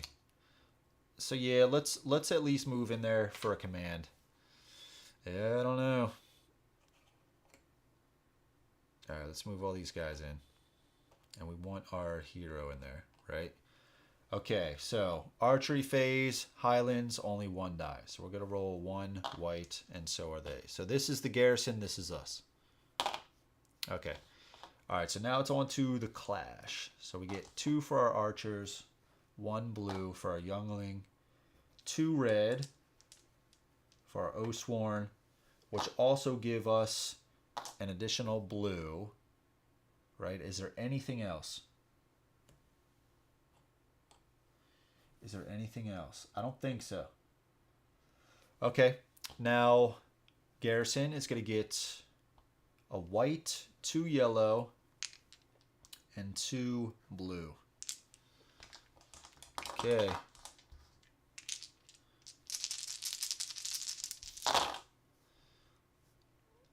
Oh, we got the lightning bolt. Wow. We are with a hero, so we're going to turn one of these to a shield, right? So we got 3 hits. They don't block any. 3 hits. They got 3 hits on us. And we're going to block 2 of those. So we're going to lose 1. We're going to lose this archer. Okay. We got the lightning bolt, so we can gain the resources. That's pretty sweet. So let's also start here. We defeated them.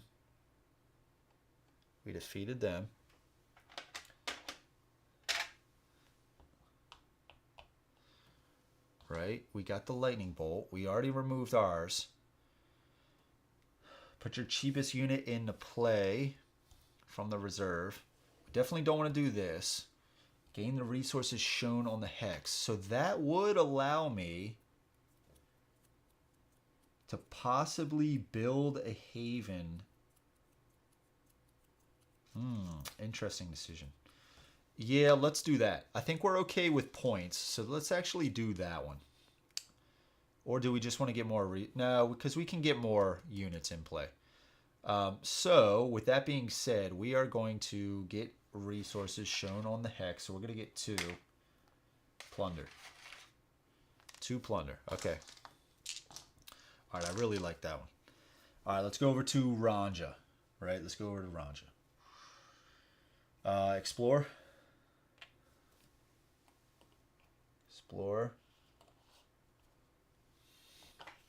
All right. Many fled beneath the roof of the mighty tree, embraced by the ancient Fialja stone circle. Fialja stone circle. Gain 2 plunder. If empty, place 2 skeletons here. If not, reinforce here. Okay. So let's place this down. There are no borders. Reinforce. Each player gains 1 basic unit on a haven or empty explored hex. Sweet. 1 basic unit. Thankfully, I didn't put out a unit there. So let's put him here. Let's put him there. Okay, and then over here, basic unit. Let's do another archer. Let's do an archer. Okay. Okay, here we go. The bloodworm is not blasting your haven. A horde will not move further away from the capital ever. Just count hexes to the capital.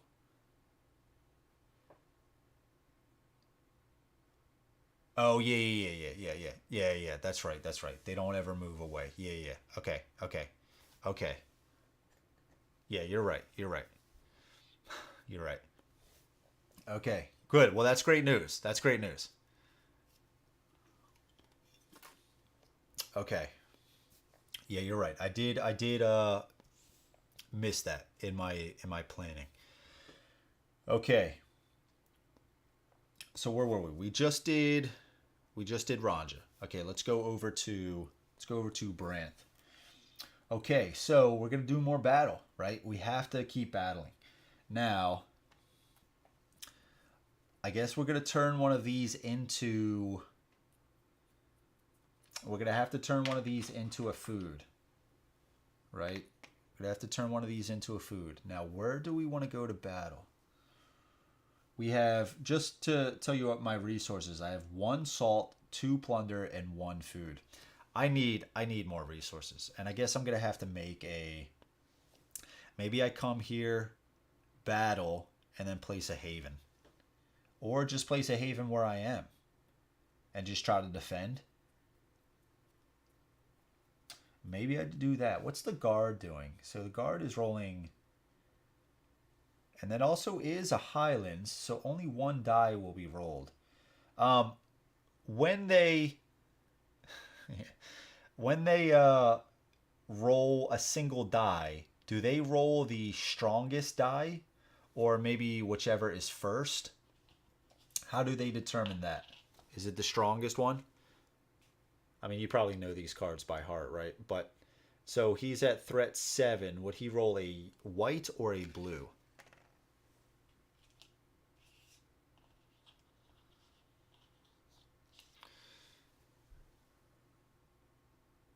I'll be back. Okay, no problem, man. No problem.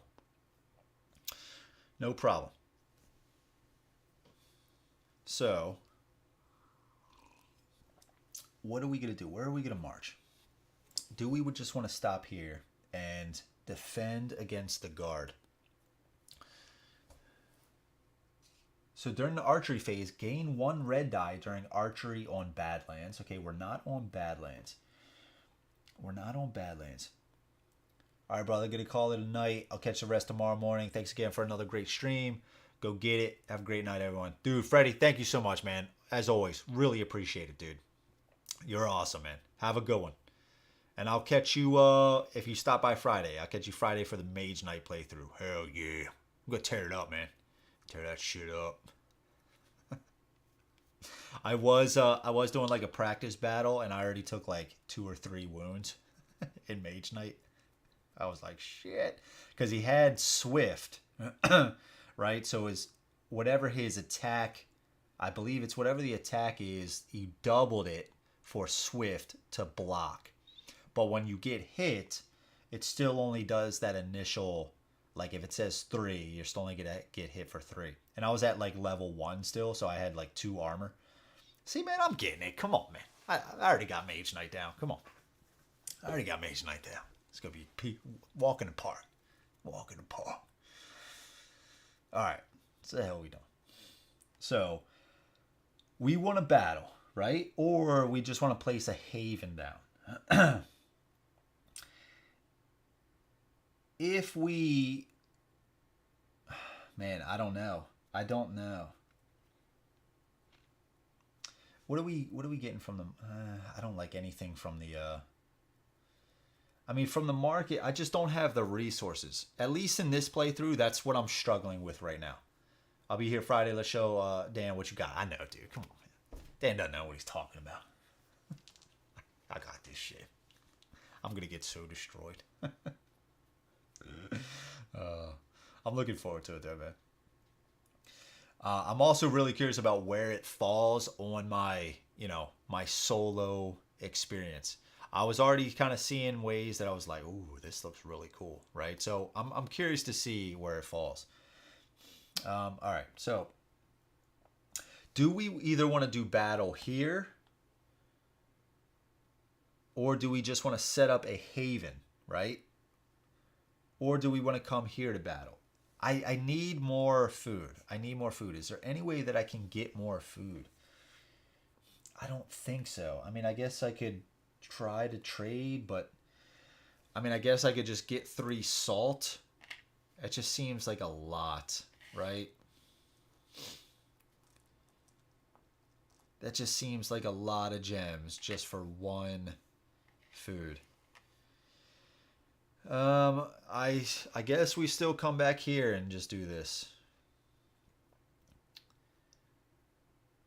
Yeah. I mean, it's the same thing, right? They're both highlands. They're both going to give me 2 plunder by building a haven on them. Right? So I think that's the call. So I guess let's pay 1 to command. And let's bring these guys in. And what I should have done last time, after that last battle, I should have actually used this. Flip this to exchange 1 youngling here with 1 Oathsworn. But that's okay.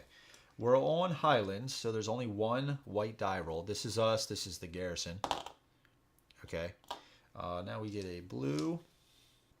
They're level 1, so that's all they get. And we get 2 reds. And we did bring in our hero as well. 2 reds. So that's all we're rolling. Alright, so we block their hits. I mean, we could have turned this to a shield anyway, right?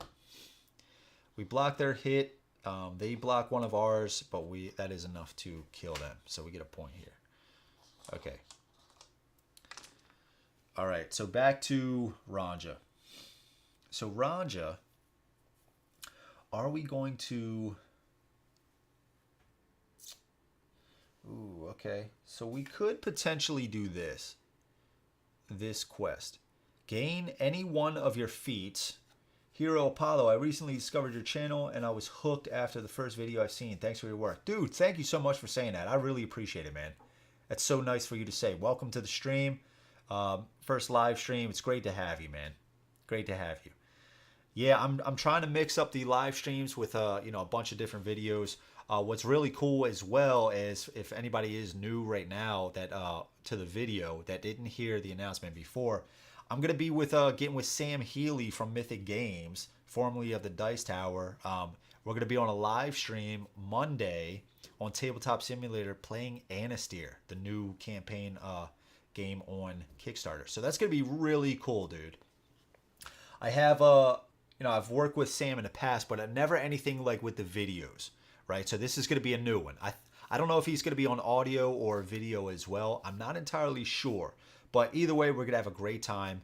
The game looks super cool, so I'm really excited about that. So yeah, I'm trying to mix up the games. And then I believe later on in the week, maybe Batman Gotham City Chronicles solo.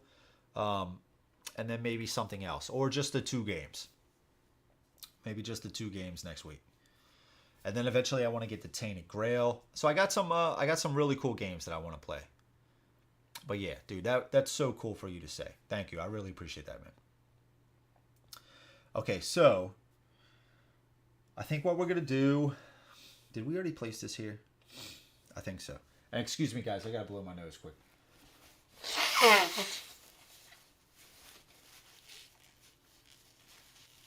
I'm starting to become an old man. I'm starting to my nose is starting to get clogged up when it's like 1 o'clock. I'm still drinking. I just get a little inflamed, I guess. All right. Or it's the chaos trying to stop me, right? Trying to stop our game, prevent us from winning. Which I don't know if we're going to be able to get Ranja here up to the points, but we're gonna see. We might be able to turn it around with Ranja. Either way, maybe we move and then do this. Gain any one of your feats. Oh, remove that curse. We could do that one as well. That could be pretty cool. Either way, we have 2 quests here that are, to me, equally as good. Both need 2 successes. So gain any one of your feats, shuffle your feat deck, discard this quest, right? And if we do these, we get some points. If we fail, the Chaos gets 1 point, but they are in last. I'm not overly worried about the Chaos right now. I'm more concerned with the Empire. Or we have this. Choose a hex with a curse, remove that curse, and discard this quest. Again, the Chaos gains 2 points if we fail. This one, this one here, if we're on a Marsh hex, which this one is, we gain an additional purple die. So that could really come in handy. And there could be some pretty good feats in here that could really help us out.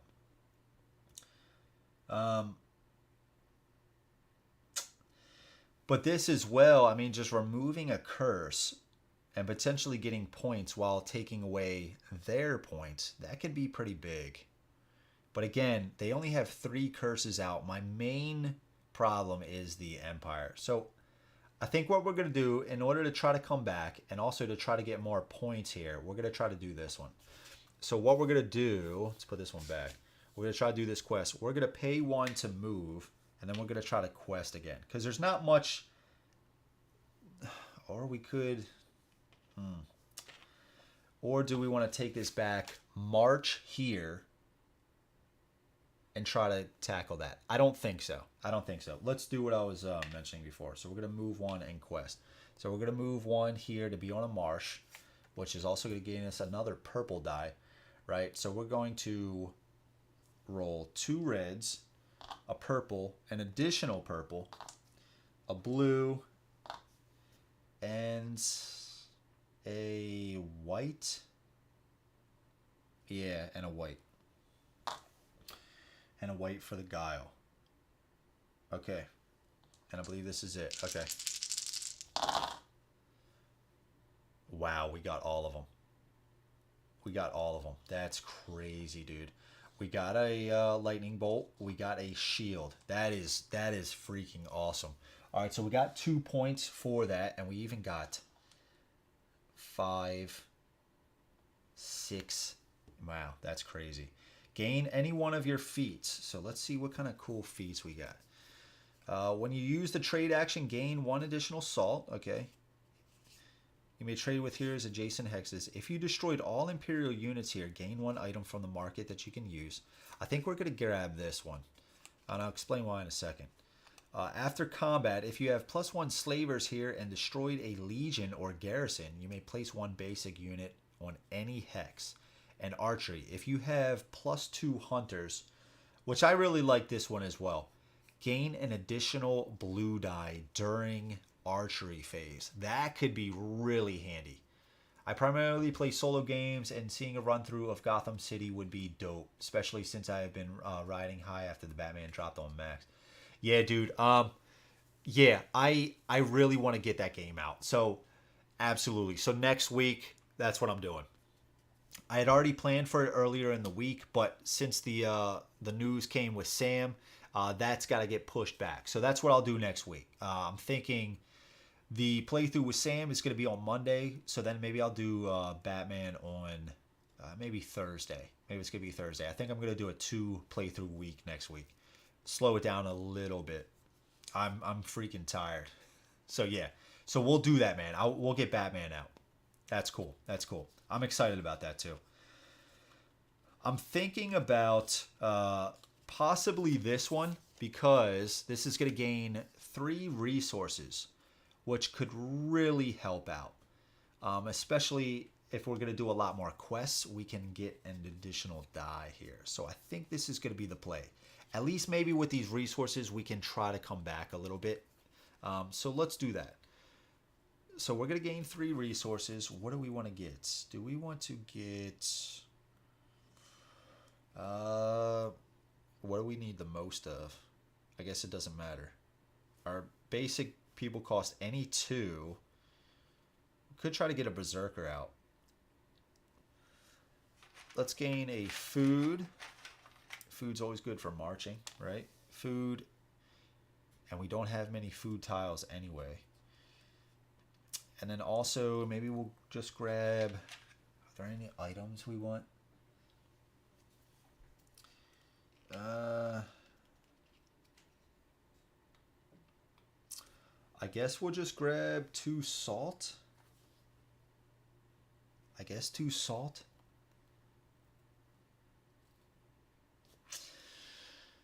Man, it sucks not having more havens out, dude. That's brutal. That's brutal. Okay. Yeah, I guess that's what we'll grab. And then we're going to get a leadership. We're going to get another leadership. So we're going to place this under just like this. So we got 2 upgrades here. Cool, cool. All right. I like it. And then shuffle your feats deck. Okay. Very cool. And discard this quest. Sweet. All right, that was a good quest. That was a really good quest. All right, feats deck is shuffled. All right, so next up, we're going to go to Baranth, right? We're going to go to Baranth. I'm just wondering, did I miss... Oh, no, I guess I've been moving a lot with my hero because I have 2 gems placed on this board and 7 placed on this one. Okay. So I guess we're going to place a haven. Do we just want to do that? Place a haven? I think so. This is blocked here, so this Imperial Guard isn't going to be able to come in here. So I think we're going to place a haven down.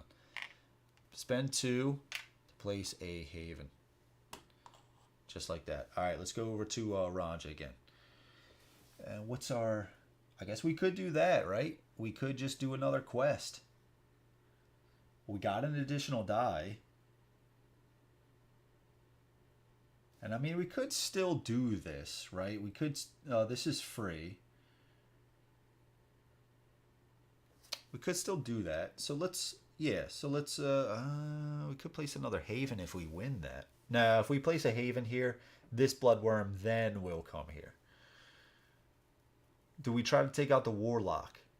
What kind of space is that? That's on the woods. So we can re-roll up to 2 dice.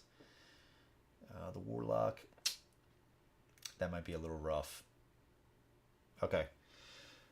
Let's quest. Let's just try to quest again.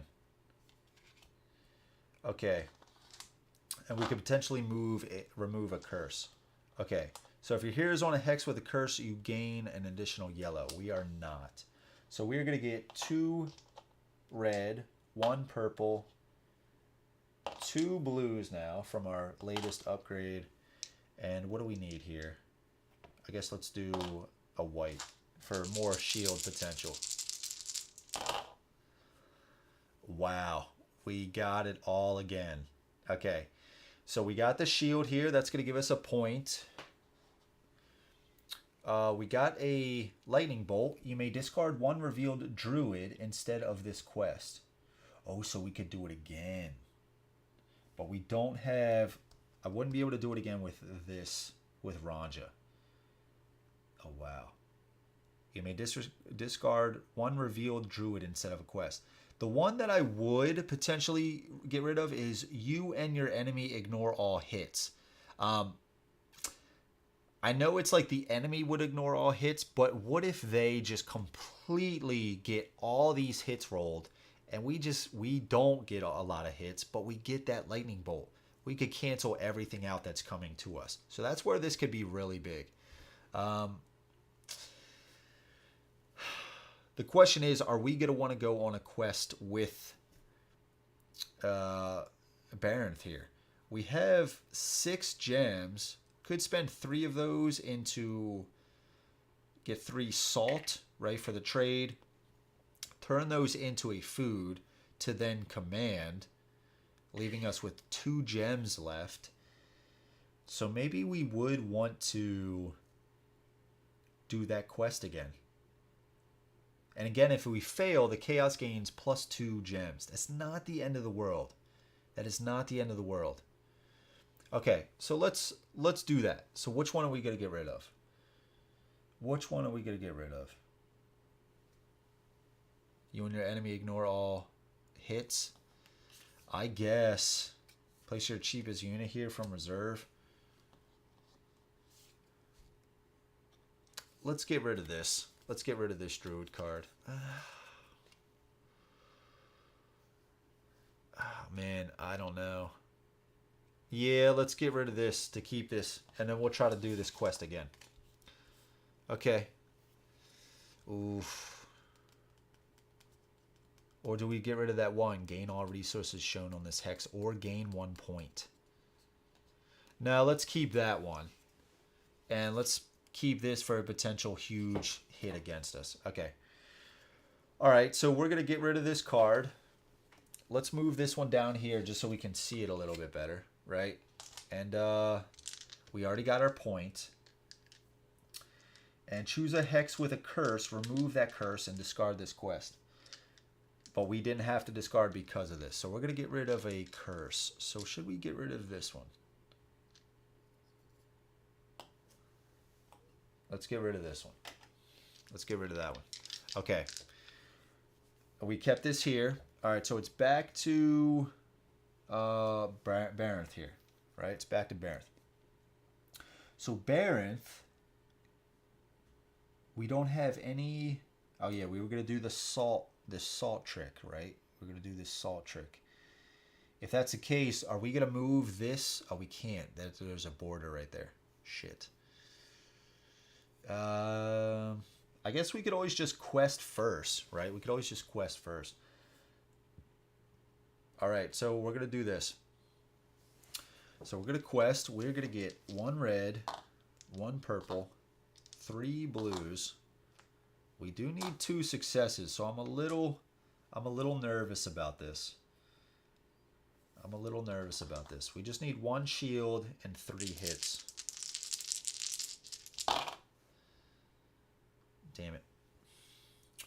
So we failed the quest. We do get a point, though. We did fail the quest, though. So that means Chaos gains 2 points.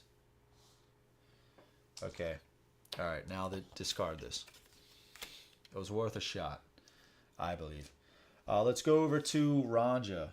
And we do have this card remaining. So... do we want to battle? I don't think so, dude. I think we just want to post up here. As much as that sucks. I guess what I could do is move. Move my hero, maybe.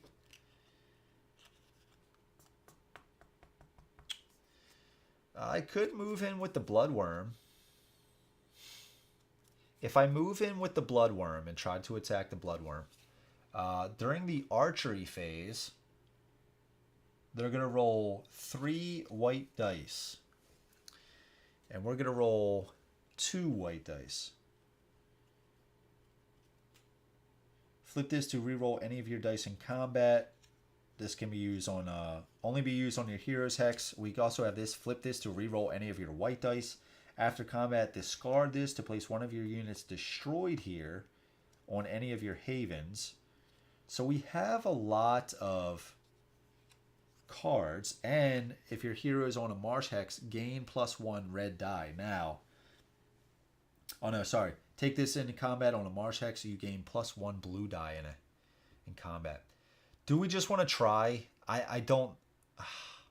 It's either we go in, try to take out the Bloodworm, or we let the Bloodworm move to fight one of the garrisons, right? And meanwhile, we build up enough forces till our last chapter next time to get more forces on the board. The problem is we don't have any havens, right? We don't have any havens. So we can't bring anybody else on. So we're going to battle. We're going to battle. All right, so let's flip this. We're flipping it now. And we are going to command. And we're going to bring these guys into the Bloodworm. We're just going to try it. Or is it the Garrison? Maybe we do the Garrison. Maybe we do the Garrison. Maybe we just try to take out the Garrison. Slow them down a little bit. Slow them down a little bit. No, because let's move in here. Let's move in here. Let's try to fight them. This could be a mistake. This could be a mistake. Okay, so we are on a marsh. All reds turn to white. So the blood worm is going to roll 3 white dice. We're just going to try this. We're just going to try this. So, was this smart? I don't know. All right. So the bloodworm is getting 3 white. We're getting 2 white. We do have some cards that we can re-roll some stuff.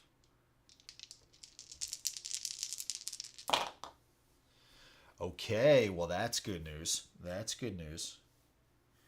We got 2 hits. They got 0. So we take the bloodworm down from a 7 to a 5.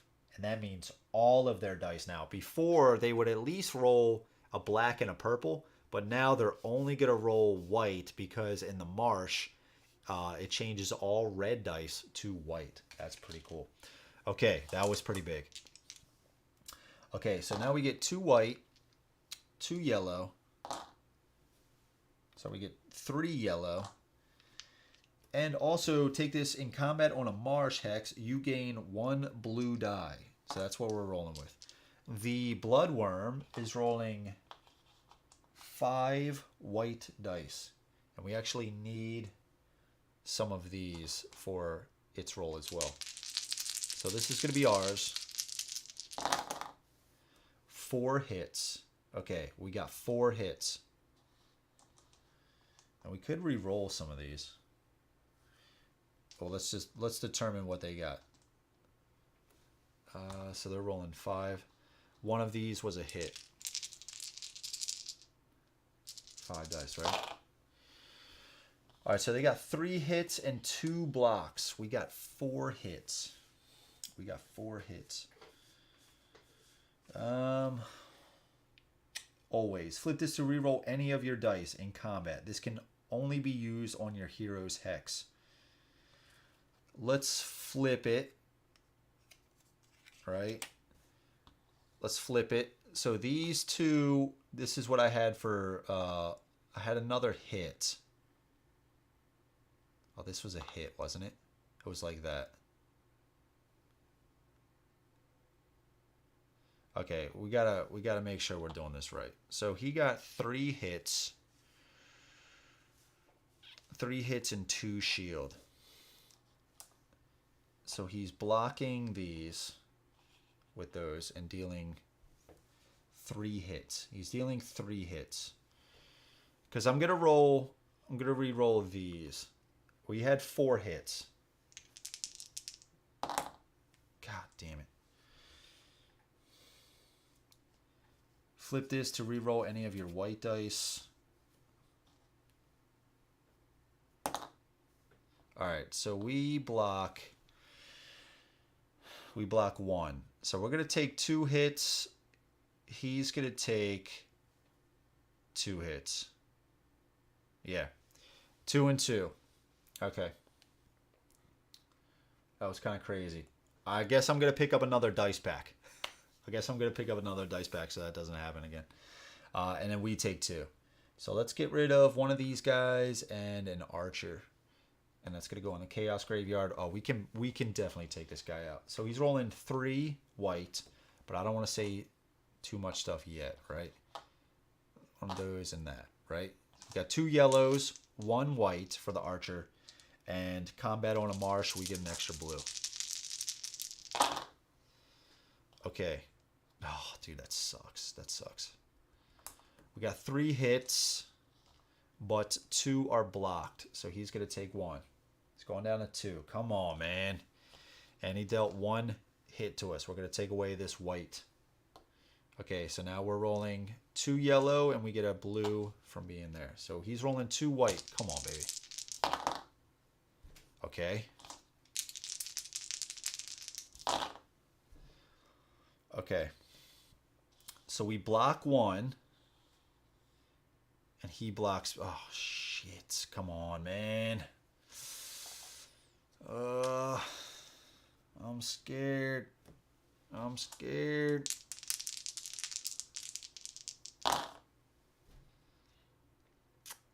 Well, alright. So we both take each other out. So we hit him for 2. He's getting hit for 2. If destroyed, gain 4. So we're going to gain 4, and that was at as Ranja, right? Come on, easy now. So we go to 23. Okay. Bloodworm is destroyed. He also killed our unit here. Bloodworm is destroyed. Check that out. Okay. Is there anything else? Here we got this here. After combat, discard this to place one of your destroyed units here on any of your havens. Okay, after combat, discard this to place one of your units destroyed. So, do we want to save this for a future round, though? You know what I mean? Because this could be any unit. This is one of your units, not a basic unit. Oh, man.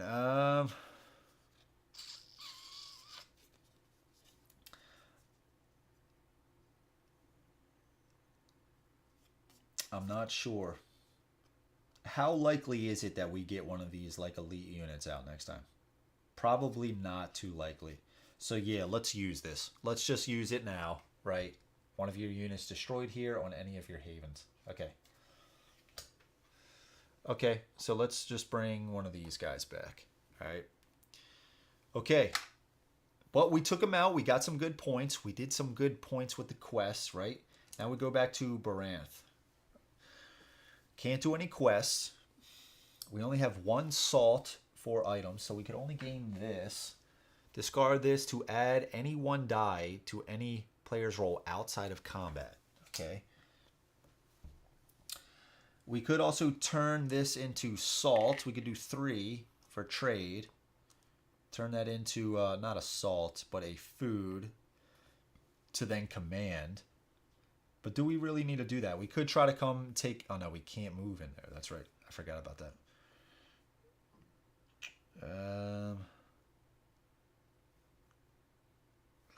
We could also discard this to place 1 unit on a haven. We could discard this, put our Kalath out here. Dude, how epic would that be? Get our Kalath on the board. We could do that. That would be pretty sick. Yeah, okay. Okay. Let's flip this. Discard this to place 1 unit on a haven. Get the Kalath out. Hell yeah, dude. Got the Kalath out there. Okay. Let's go back to Ranja. She can't really do anything else. So she's kind of... She's done. Okay, back to Baranth. So, I guess we're just going to do 3. I don't know what else we could do.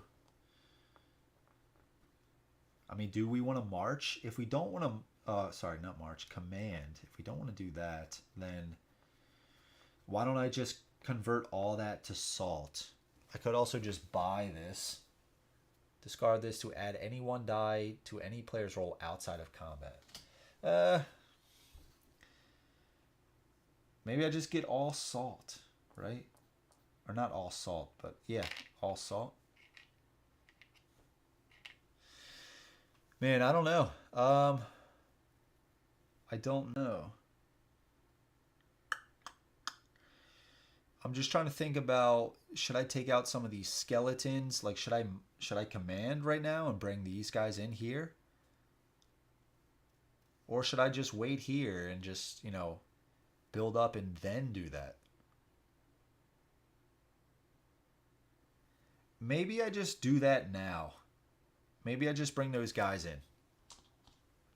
Maybe I just take those guys in there like that. I guess what I'm trying to think about is if I just get salt now, I mean, that's gonna allow me to get more resources. I could just build another Oathsworn, right? Or I just do 3 salt, turn that into... Yeah, let's... Should we battle? Should we battle?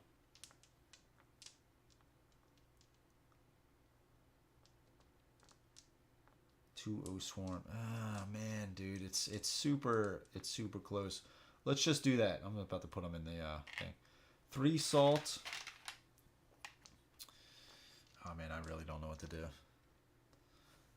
I guess just convert this to a food and command.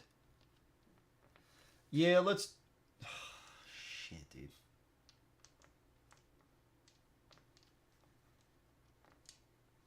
Let's do it. Let's do it. Into a food, right? And we're going to command. We don't have our hero here, but... Oh, sorry. Let's do this first then. We move, boom, and then we're going to move, or then I'm going to command here. Yeah, let's do it that way. I think that way is a little bit better. Okay. We don't have any... Or should I just say... No, I can't command and command. Yeah, okay. So, we don't have any archers here. The skeletons don't roll any for archery anyway.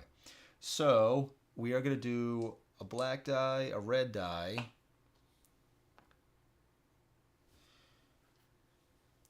And the skeletons are going to do 2 red. Now, flip this to exchange 1 youngling here with 1 oathsworn. So if for some reason our youngling survives, if you have 2 oathsworn, so that doesn't matter. And you may turn 1 of your dice to show 1 single shield. There are no shields on these dice. So let's just get going. But there are no misses on the black dice. Oof. Okay. So this is where we could cancel this out. You and your enemy ignore all hits. We could do that. Yeah, let's do that. Cancel all hits. Let's roll again. Okay, much better. Much better. All right, so we took both of them out because we used this druid card. You and your enemy ignore all hits. So we took out both of these skeletons, right? So we get 2 points. They took 1 of us out. So we have to decide who we want to take. If we want to... Yeah, we got to get rid of this guy, right? We got to keep the cloth on here. Dude, what is wrong with me? All right, so they destroyed him. Okay. All right, so that's the round. Nemesis phase. Activate legions and hordes once. So the courtesan is going to go. Her target is here on the capital. So she's going to place another garrison on top. So if it would ever have 4, place it on an empty hex with no X on there. So do we just want to put it here just so we can come in and battle there again? Get some more points? Or what about here that we could just do that with?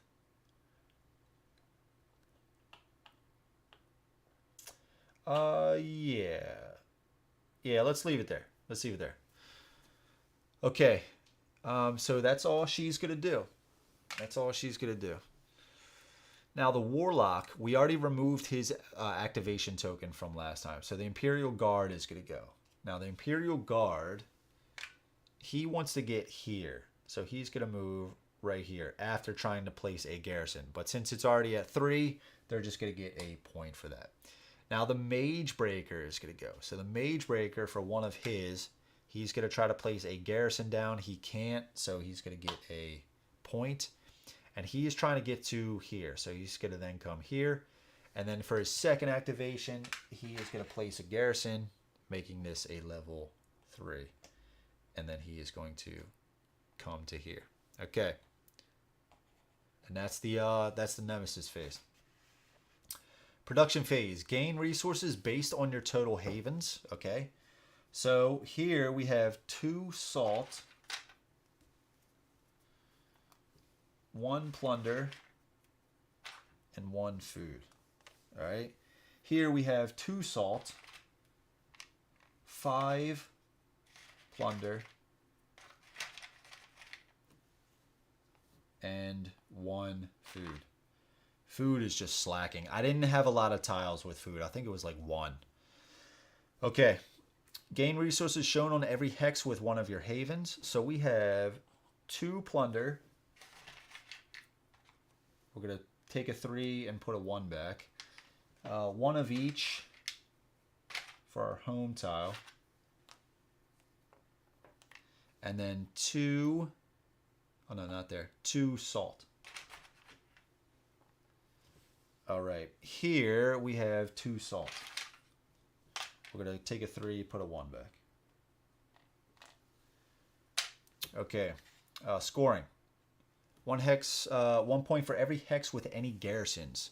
3, 4, 5, 6. Just like that. 1 point for every legion in play. There are 4. And 2 points for every faction in the Imperial Graveyard. We're going to have to start moving these boards down. So it's going to go to 36. Okay. Let's move this one down as well. There we go. Okay. Chaos. 1 point for every curse in play. There are only 2 curses, man. We're doing really well with the hordes and the chaos. 1 point for every horde in play. There are none. That's crazy at round 3, man. At least for me. 2 points for every faction in the chaos graveyard. So they're going to get 2 points. Now comes to us. Return all units. Oh shit! I missed that blue guy back there, I think. So I gave him 2 more points. And these guys go back. Okay. All right. Let's see what we can do here. All right, so 2 points for each of their havens in play. So we get 6 points here. 2, 4, 6. All right, and 2 here. Okay.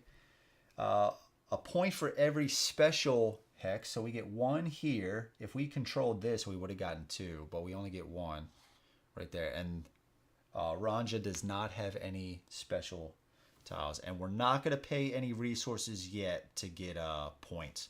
So this is how it stands right now. It's going to go to Chapter 4. Chapter 4. Reveal 1 Druid card. This is the last one. Archery and Clash. You may re-roll any of your dice that do not show lightning bolts. Pretty sick. Flip all face down cards. We get all this good stuff back. All right. Regain your gems here. Deal 3 new items. Get rid of these items here. Oh, this was not supposed to go here. 3 new items. We have Mask of Yain. Discard this to turn up to 2 dice of any player to any sides you want in any role outside of combat. Okay, pretty cool. Druid Witcher. Discard this to remove 1 activation token from any Legion or Horde card. Oh, okay, I might be picking that one up. That costs 2 salt, and you only need 1 guile, which only Ranja has, surprisingly. Okay, and Abad Warpaint. Clash. Discard this to gain 1 red. Okay. Deal 3 new quests. Intercept the Empress's Caravan. Nether Sea Navigators. And Druidic Prophetess. For these 2, we need 2 successes. Gain 1 item from the market even if you cannot use it. And take this card. When a horde activates, place 1 basic unit of any player on any of their havens. I had this one before, and this one is pretty sick. If you can get this anytime a horde activates, can you imagine if there's a lot more hordes in there, and every time they activate, you're just getting another basic unit put on one of your havens? That is really good. And this one, we need 1 success. Every player gains 1 resource for each shield and lightning bolt you rolled. Okay. So this is how we can gain more resources. Pass first player token. Going to Baranth. Event phase. Add 2 threat to all legions and hordes. Going up to 7. Already at 7, so they're going to score a point per level that they would raise above that. So they're going to get 2. 2 here. And this one's going to go from 5 to 7. Okay. Draws and reads the event. Event number 4. The invasion begins. Now the chaos that floods Azul from all directions raises its fist and extends its deadly grip to the capital of the islands itself. Place 2 skeletons on every sea tower. I'm gonna get some straight up, get some combat going. Okay, let's just start here. All right, so let's start with this, right? They're on the woods, so they're going to re-roll up to 2 dice. They're going to get 1 here. So they got a hit. Okay, now on to the clash. This is the skeleton. This is the Garrison. They block and they hit. They actually took out the skeletons. Okay. All right, now us. So we're on the ice waste, so nothing happens. We get 1 for the archery phase. Come on. And we get 3 blue. They get 2 red. This is the skeleton. Holy shit. We block all that. They got 3 hits. Okay. Let's go again. Okay. So they get the lightning bolt. I forgot what... Oh, they cancel out a shield. Yeah, that's right. So they cancel out one of these shields. All right, so they got another hit. We block that and we hit them. All right, so they remove one of these. 2 hits. Jesus. So we're going to remove... This doesn't really matter. We're going to remove one of those. We block the other one and we hit them for 1. Okay. And a gigantic swirl of dark storm clouds and flickering light forms over the islands in the sky. For each player, place 1 horde at threat 7 on any empty hex. For each you cannot, place 1 legion at threat 7 on the capital. Looks like we have 2 more cards, so we can do that. All right, so let's look at what we have for the hordes. We have the Banished. So they're coming in at threat 7. Threat 7. So this is so there's only 5. Set the Banished, right when you place him, set the Banished threat to 5. Choose 1 quest and resolve its failure effect. The Empire gains 2 points. Definitely don't want to do that. Discard this quest and draw a new one. I think that's the one we want, right? And that's the weakest one as far as like every player gains 1 resource for each shield and lightning bolt. Yeah, resolve its failure. Discard this quest and draw a new one. That's actually really good. That's cool. They've put out a better quest. That's sick. All right. On any empty hex. Any empty hex. So, do we want them... I think we want to put them right here. Because we want them to come in and start doing some damage to some of these garrisons. Right? Yeah. Okay. Threat 7 on any empty hex. So he's 26. He's actually going to go last. And the last one we have... This is also going to go on threat 7. Oh, the False Messiah. Jeez. Fuck, man. Okay. Okay. This guy is a real pain in the ass. Okay, so place the False Messiah on the Haven with the most units. That's this right here. Okay, if there are no units on Havens, place him on a sea tower. Okay. Gain +1 red die on a hex with a Haven or Imperial units. Okay. So he is going to roll for the archery phase. He's going to roll a yellow and 2 whites. What kind of terrain is this? Highlands. So, man, that sucks. Dirk wasn't able to answer me before he left. About what dice they roll. Let's look in the rule book quick. Trying to see if it's on here. Let's look at this up quick.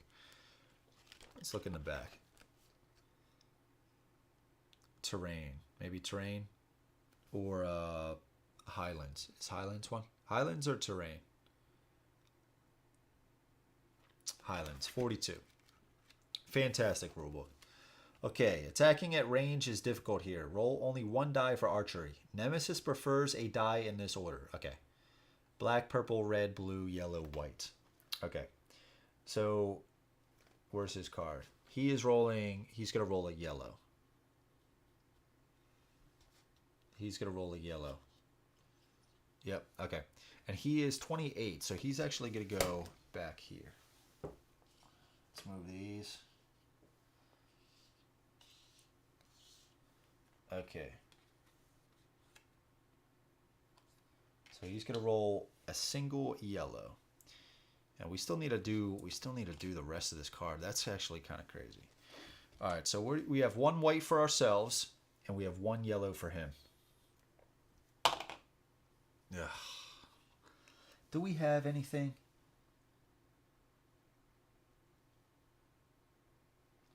You may turn archery and clash. You may turn one of your dice. Oh, that's with a hero. Shit.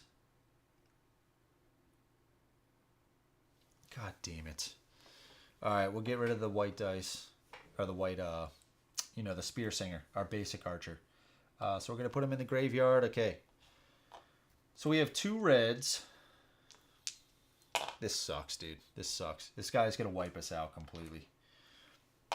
So he is gonna roll, and he's at max, right? So he's rolling a black, two purple, a red, and a blue. And a red because he is on a hex with a Haven. And I'm back. My own little youngling spawn with 2 activation tokens. Nice, dude. That's so cool. You got your... yeah, dude, look. Baronth is sitting okay. I could have maybe somehow gotten, Ranja up here. I don't know. It was risky, but False Messiah came out, and he's basically going to wipe out what I was building right here, which really kind of sucks. Cool thing is, though, we got our Kalath out, which is pretty sweet. We took out some skeletons. So it's been pretty fun down here. It's just this False Messiah, man. This False Messiah is brutal, dude. We did use one of the Druid cards. One of that came up. We got a lightning bolt. We were able to cancel all the damage, and then we got a better roll on that second one. So that was really cool. So let's see what they got. False Messiah, red, additional red for being in a spot with a Haven, and this is what we're rolling. Do we get any kind of... oh yes, if you have 2 Oathsworn here, gain additional blue. And we have 2 Oathsworn. Okay. Is there anything else? I don't think so. Okay, we are toast. We are absolutely toast. Okay. Okay. So we are definitely dead. Let's start with them. So we got 2 hits. They only got 1 shield. So let's deal the 1 damage to them, right? They got a lightning bolt. Remove 1 Haven from any player in play once per combat.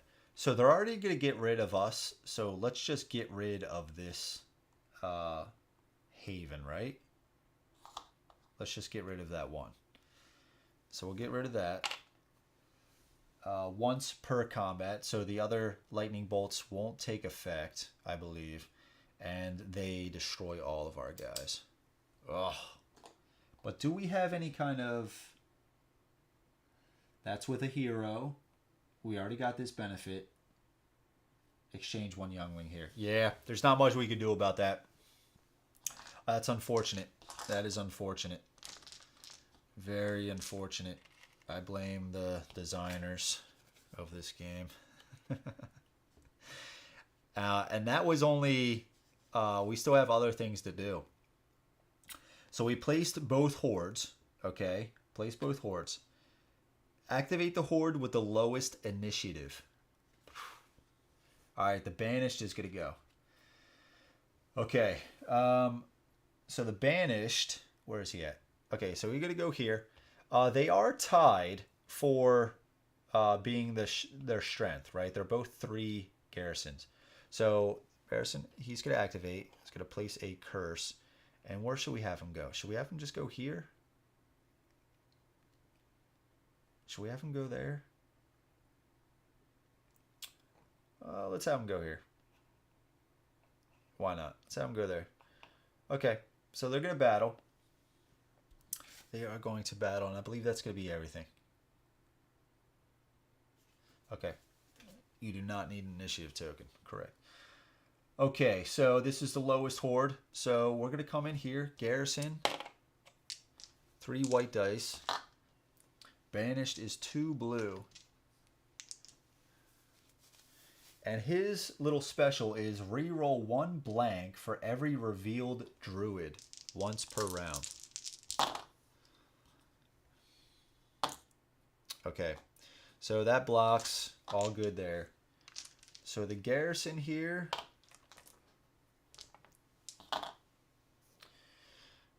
Let's see, what else are we rolling here? Garrison, 2 blues. Purple, red, 3 white for the banished.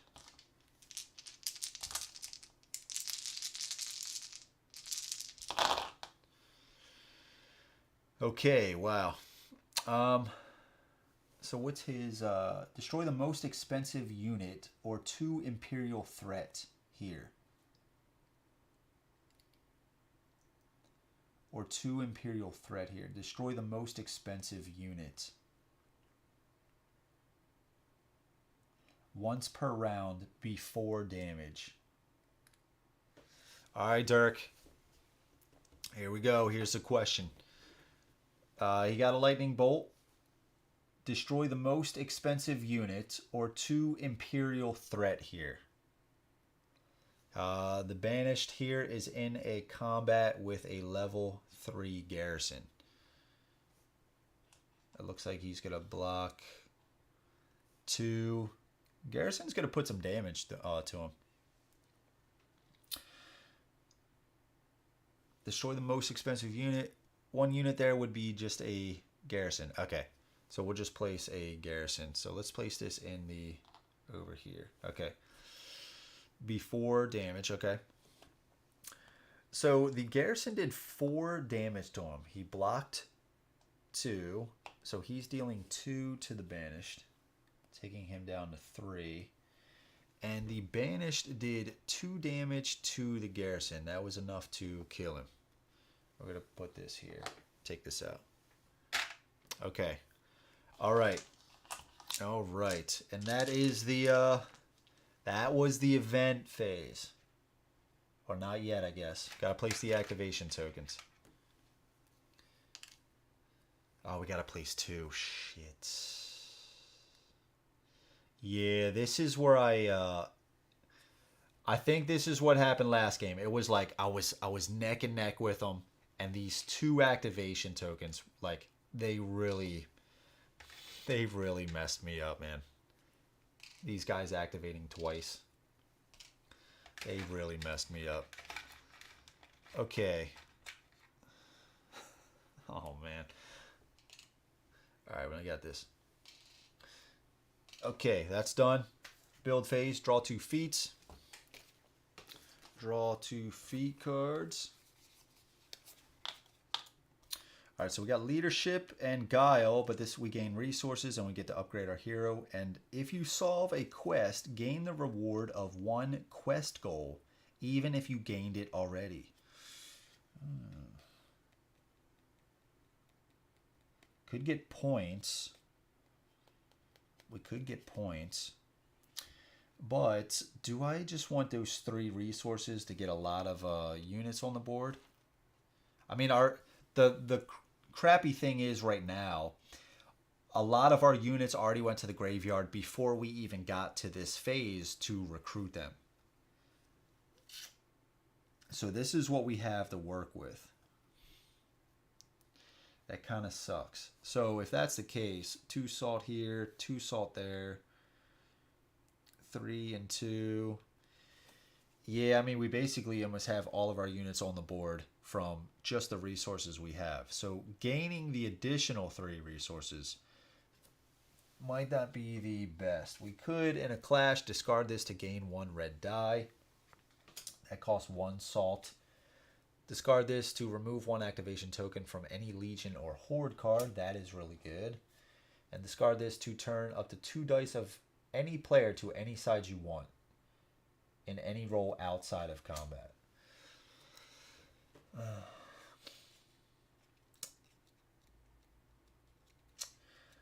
So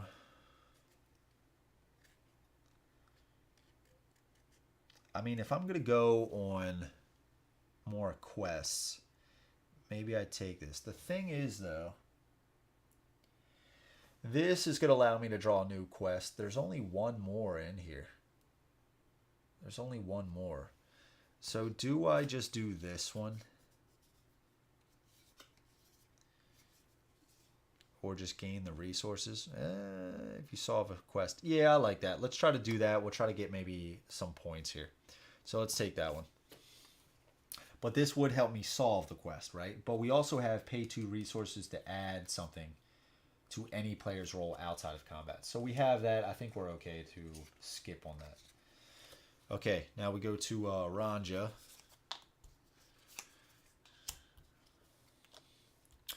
All right, archery. If you have 2+ hunters here, gain 1 blue die. If you destroyed all Imperial,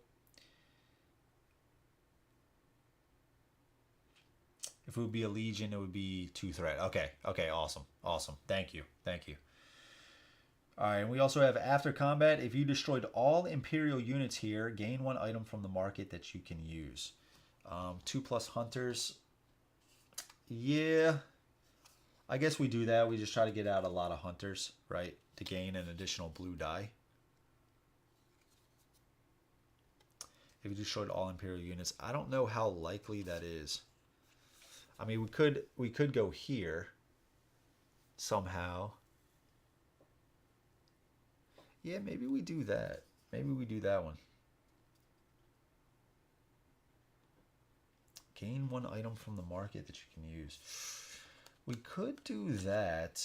Maybe the items could help us come back in a way. Let's do that. Let's just do that. Yeah, I guess. Yeah, we're just going to try that one. We're going to try that one. Okay. Build any units. Let's start with Baronth here. So we're going to do 2 salt. Get this guy out here. I guess we're going to do... I mean, at this point, do we even want to try to tackle one of these guys? I want to take out the skeletons and probably take out this as well, right? And the problem with this is we can't cross through here because of this border. So with that being said, I guess I just want to do... I guess I want to place them right here. Then we're also going to do... I guess, do we just want to get out our Oath Sworn now? No, let's save it, and then we'll use this card. So 2 salt for another archer. And 2 food for our last archer here. I guess, right? Yeah, okay. Let's go over here. Do we want to level up anything? Or do we want to try to save these resources for... I guess this guy's going here. Jesus. This guy's going here. And this false messiah might go here as well. We'll circle back. We'll circle back. Alright, so what are we building here? So we're going to do all like basic units. 2 salt.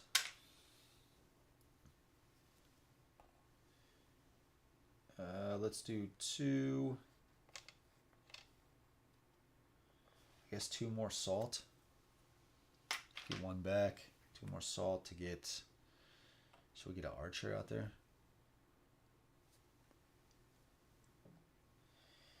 We gotta get more out there, right? 2 plunder. Maybe another archer. Yeah, we're going for like basic here with these guys. And do I want to get one of these items? Is there any way to get more? I guess we could get salt here, right? We could get salt by doing this. We could just do that now. Or we could just do it later. Yeah, so for now, I guess let's just do 2 salt to get our last guy, and we're gonna get one of these guys. Okay. And what are we gonna build up any walls, or we got 6 plunder here. Do we just want to leave a unit here? I thought one of them, yeah, the Banished has some low. He's got some low threat right now. We are going to want to take this card when a horde activates. Nah, we probably don't need that one. We probably could get it though, because we're probably going to do all these quests. Discard this to remove 1 activation token from any Legion or Horde card. We are definitely going to want to do that one. We'll probably want to get all those items, to be honest with you. So, are we going to build any kind of defenses here? Yeah, we can spend 1 and get 2 back.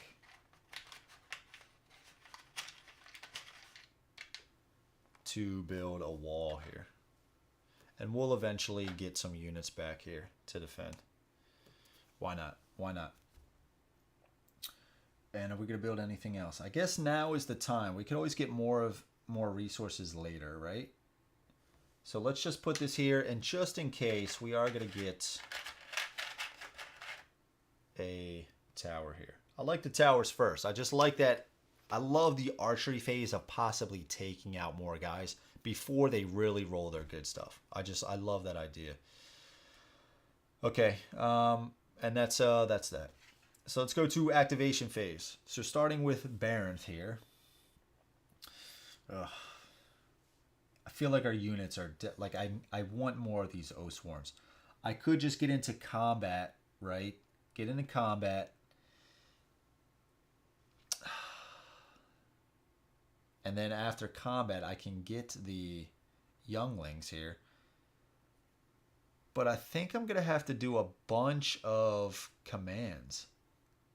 Because I want to start taking out some of the Legion guys. Not Legion, but the Imperial, the Empire. So I got a border here, and plus I got a Kalath over here and my hero that are this far away. What do we have as far as man, yeah, I feel so far away right here. And I don't want to just bring in these guys, and I can't command and bring all these because they have this border here again. Oh, they're adjacent to any tile though, right? Adjacent to any hex. Adjacent to any hex.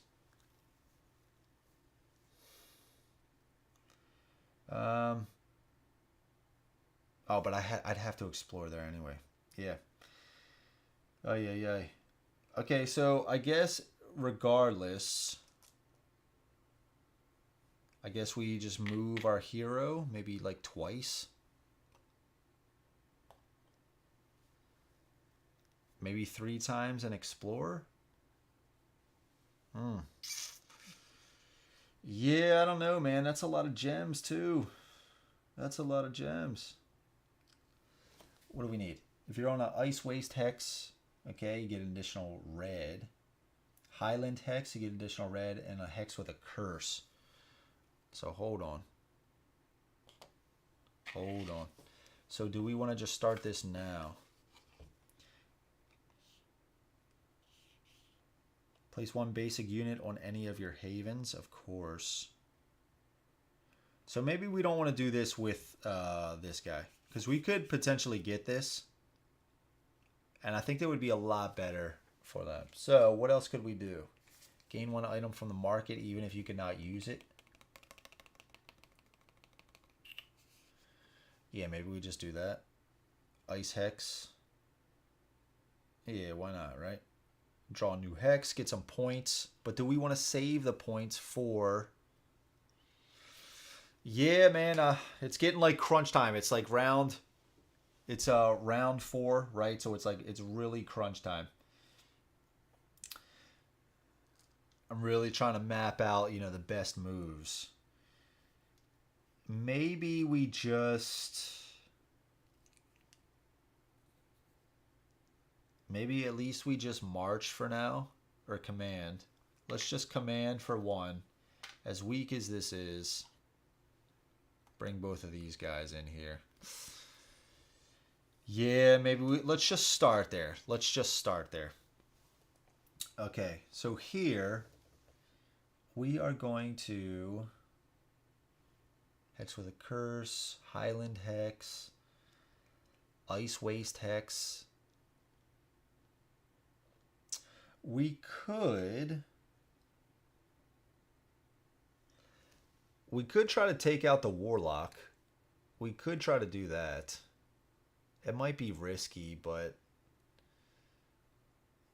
I mean, what the hell, right? In the woods, we could reroll out the 2 dice. Let's... For now, do we want to move and quest?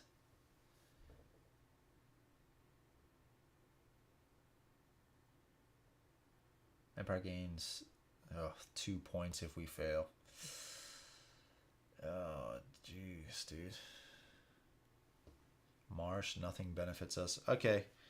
Yeah, so let's just move and then quest. We're going to try to do this to get some points, draw a new quest, maybe get some extra salt. So we're going to move, and we're on an ice. We're on an ice waste, so we get an additional red die. So we're going to get 2 red plus 1 red from the card, 1 purple, and 2 blue, and 1 guile. So what do we need? We need lightning bolt hits. Let's do a shield, or a white.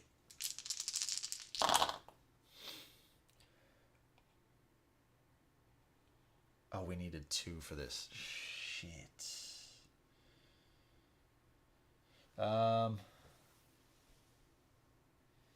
Pay 2 resources. We're going to use this, the rune stones. Pay 2 resources to add 1 hit, shield, or lightning bolt to any player's roll outside of combat, once per roll. So we are going to add a... Should we do a shield or a lightning bolt? If we do a shield, we can draw a new quest, and that's the only way we're going to be able to draw a new quest. That 3 salt might be pretty good too, though. Let's just do the new quest. Okay, so we're going to spend 2 resources here. Let's do 2 salt. And we are going to get a shield, which is going to give us 2 successes. So we got the 4 hits. We get 2 points. Going up to 27. 1 shield, draw a new quest. Solve, gain 1 item from the market even if you cannot use it, and discard this quest. Gain 1 item from the market. I think I want to do this. I want to do this. Discard this to remove 1 activation token from any Legion or Horde card. Yeah. Gotta get this one. I'm just gonna place it right here. Okay. Actions. Discard this. When you use the command action to choose any explored hex, all other hexes are considered adjacent. Okay. Okay. Alright. So back to Barenth. Alright. Here's the thing, man. Like, I just don't know if we want to... Do we just command one more time and then command in here? My thought process is to go after the Empire, right? I don't think I just want to sit here. I could turn this in, but I'd have to go over here and explore all that stuff, right? So it might not be worth it. Maybe I just go after these skeletons to get some points. Maybe I just do that. Maybe I spend 2 to go explore. 2 and then explore. That'll leave me with 5 gems left. That's still quite a bit. Or I could just gain some salt. Basically do what I did last time.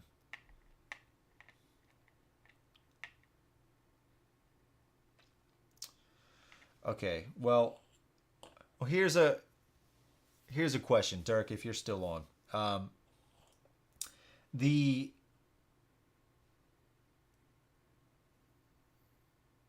Oh, it doesn't say with this one. The other sea tower. The sea towers are adjacent to... Oh, it does say it right there. So adjacent to any hex. So does that mean that if I wanted to come here, I still can't because of this? Or is it because if they're adjacent to any hex, I could just automatically... I guess it would have to be explored. But if it was explored, it has these barriers, right? So adjacent to any hex...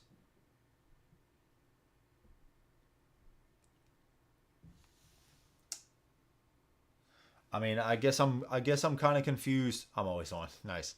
So this being adjacent to any hex, along with the barriers, though. So is it one of those things that if you just wanted to move, like say this was explored and I could move there, I can't move these guys from here to here because this barrier's here. But what about the adjacency thing? Would that like override and it was still considered adjacent so I could move there? You can ignore the impassable terrain in that case. Okay, sea tower works like a teleport. Okay, awesome. Okay, so that does change up things a little bit actually. So what I think I'm gonna do, I think I'm gonna spend 2, 1, 2, and I'm going to explore. I'm going to explore. All right, cool. All right, so we have units and heroes here are adjacent to any sea tower. Oh, that's interesting. Stronghold of the Druids. A gloomy breeze caresses the ruins in the Netherwood. Caressed the ruins in the Netherwood. Gain 2 resources. Plus choose a player to roll their hero dice. I got this one early in my offline game and it was just sweet. So gain 2 resources. We are going to get... Should we just get food? Yeah, let's get food. 2 food. Choose a player to roll their hero dice. 4 plus hits. Every player gains 2 resources. 2 plus shield results. Every player draws 1 feat card. And 2 plus lightning bolt. Every player gains 1 point. Yeah, this is a crazy good tile. So let's just place it here. Let's place this on here. I mean, nothing gets spawned on here. You get stuff, right? If you do fail, place 1 horde here and only here. Yeah, so I mean, it is a pretty big fail. But we're going to do Ranja, right? Ranja's rolling 6 dice. Sorry, not 6. 3. Yeah, 6 dice compared to Baronth is rolling 5. But those results on those dice might be... it's rolling a purple, too. Yeah, okay. Yeah, let's choose Rhonda. So we're going to choose Rhonda. 2 red. 2 blue. Purple. And I guess a yellow for the Guile.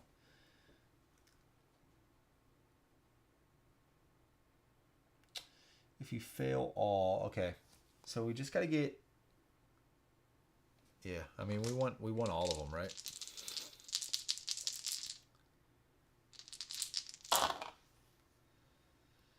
Okay, so we got 4. At least we didn't fail. Jeez, that was close. We got 4 hits here. Those reds really came up big. Every player gains 2 resources. Man, that another shield would have been absolutely sick here. I guess we could do this again. 2 resources to draw a feat card. Is it worth it?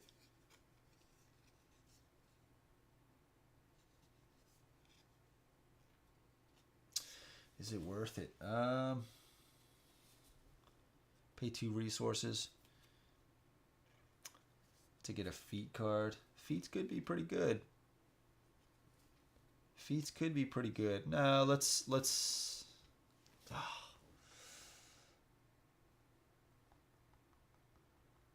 Player draws 1 feat card. Every player draws 1. It could be good. Do we do it? Spend 2? Yeah, let's do it. Let's spend 2. We'll add a shield, giving us 2 shields. Every player draws a feat card. Ranja got, when you use the trade action, gain 1 additional salt. You may trade with heroes and adjacent hexes. And Baronth got, flip this to lose 1 shield and gain 1 lightning bolt. Okay. And we each gain 2 resources. So we're going to get here, we're going to get a food. And I guess we get a plunder. Okay, and for here, I guess we're going to get 2 salt. Nah, that wouldn't be worth it. Yeah, 2. No, actually, hold up. Let's take this back.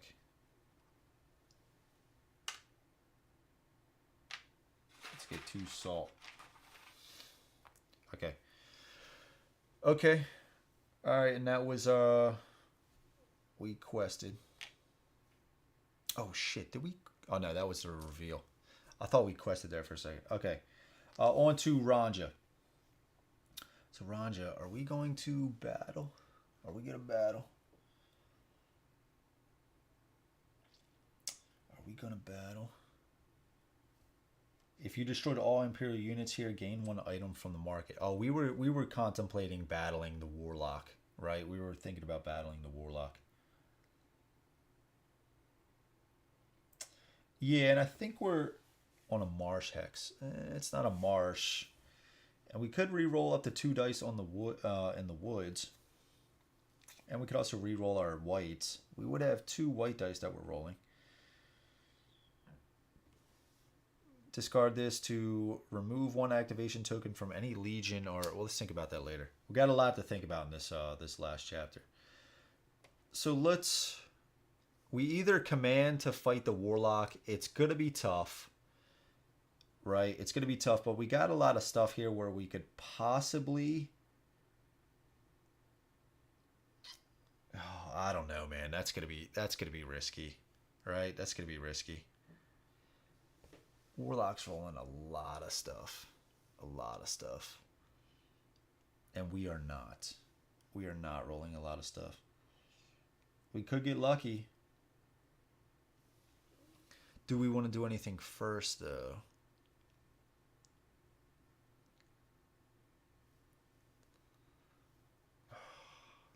Yeah, I don't know what to do, guys. We could go try to take out the Banished. But we'd have to go explore that place, right? Do we just want to try to quest again? A curse. Try to get some points. Remove all activation tokens from a horde.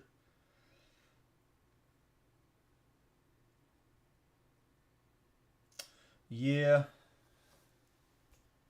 Oh shit, did I not do this one? Place 1 activation token on the horde deck, the next horde. Okay, that's not going to come into play. Okay. All right, so let's quest. Let's quest, I guess. Remove all activation tokens from 1 horde. Did we already quest? Yeah, we already quested 1 time, right? Okay. Yeah, I'm starting to get a little lost here. It's just starting to get late and stuff. Okay, so let's just quest here with Ranja. So the quest, we are gonna roll 2 red, purple, 2 blue.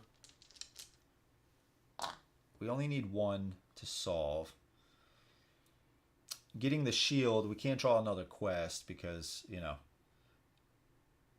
And with the white or yellow, we won't be able to get another lightning bolt. So I guess in that case, it is going to be a yellow die. Super close. So we did get 4 hits. So we got a point. Remove all activation tokens from 1 horde and discard this quest. Okay. Remove all activation tokens from 1 horde. 1 horde. False Messiah. I guess it's got to be the False Messiah, right? It's got to be the False Messiah. If he rolls a lightning bolt, remove 1 haven. Yeah. Remove from False Messiah all activation tokens. Okay. Let's go back to Baird.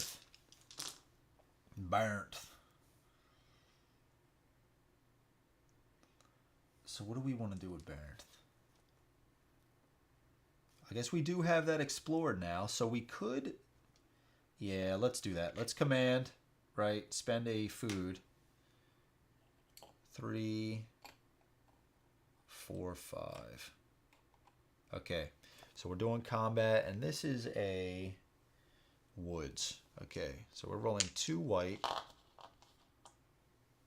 We're rolling 2 white. They are rolling 2 white as well.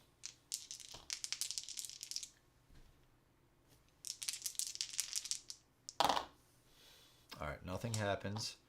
And we're also rolling 3 blue in the clash. And they are rolling 2 yellows and a blue. Oh, we could re-roll. Shit. What, they got a shield. We got blanks. Is that what it was? Okay. So we block. We don't need a block. So we got 2 hits. So we did 1 hit to them. Yeah, I completely forgot about the reroll in the woods. Okay. All right, so we got a point there. So now it goes on to the clash. So they're going to roll 1 blue and 1 white. We are rolling 3 blues, 2 whites. And we could, after this, we could flip this card to get an Oathsworn out. All right, we block that. We deal 2 hits to them, killing this thing. Get a point. And yeah, so we're going to do this now. So flip to exchange 1 youngling with 1 Oathsworn.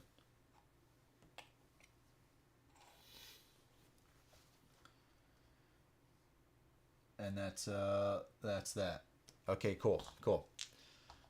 All right, so back to Ranja. Are we gonna quest again? Or are we gonna try to take on the Warlock? I don't know. I do like the idea of getting points. We do need 2 successes here, but only 3 hits, so that's not terrible. Take this card when a horde activates. Place 1 basic unit of any player on any of their havens.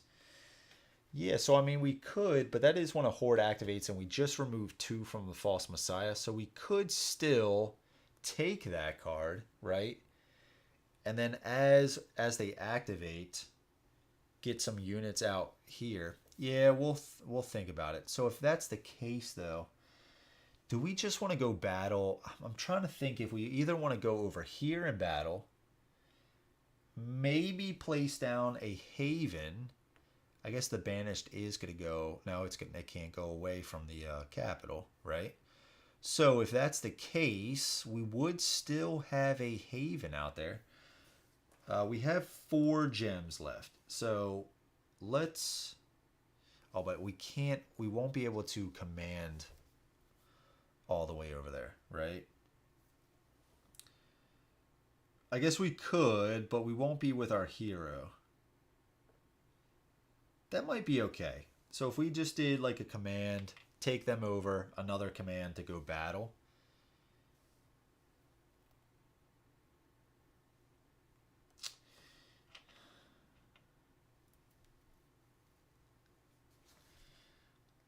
shit, what the hell? Did I only have 3 left?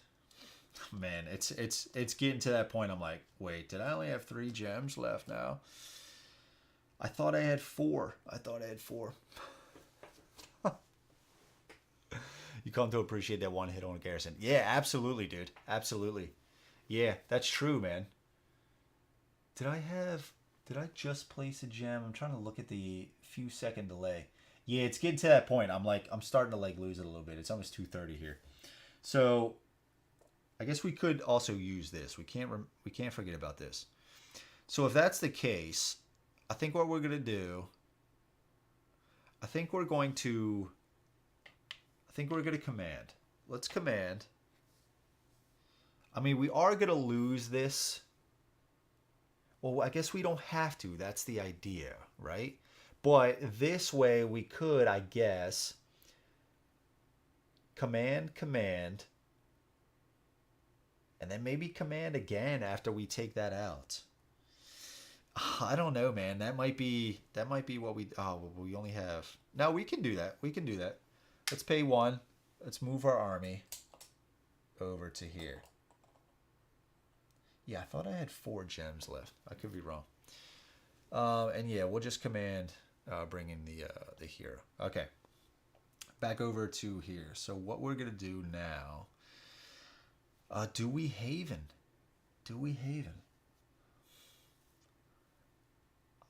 I think so.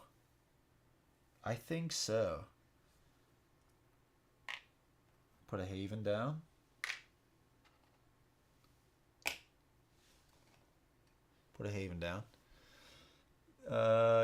This is the decisive battle. Yeah, so what I think I'm going to try to do, I haven't decided yet, but I'm going to try to come here. And then from there, I'm either going to try to go after the Warlock or the Banished. So let's go back to Ranja. So let's command again. And let's bring everybody into this. Right? Let's bring everybody here.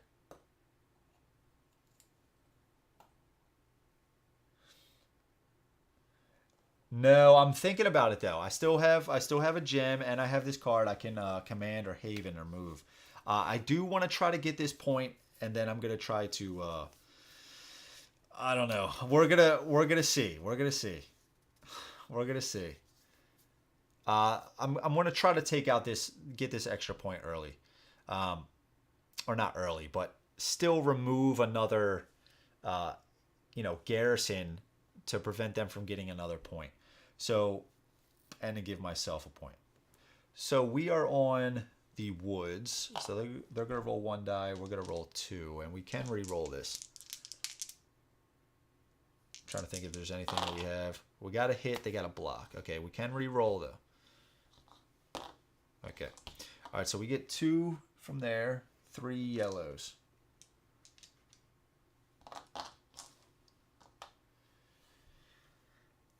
Okay, 3 yellows, and I believe that's it. And plus, if I do this, if you destroyed all Imperial units here, gain 1 item from the market that you can use. So I want to try to use that as well. Where are their dice? Blue and a white. Good lord, what a horrible roll. I want to keep this, flip this to re-roll any of your white dice. I want to save that for the Warlock. Yeah, so let's re-roll that.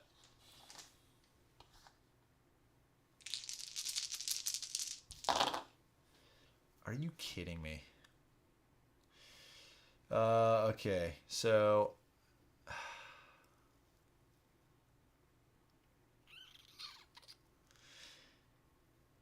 do I want to use this now?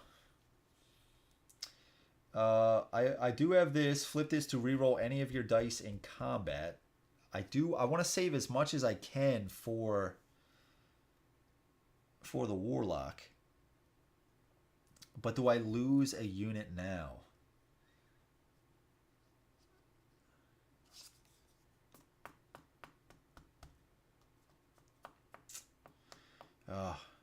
Do I lose a unit, or do I re-roll and possibly still lose that unit?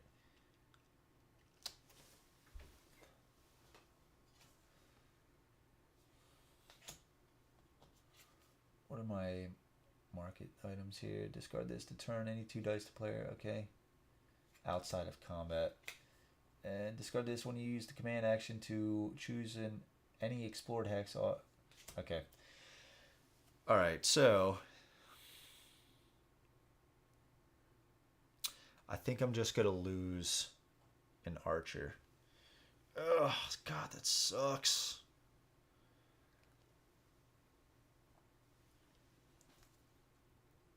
I'm not going to roll. I'm not going to re-roll. But if that's the case, I mean, what? I'm going to save this, flip this to re-roll any of your white. I'm going to save for 1 white against the warlock. It could come into play. I guess, man. I guess. We take this out, right? We took this out. We get a point. As well as, if you destroyed all Imperial units here, gain 1 item. It's after combat from the market that you can use. We're going to get this to discard this to gain 1 red die. And this was discard. Oh no. Oh wow. Dude, that's permanent. Holy shit. That's good. That's good. Okay. All right. So that was that. Right? That was that. Okay, back over to Baranth here. So what are we going to do now? I guess we could maybe, do we try to come up here? No, but I want to try to come maybe protect this place, right? 2 Oathsworn. Oh, God, that sucks not having them. That sucks not having them. So I guess, do I just want to come up, try to take out the, because that's the, look how far behind the horde is, right? Look how far behind. So I want to take out some of these garrisons maybe, right? Or do we just want to try to take out the guard, the Imperial Guard? Do we try to take out the Imperial Guard? Do we want to do that? Oh, that's going to be on the Highlands. Oh, do we want to do that? Oh, I don't know. I don't know. That's going to be on the Highlands. So the Imperial Guard gain 1 red die during archery on Badlands. So that wouldn't have come into play. If they do roll a lightning bolt, they get +2 shield. They're rolling a lot of dice here. A lot of dice. But we got a lot of cool guys. Well, it's not the best, right? It's not the best, but it's something. And plus we can re-roll 2 Oathsworn. We won't get that. Flip this token to lose 1 shield to gain 1 lightning bolt. So we could block some stuff. Let's do it, man. Let's just do it. Let's command. Let's go in there for a battle. So we're gonna take the Kalath. We are gonna take our hero. We're gonna take our Oathsworn. Take our youngling. Another youngling, and an archer. That's our 5. Oh yeah, let's do it, man. Let's just go big, right? Let's go big. Okay, so archery phase on the Highland, only 1 die, and they're gonna roll blue. Okay, nothing. That's good. Okay, so we get 1 white, 2 blue, a red, and a black. And he is getting the Imperial Guard 3 purple, 2 blues, and a red. Now we have, you may turn 1 of your dice to show a single shield. Flip this to lose 1 shield and gain a lightning bolt, which we could cancel out all hits.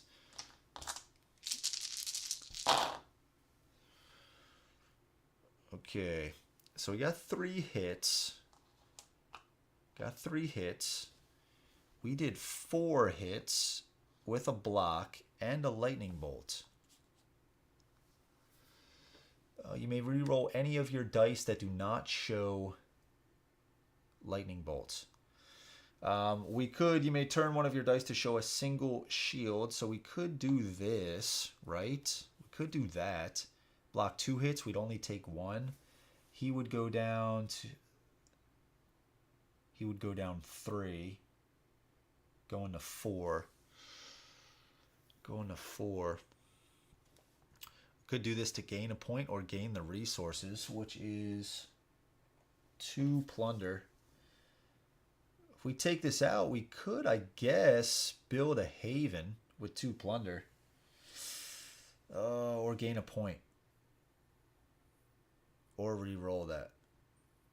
Maybe we re-roll. Re-roll, try to get another hit. Yeah, let's re-roll. Spend that, or we could cancel out a shield.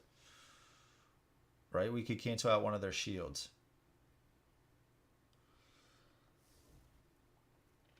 Yeah.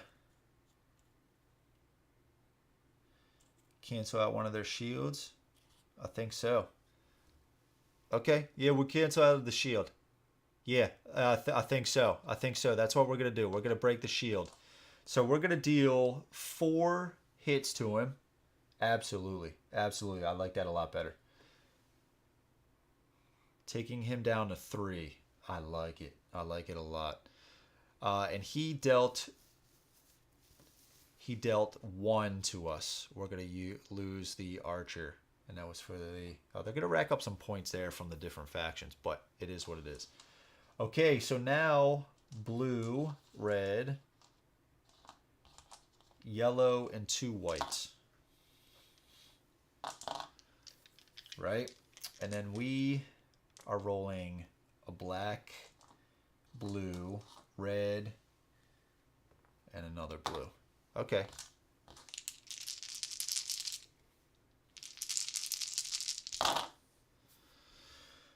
Okay. All right. And that is once per combat. So I can't use that again. Triple Skull coming in clutch. Yeah, dude, I know. Dude, the black is insane. Okay, so what is his? The Emperor Guard, he gets 2 shield here. Oh, no.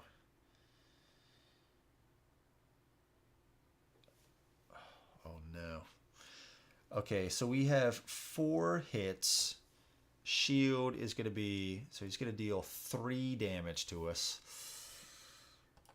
3 damage, right? We're going to...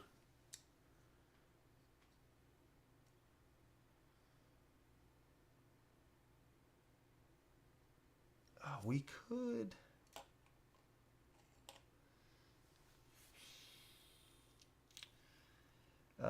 we could lose this to gain a lightning bolt. You and your enemy may ignore all hits. If I keep this, he's blocking 2. And we're dealing 2, taking him down to 1. And I would roll a black die, and he would roll a red and 2 whites.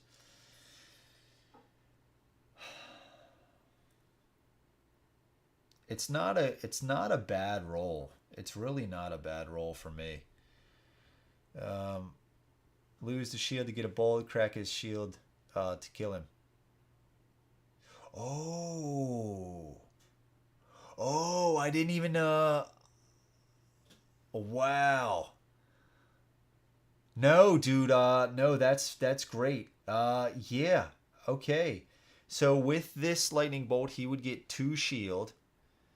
That might not even have been something that I would have thought of, because I probably wouldn't have known the timing. Yeah, okay. No, I'm with you. So his shield gives him 2 defense, right? We are going to lose this. And so he's going to take, right now, if we kept it, 2 hits. But we need to hit him for 3. So we would lose this, flip this card. Gain a lightning bolt. The lightning bolt would be used to cancel one of his 2 shields, allowing for 3 hits to get in, and that would kill him. Fantastic. But he is also going to kill us, right? So he's going to kill all this stuff because he got 4 hits. We lost this shield, so he's going to kill us. So all these guys... Oh, toast. Let's see if there's anything else. No, there's nothing else. Okay, all these guys die. Kalath stomping his way into the graveyard. That was really cool. No, I wouldn't even have thought about that, man, because I think I would have been lost a little bit on the timing. But that's such a cool thing. Yeah, fantastic. If destroyed, remove its target and gain 5. Gain 5 points. So we're going from 42 to 47. Destroy 1 non-Imperial unit or threat here. Okay. So this guy goes away.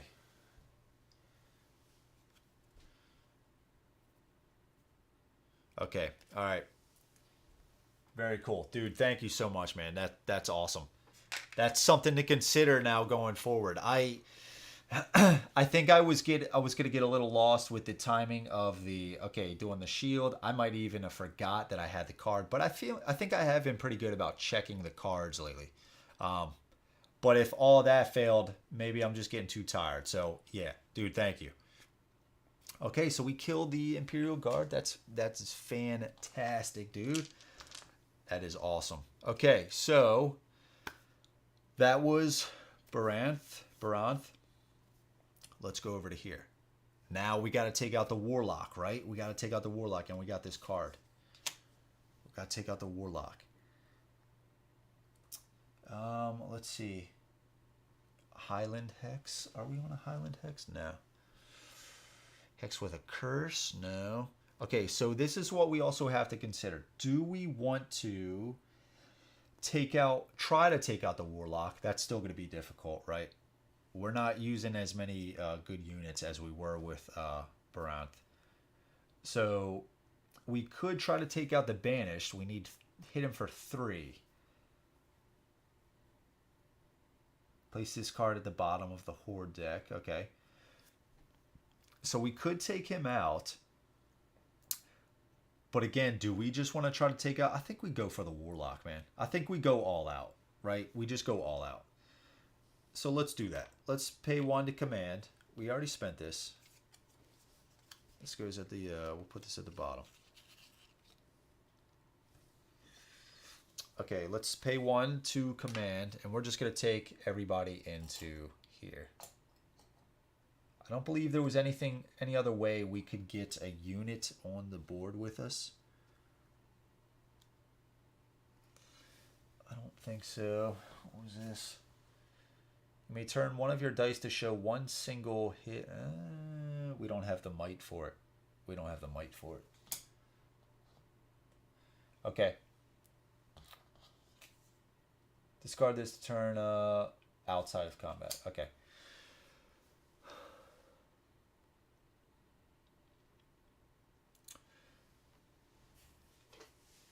I think actually let's take this back and let's use our card to command. Let's use our card. So we commanded in there. Okay, so the Warlock is gonna go. We are on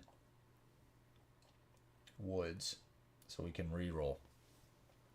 So the Warlock is rolling a blue and 2 yellows. Oh, this is gonna be rough. This is gonna be rough. We got 1 archer here. Yeah, this is gonna be rough. That's during Clash. Flip this to reroll any of your dice. He's gonna take out 3 right now. Jesus.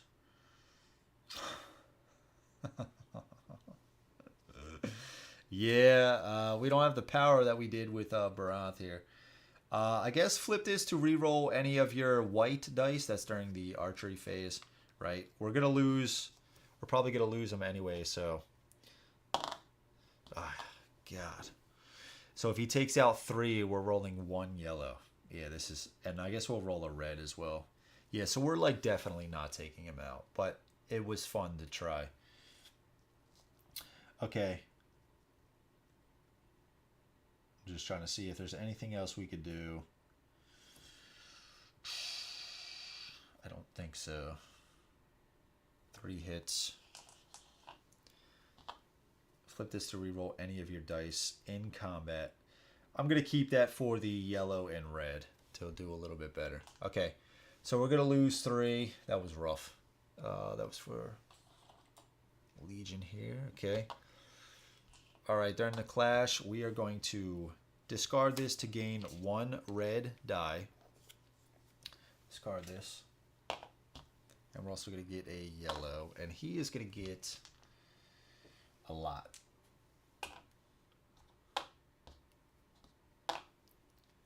All right, that's what he's rolling right there.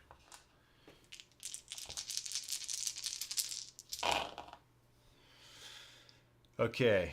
All right, and it looks like he got some good stuff here. Okay, so the Warlock.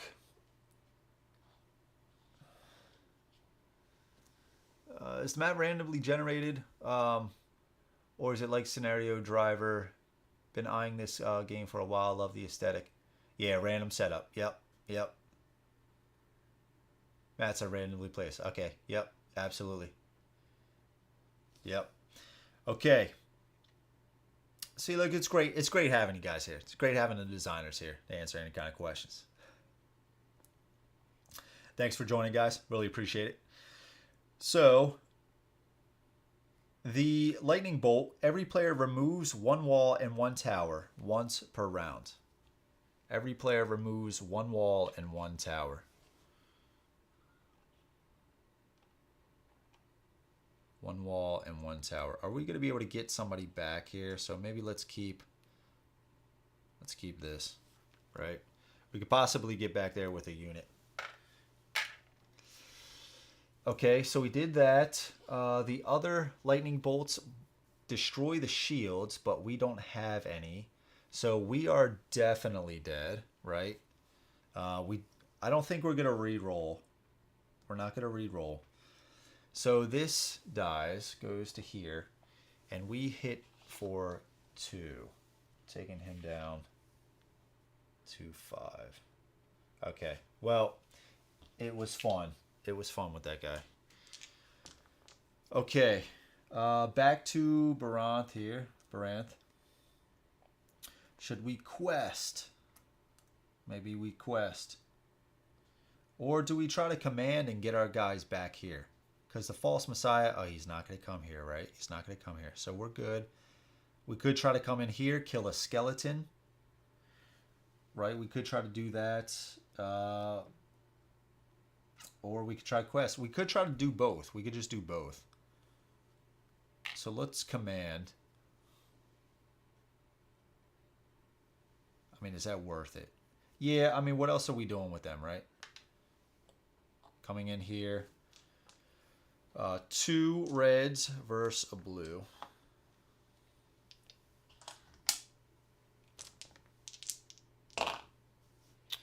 Okay. So we are dead here. It's the same faction anyway, right? So it really wouldn't matter that much. We're just trying to get some extra points. Back to Ranja here.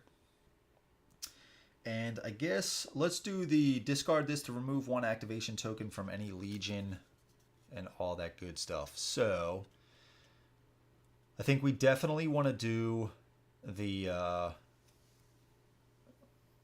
we definitely want to do somebody from the, like a legion, right? So with that being said, maybe we take it from the warlock, because if we take it from the, if we don't take it from the warlock, he's gonna warp here. I guess he would warp back to yeah, he would warp back to there. So maybe that's not that bad. So if that's the case, I guess one of the Mage Breaker or the Courtesan. And I guess if that's the case, it really doesn't matter, right? So let's just do one of those. Okay. Discard this. And also we are going to, I guess, quest.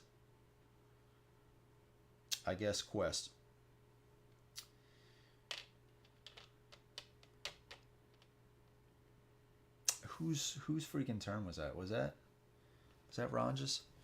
Good night. I'm forgetting whose turn it was even. Okay, take this card. When a horde activates, place 1 basic unit. Yeah, okay. I'm really going for the points with these though, right? We got to get 2 successes. So with 2 successes, I would want Ranja to be rolling, right? Because she's rolling more dice. And plus, the good thing is, Baranth is on a Highland, so he could get an additional red die. So yeah, let's do that. So we're going to quest. So we're going to get 2 red.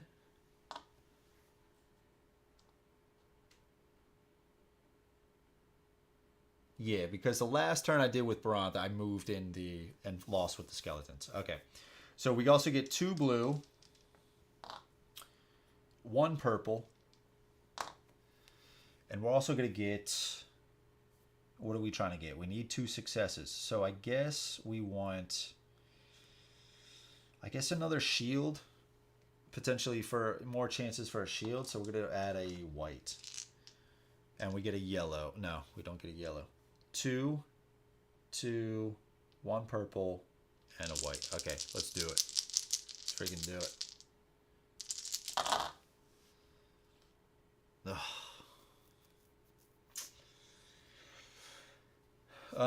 We could spend 2. I think we're gonna do that. We're gonna spend 2 resources. Pay 2 resources to add a hit. So that's going to give us 3 hits to get a point. Place 1 basic unit on any of your havens. We got the shield. We got 1 last chance to kill the warlock. Okay. Take this card when a horde activates. Place 1 basic unit. Okay. All right. That's that. That is that. So we keep this handy dandy. Okay. Last with Baranth.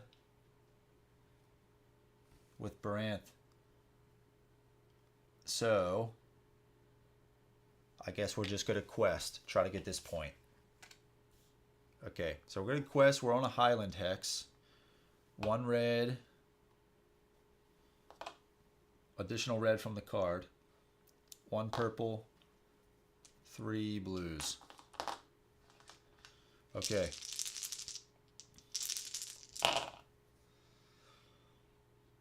Okay, so we got the hits, right? That's all we needed. We got the hits. So we get a point. We get a point. Take this card. You may ignore the terrain effect of Highland hexes, okay? But in addition to that, if you solve a quest, gain the reward of 1 quest goal, even if you gained it already. So we're going to gain that point again. Okay. All right. And I believe that's all of our actions. Okay. I believe that's all of our actions. Okay. There's a lot going on now. Yeah. 100% co-op. And that's one of the things I really like about it. You know, it's like you really got to work together with this one. It's really unique. Yeah, very interesting, man. Very interesting.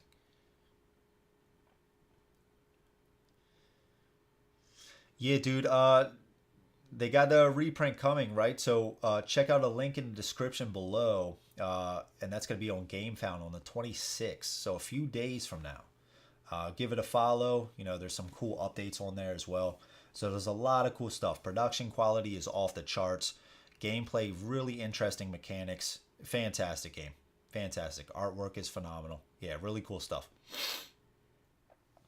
All right, so with that being said, I believe that's us. Let's go to the Nemesis phase and see how much we are going to get destroyed.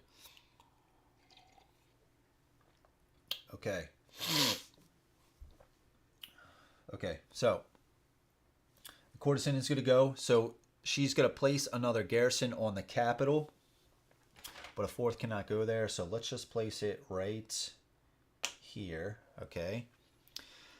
That was 1 activation. 2nd activation, she's going to do the same thing. So let's place it here. And that was her second. Okay, going over to the Warlock. Warlock is first going to warp right to here. We're going to do battle for one last time with this guy.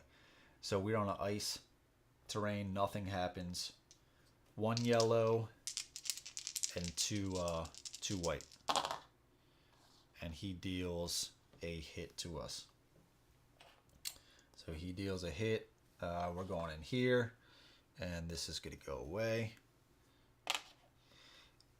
This is going to go, put this back over to here. He's going to activate again. Oh, and he didn't, I forgot to add this here. He's going to activate again. And he's going to warp to here. Okay, Mage Breaker. Try to do the same thing. Put one on. If a fourth would be placed, place it on an empty hex. We're going to put it right there. And we removed the other one before. So now the Banished is going to go. It's going to remove one of these tokens. Place a curse down. And now he's going to go, I guess, with the least amount of units, right? So we're going to go right here. They're going to battle.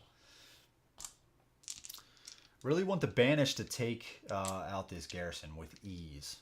So we are on a Marsh hex. So Marsh, that's only reds become white. So he's going to roll 2 blue dice. 2 blue dice. And the level 1 Garrison is going to roll 1 white die. Let's get some of these dice out of here. Okay, so 1 hit to the Garrison. All right, killing him. And there's already 1 there. Okay. And second,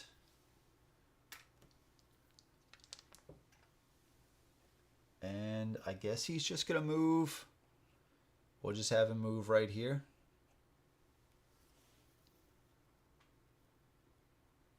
Is that the play?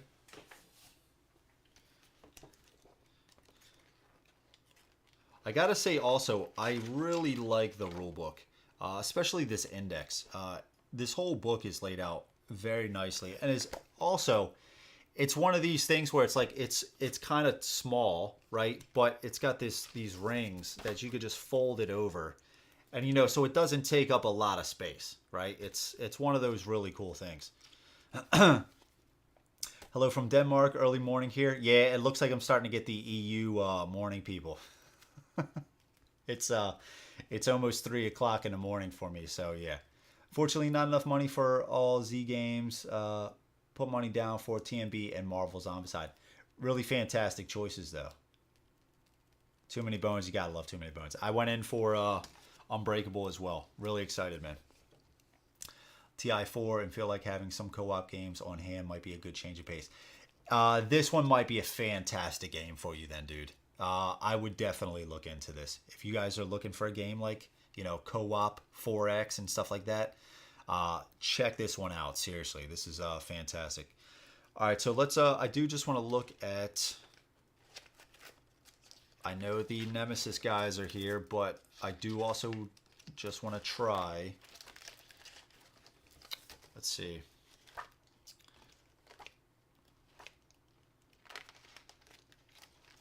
Okay. There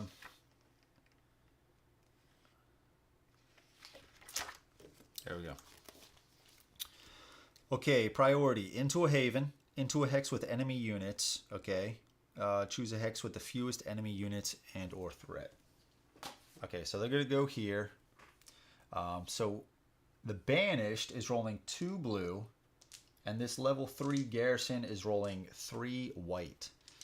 So we're going to have the Garrison over here. Let's put this back over here. Garrison over here and the Banished. Wow, so the Garrison actually put on a damage to the Banished. That is not what we want to see. Dude, I need the Banished to take this thing out. All right, so now in the clash, he's going to roll 1 red and 1 white. So this is going to be for the Banished. And for the Garrison, we're rolling for a level 3, 2 yellow, 1 white, and 2 blue. I have a feeling this Garrison's going to take him out.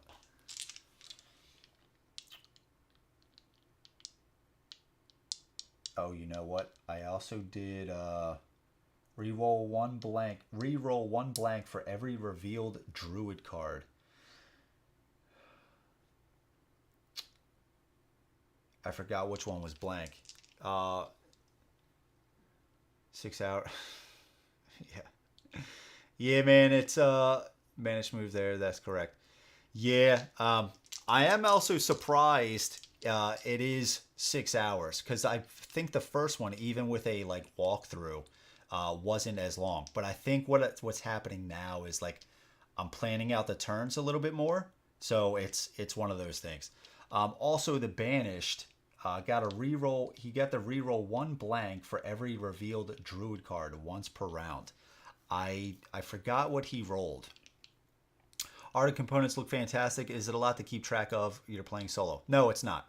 It's not. What I'm usually thinking about is the turns. This isn't a game where there's, I mean, once you start to get a few items, it, you know, sometimes, but it's still, it flows very smooth, very smooth. So yeah, it's 3 a.m. here too. I should be asleep. My wife would kill me if I were playing board games at 3. Yeah, dude, I hear you. But as far as the, you know, what to keep track of, I don't get the feeling with the, that feeling with this game. I feel like as smooth as it is, you know, there's not that much to keep track of. Most of the time, what I'm thinking about is just, okay, what do I need to do to take this guy out or something like that, and then I just look at the cards that can benefit me. Yeah, I don't get that feeling for this game, that there's too much to keep track of. I do miss something here and there, but that's every single game for me. I don't care how, you know, complex or whatever it is. I'm just going to miss some stuff. Okay, so let's just go. We are rolling. I already had it. 2. We got a red and a white for the Banished. And for the Garrison, we're going to do this here. All right. Now we need another blue. Okay, level 3 Garrison and the Banished. Okay, so the Garrison deals 3 hits and it has 2 shield. And the Banished deals 1, but it's going to be blocked. So the Garrison is taking out the Banished. Garrison is taking out the Banished. And the Legion, the Imperials, will get these points. So if destroyed, gain 3 points. 1, 2, 3, once per game. Place this card at the bottom of the Horde deck. So I guess I'm just going to place it right here. Okay. And we're going to remove the Banished right over to here. Okay. And then that was the Banished. We already removed the False Messiah's activation tokens, so he will not activate at all. Okay. So let's go to production phase. So gain resources based on your total havens. So, unfortunately, Ranja, our yellow faction, we don't have any havens out there, but we're still going to gain 2 plunder and 1 food. Here, Baranth, we are going to get 2 salt, 5 plunder. And now we're going to try to turn these resources into some points, if we even have that many, which I don't know if we're going to really have that much at all, which is kind of unfortunate. All right, so gain the resources shown on every hex with one of your havens. So we are going to get 1 of each for this. So 1 salt, 1 food, and 1 plunder. We're going to get 2 salt for this one. I'm going to take a 3 and put a 1 back. And then I'm also going to get 2 plunder for this one right here. Okay, and we don't have any havens for Ranja. Okay, so that's that. The Empire scores 1 point for every hex with any garrisons. So we got 3, 4, 5, 6, 7. So we're going to go to 50. 1 point for every legion in play. So there's 3 legions. We're going to get 3 points. We're going to go to 53. And then 2 points for every faction in the Imperial Graveyard. So there are 3 different factions. So we're going to go to 59. No, sorry. 2, 4, 6. Yeah, okay, we're right. And then Chaos. 1 point for every curse in play. So there are 3, 4, 5. 27. 1 point for every horde in play. There's 1. And 2 points for every faction in the Chaos Graveyard. So there are 2. So they're going to get 4. So they're going to go to 32. Okay, return all units. We're not going to do that right now. We'll do that later. So the player score, 2 points for each of their havens in play. So we're going to get 6 right here for Baranth. So we're 6, 55. All right. Here we don't get anything. Special hexes. So we have 1. We didn't get to control this one, which is very unfortunate, but we're going to get 1 point here. And then we don't have any havens for Ranja. And then we're going to get a point per player for 5 resources paid. 1 point to any player per 5 resources paid. So we are going to pay 5 salt here. That's 1. We got 5 here, 5 plunder. Oh man, we're gonna tie. And we have 5. We have 5 left. We're gonna tie. Oh man, dude. We tied. And then here we're gonna be able to get 1 point. Okay, 1 point, and that's that. Yeah.